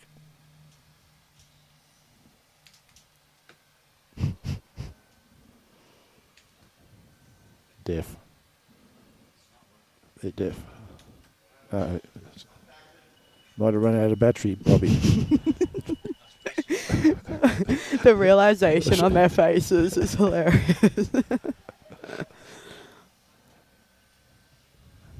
He's missed it again. Bit far. Okay, well, Brad will be comfortable with that. Frankie says try and draw. We want a shot here.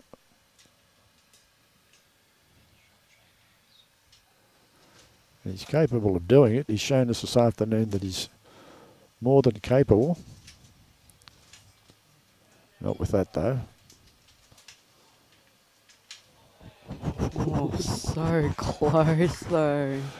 Okay.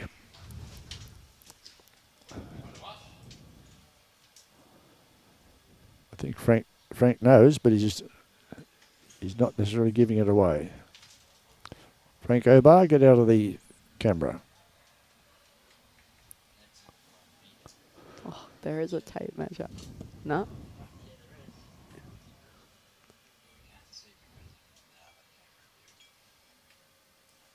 Mm.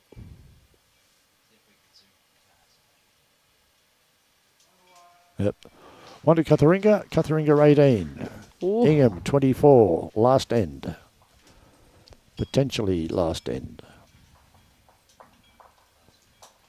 So they got to pull out some magic here. So, yep. Cutheringa need a 7 to force it to an extra end.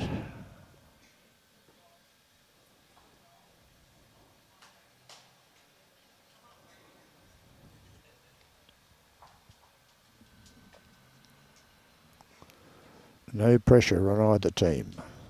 Much.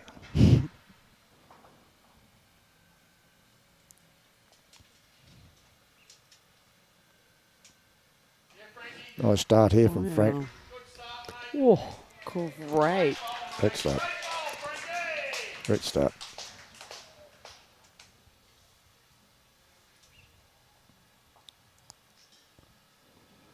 Both leads have played very well in this game, Robbie. Yep. In fact, all weekend they've both have been leading their teams extremely well.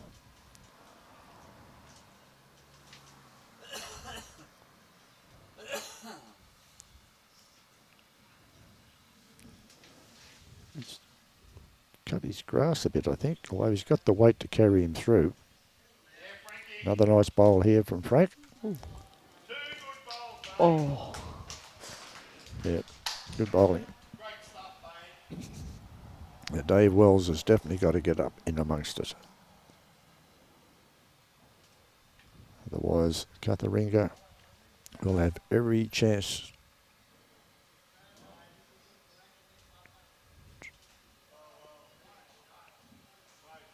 That's a great bowl from Dave Wells. Oh, wow. Brilliant bowl from Dave Wells. And the crowd goes wild. Good sportsmanship from the other team too, congratulating him. Yep. Yeah, the sportsmanship all weekend has been marvellous. There's been no animosity. That's great. Been a lot of very hard fought games.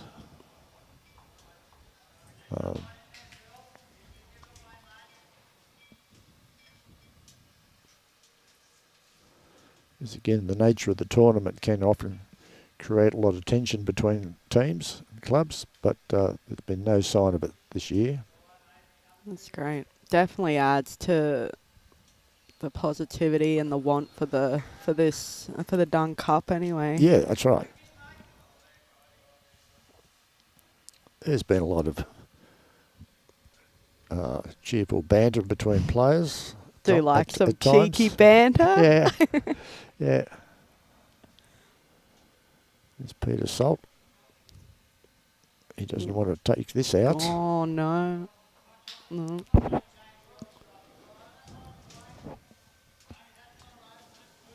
Right, so Ingham holding one shot. And you got one bowl in the head though.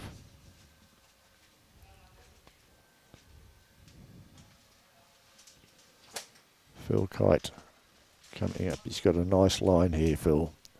He doesn't want to take it too far. He's kicked it across. Okay, that's all right. Still holding the shot.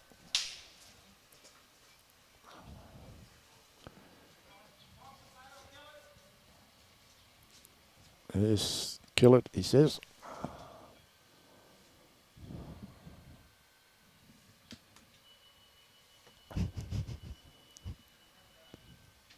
And he's got it all the way. And he's killed it. Yep, so back to square one.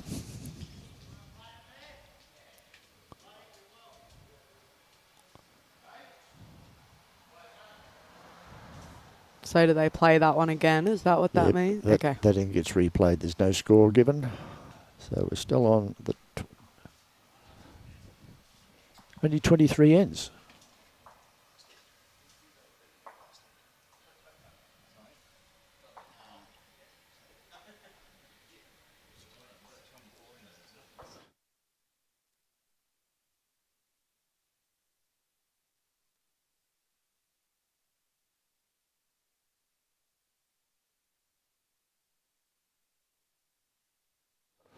Okay, so we start the end again.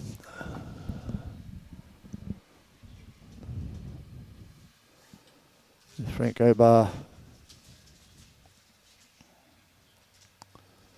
to lead off. Basically back where it started. That's right, pretty much. And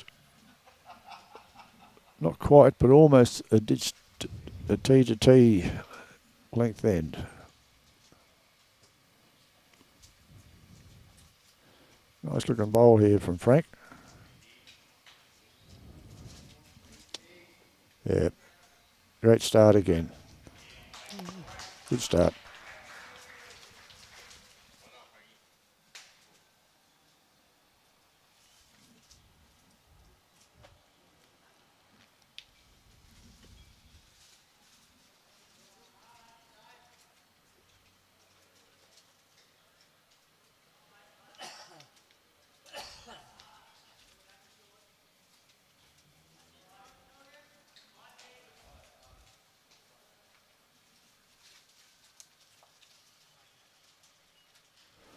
CUTHERINGA either got, well, they've got to get the next 7 bowls inside that bowl of Dave Wells at the very least, without letting Ingham get in any closer.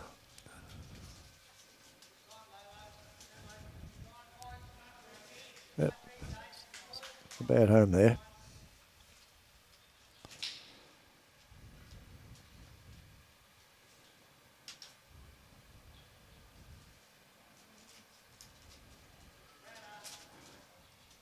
Brad likes this a little bit better, he said.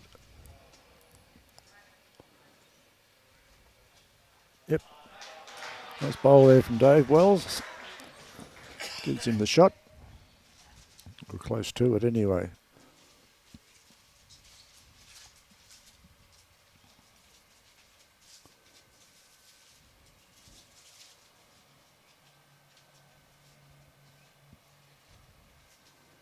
Peter Salt has been putting some big bowls in the last few ends. And this is just running through a fraction. But, as we can see, 3 back bowls for CUTHERINGA could all become potential shots. Phil Kite. He's going to be underneath. He's going to be underneath Dave Wells even. Okay.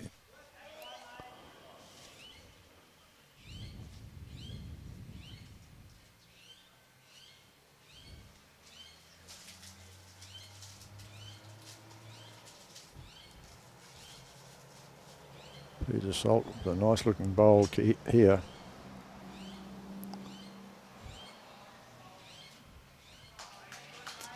Yeah, that was a shot.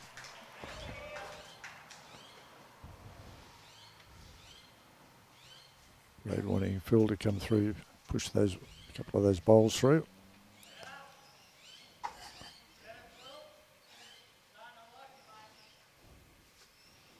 Phil says, why bother? I can draw the shot. Why bother pushing the bowl through? I'll just draw the shot. Nice bowl there from Phil.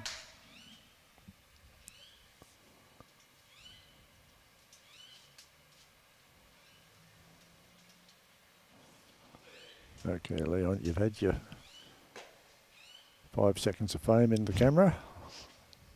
Okay. Now, that makes it a little bit more difficult for CUTHERINGA, because there are only 7. They only have 7 bowls left, with 1 in the ditch.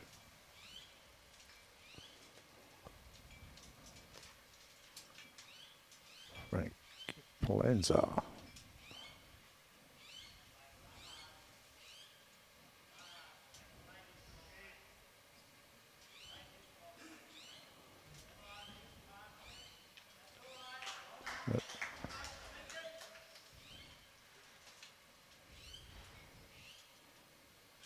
Shaun Anderson told to have a go at it.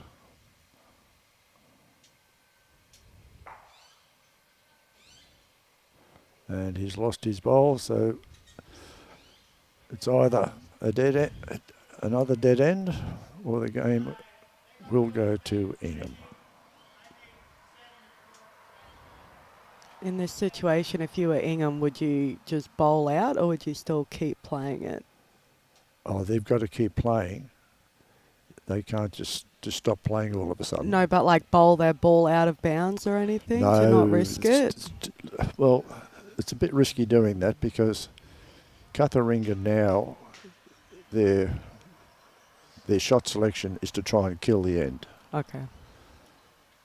So they can restart again. And that's basically their only play right now? Pretty much, yeah. Yeah. They've got no alternative now. They've got 2 bowls on the bank, so they've only got 6 bowls that are of any use to them. And Leon will be trying to kill it. He'll be trying to get the side of that kitty to spit it sideways.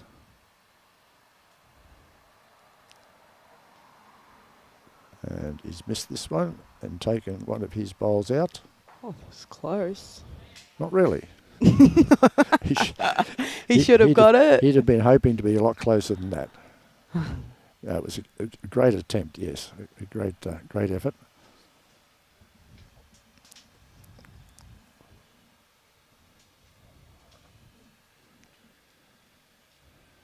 Is Brad going to try and drop one short? Try and block that kitty.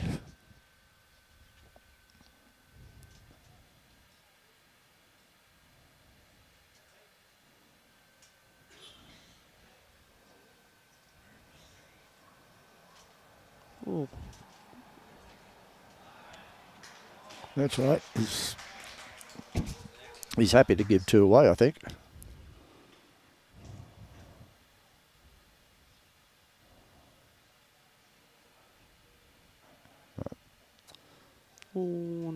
Ooh. That's killed it. No. Still in play. Oh, unlucky, but congratulations. CUTHERINGA has won the Dunn Cup for 2026, 25-17. Wait, INGHAM? You reckon they've got 2? Well, that's Peter Salt's Blue Bowl. It's pretty much irrelevant at this stage. All we know is that INGHAM have won. Congratulations to INGHAM and congratulations to CUTHERINGA. An extremely hard-fought, well-played match. All 8 players truly deserve their place in the final. Okay. All right, Robbie's saying it was 2.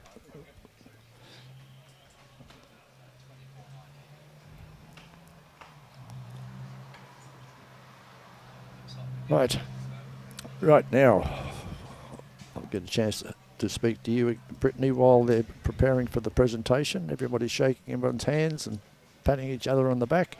There's a list of all the Dunn Cup winners over the years. INGHAM has already been added to the list. So it's been 1, 2, 3, 4, 5 years since INGHAM last won it. 2020, they were the winners of the Dunn Cup. 2026, the new winners. So we're off to INGHAM next year for the 2027 Dunn Cup. Presentations will be underway very, very shortly. Are you going to stick with the presentation, or you will? Okay. Okay, I'll just do as I'm told. Robbie, I'm very, very obedient that way. At this stage, we again would sincerely like to thank our sponsors. Without their support and their assistance, we would not be able to put these events on to the extent that we do. And our main sponsor, Gallivant Travel. Naming rights sponsor, hopefully we can continue that relationship. Orica Mining Services, sponsoring the live stream for Suburban. Tip Top Bakeries, supplying all the buns, bread, etc. for the weekend. Suburban Bowling Club, the hosts of the 2026 Dunn Cup. And North Queensland District Men's Bowls Association, the controlling body and the conveners of the Dunn Cup. Right, while everybody's slapping backs and shaking hands and smiling and buying beers for each other.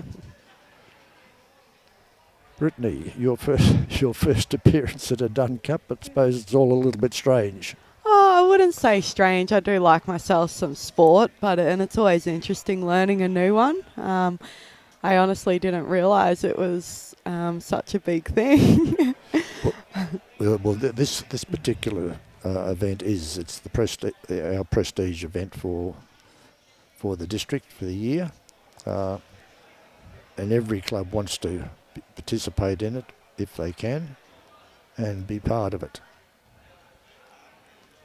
He said to win the Dunn Cup is very prestigious, but it's also quite lucrative for the clubs when they get to host it the following year. Definitely for the likes of Ingham and stuff, having all these people come up to Ingham for the 4 days. It's not just the club, It's not just the the club, town. that's right. Yes. The town benefits. Yeah. And to some extent, it'll be the last weekend in June. I think Muddy said 23rd, 24th, 25th. No, it's been 24th, 25th, 26th, and 27th next year of June. So clubs can already start booking their accommodation 12 months ahead. It is a good idea, and I will have discussions with Ingham management this week about the live streaming rugby, so I can get back to you as soon as possible, and we can make arrangements for accommodation and everything else for you up there. Now, Brittany, Yes. put you on the spot. Mhm. You're one of the main representatives of Gallivanta Travel. I am. I'd like to spend 5 minutes or so telling us all about Gallivanta. Sure. So Gallivanta Travel is a locally owned company. We've been in business over 35 years, predominantly in the Townsville region. We do have agencies in Rockhampton and Mackay as well, and some staff actually in New South Wales and Victoria. So we are spread a little bit, yes. Okay. We've got a corporate summit coming up. So for anyone out there that may travel for work or have businesses where you do travel for work, please sing out to us. We're happy to help. We've got our own corporate department with 8 staff in it now. So yeah, first of its kind in Townsville Corporate Summit. I think it's the 12th of August, and that will be held at the Ville. Okay. Yep.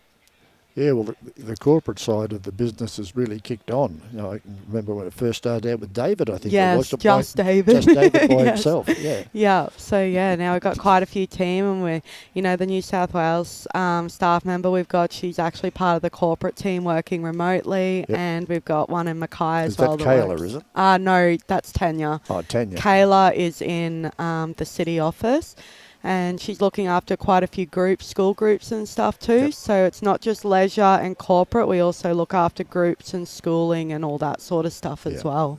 Yes, I'm well aware of the corporate side of it for our district's team that goes away every year to the Brisbane area, Yes. Gold Coast, the Sunshine Coast. We always use your corporate section for the bookings and the travel details on that.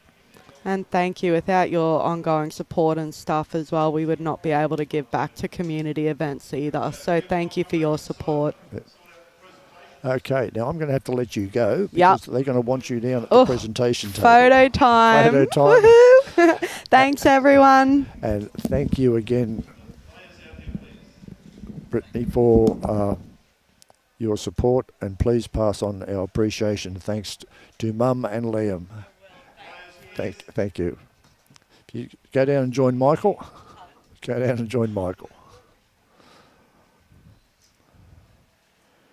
Okay, we're just about to start the presentations.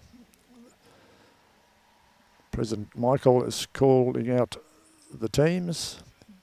CUTHERINGA moving out. Just waiting on Ingham to make an appearance.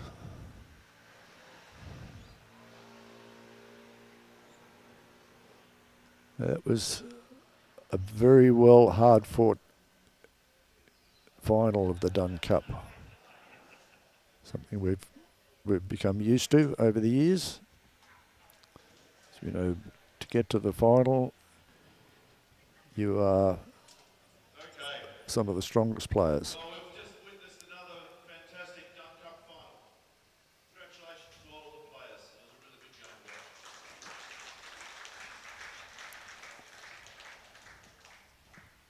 Unfortunately, out of the game, they had a loser. And it says, you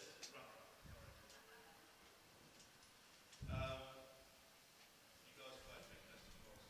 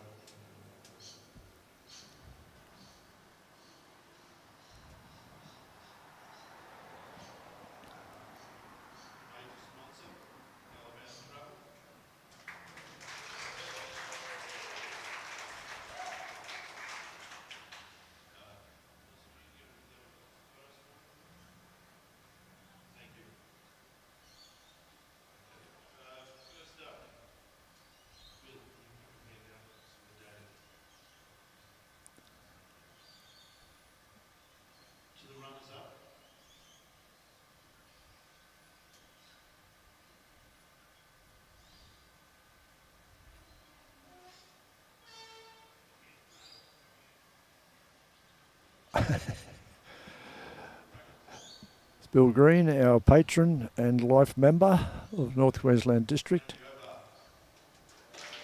Frankie Obah being presented with his runner-up medal and badge.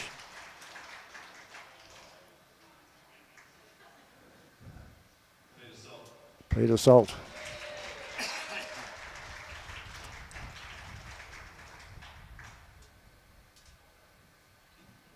Shaun Anderson next out.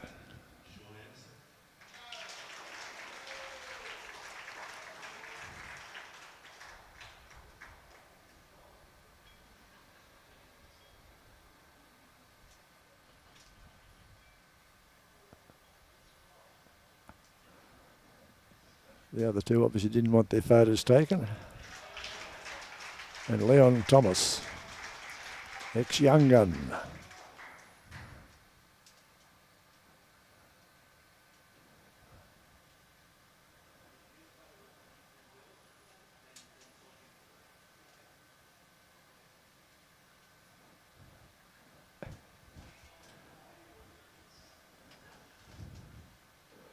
Well, Frankie with his hat on back to front.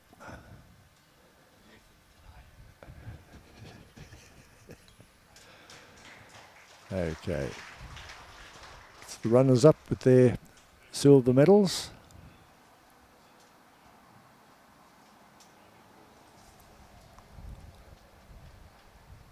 So to the winning skip for the Dunn Cup 2026.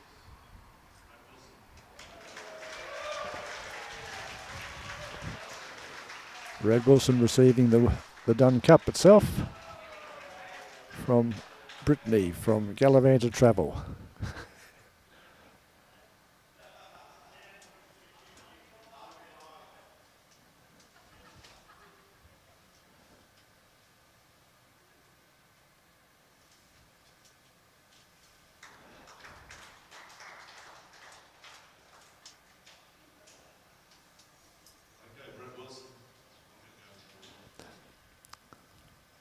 Brad getting his gold medal and showing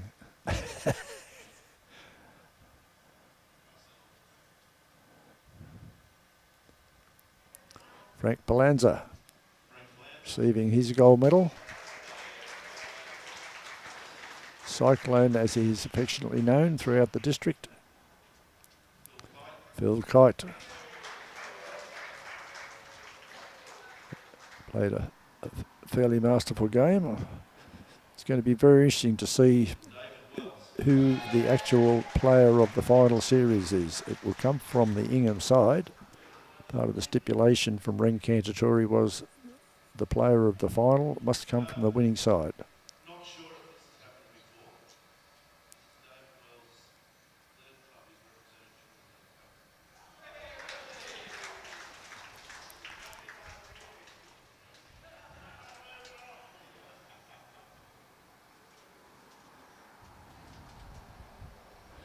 Take the cup as well. You need the cup, that's the way. Michael getting them all organised. It's the teacher coming out in him.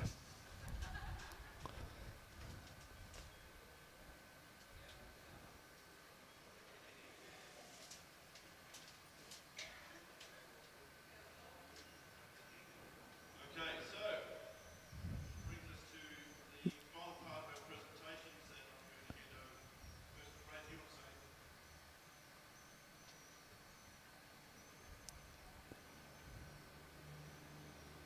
Brad having a few words to say.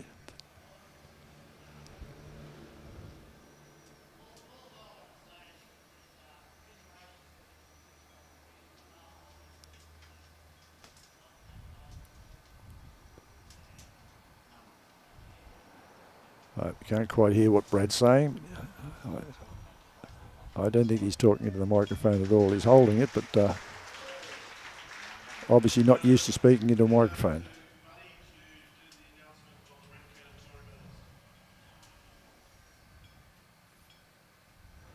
Right, the player of the final.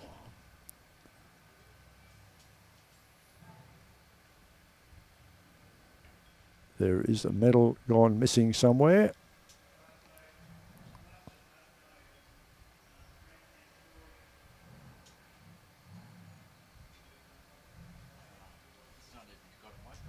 No, he.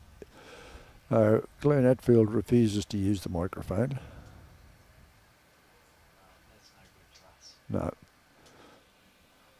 Unless you're going to breathe. So we'll just hold the transmission for a second until we actually see who comes forward.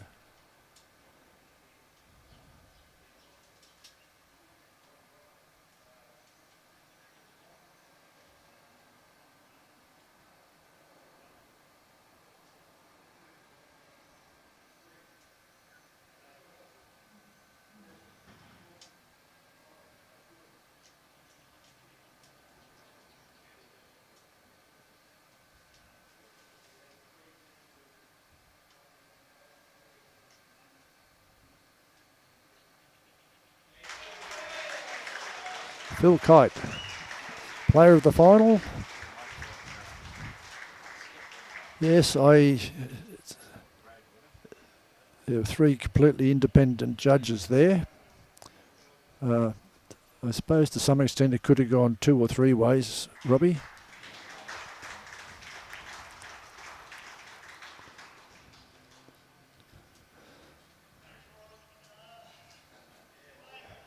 There is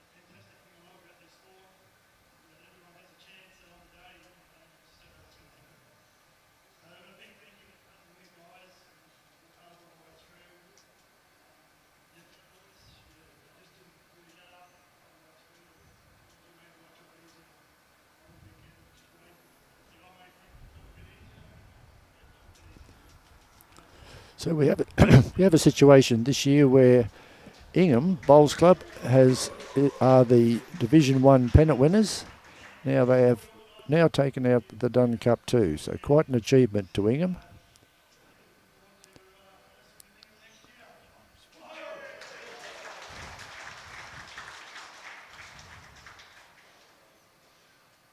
Okay, well that's the end of the 2026 Dunn Cup. Thank you very much to everybody who's been here today, and to our Gold Coast-Tweed media team, to Ronnie for his stellar performance behind the one, Marty for his work much before everything was organised through the weekend. He lost the lollies for a little while. He didn't know they were gone. Thank you everybody. Safe travels home. Okay, that's the completion of the presentations. So if Robbie's comfortable, that will be the completion of our telecast, our live stream. Thank you again very much to our sponsors, and a special thank you to Gold Coast Tweed media team, Robbie and Tony, for all the work they've done this weekend in getting this out to all our viewers. To Gallivant Travel, Orica Mining Services, Tip Top Bakery, Suburban Bowls Club and North Queensland District Men's Bowls Association, a well earned thank you very much. And goodbye, and look forward to seeing you next year at the 2026 Dunn Cup. 27 Dunn Cup, I'm sorry.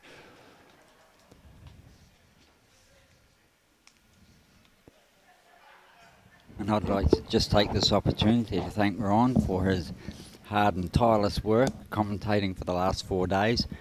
We really appreciate it, Ron, and I know you did miss some birthday celebrations because of that, but we really, really appreciate the effort that you put in to help us out. So thank you very much for that. Thank you for those words, Robbie, but I do enjoy it, and I look forward to it each year.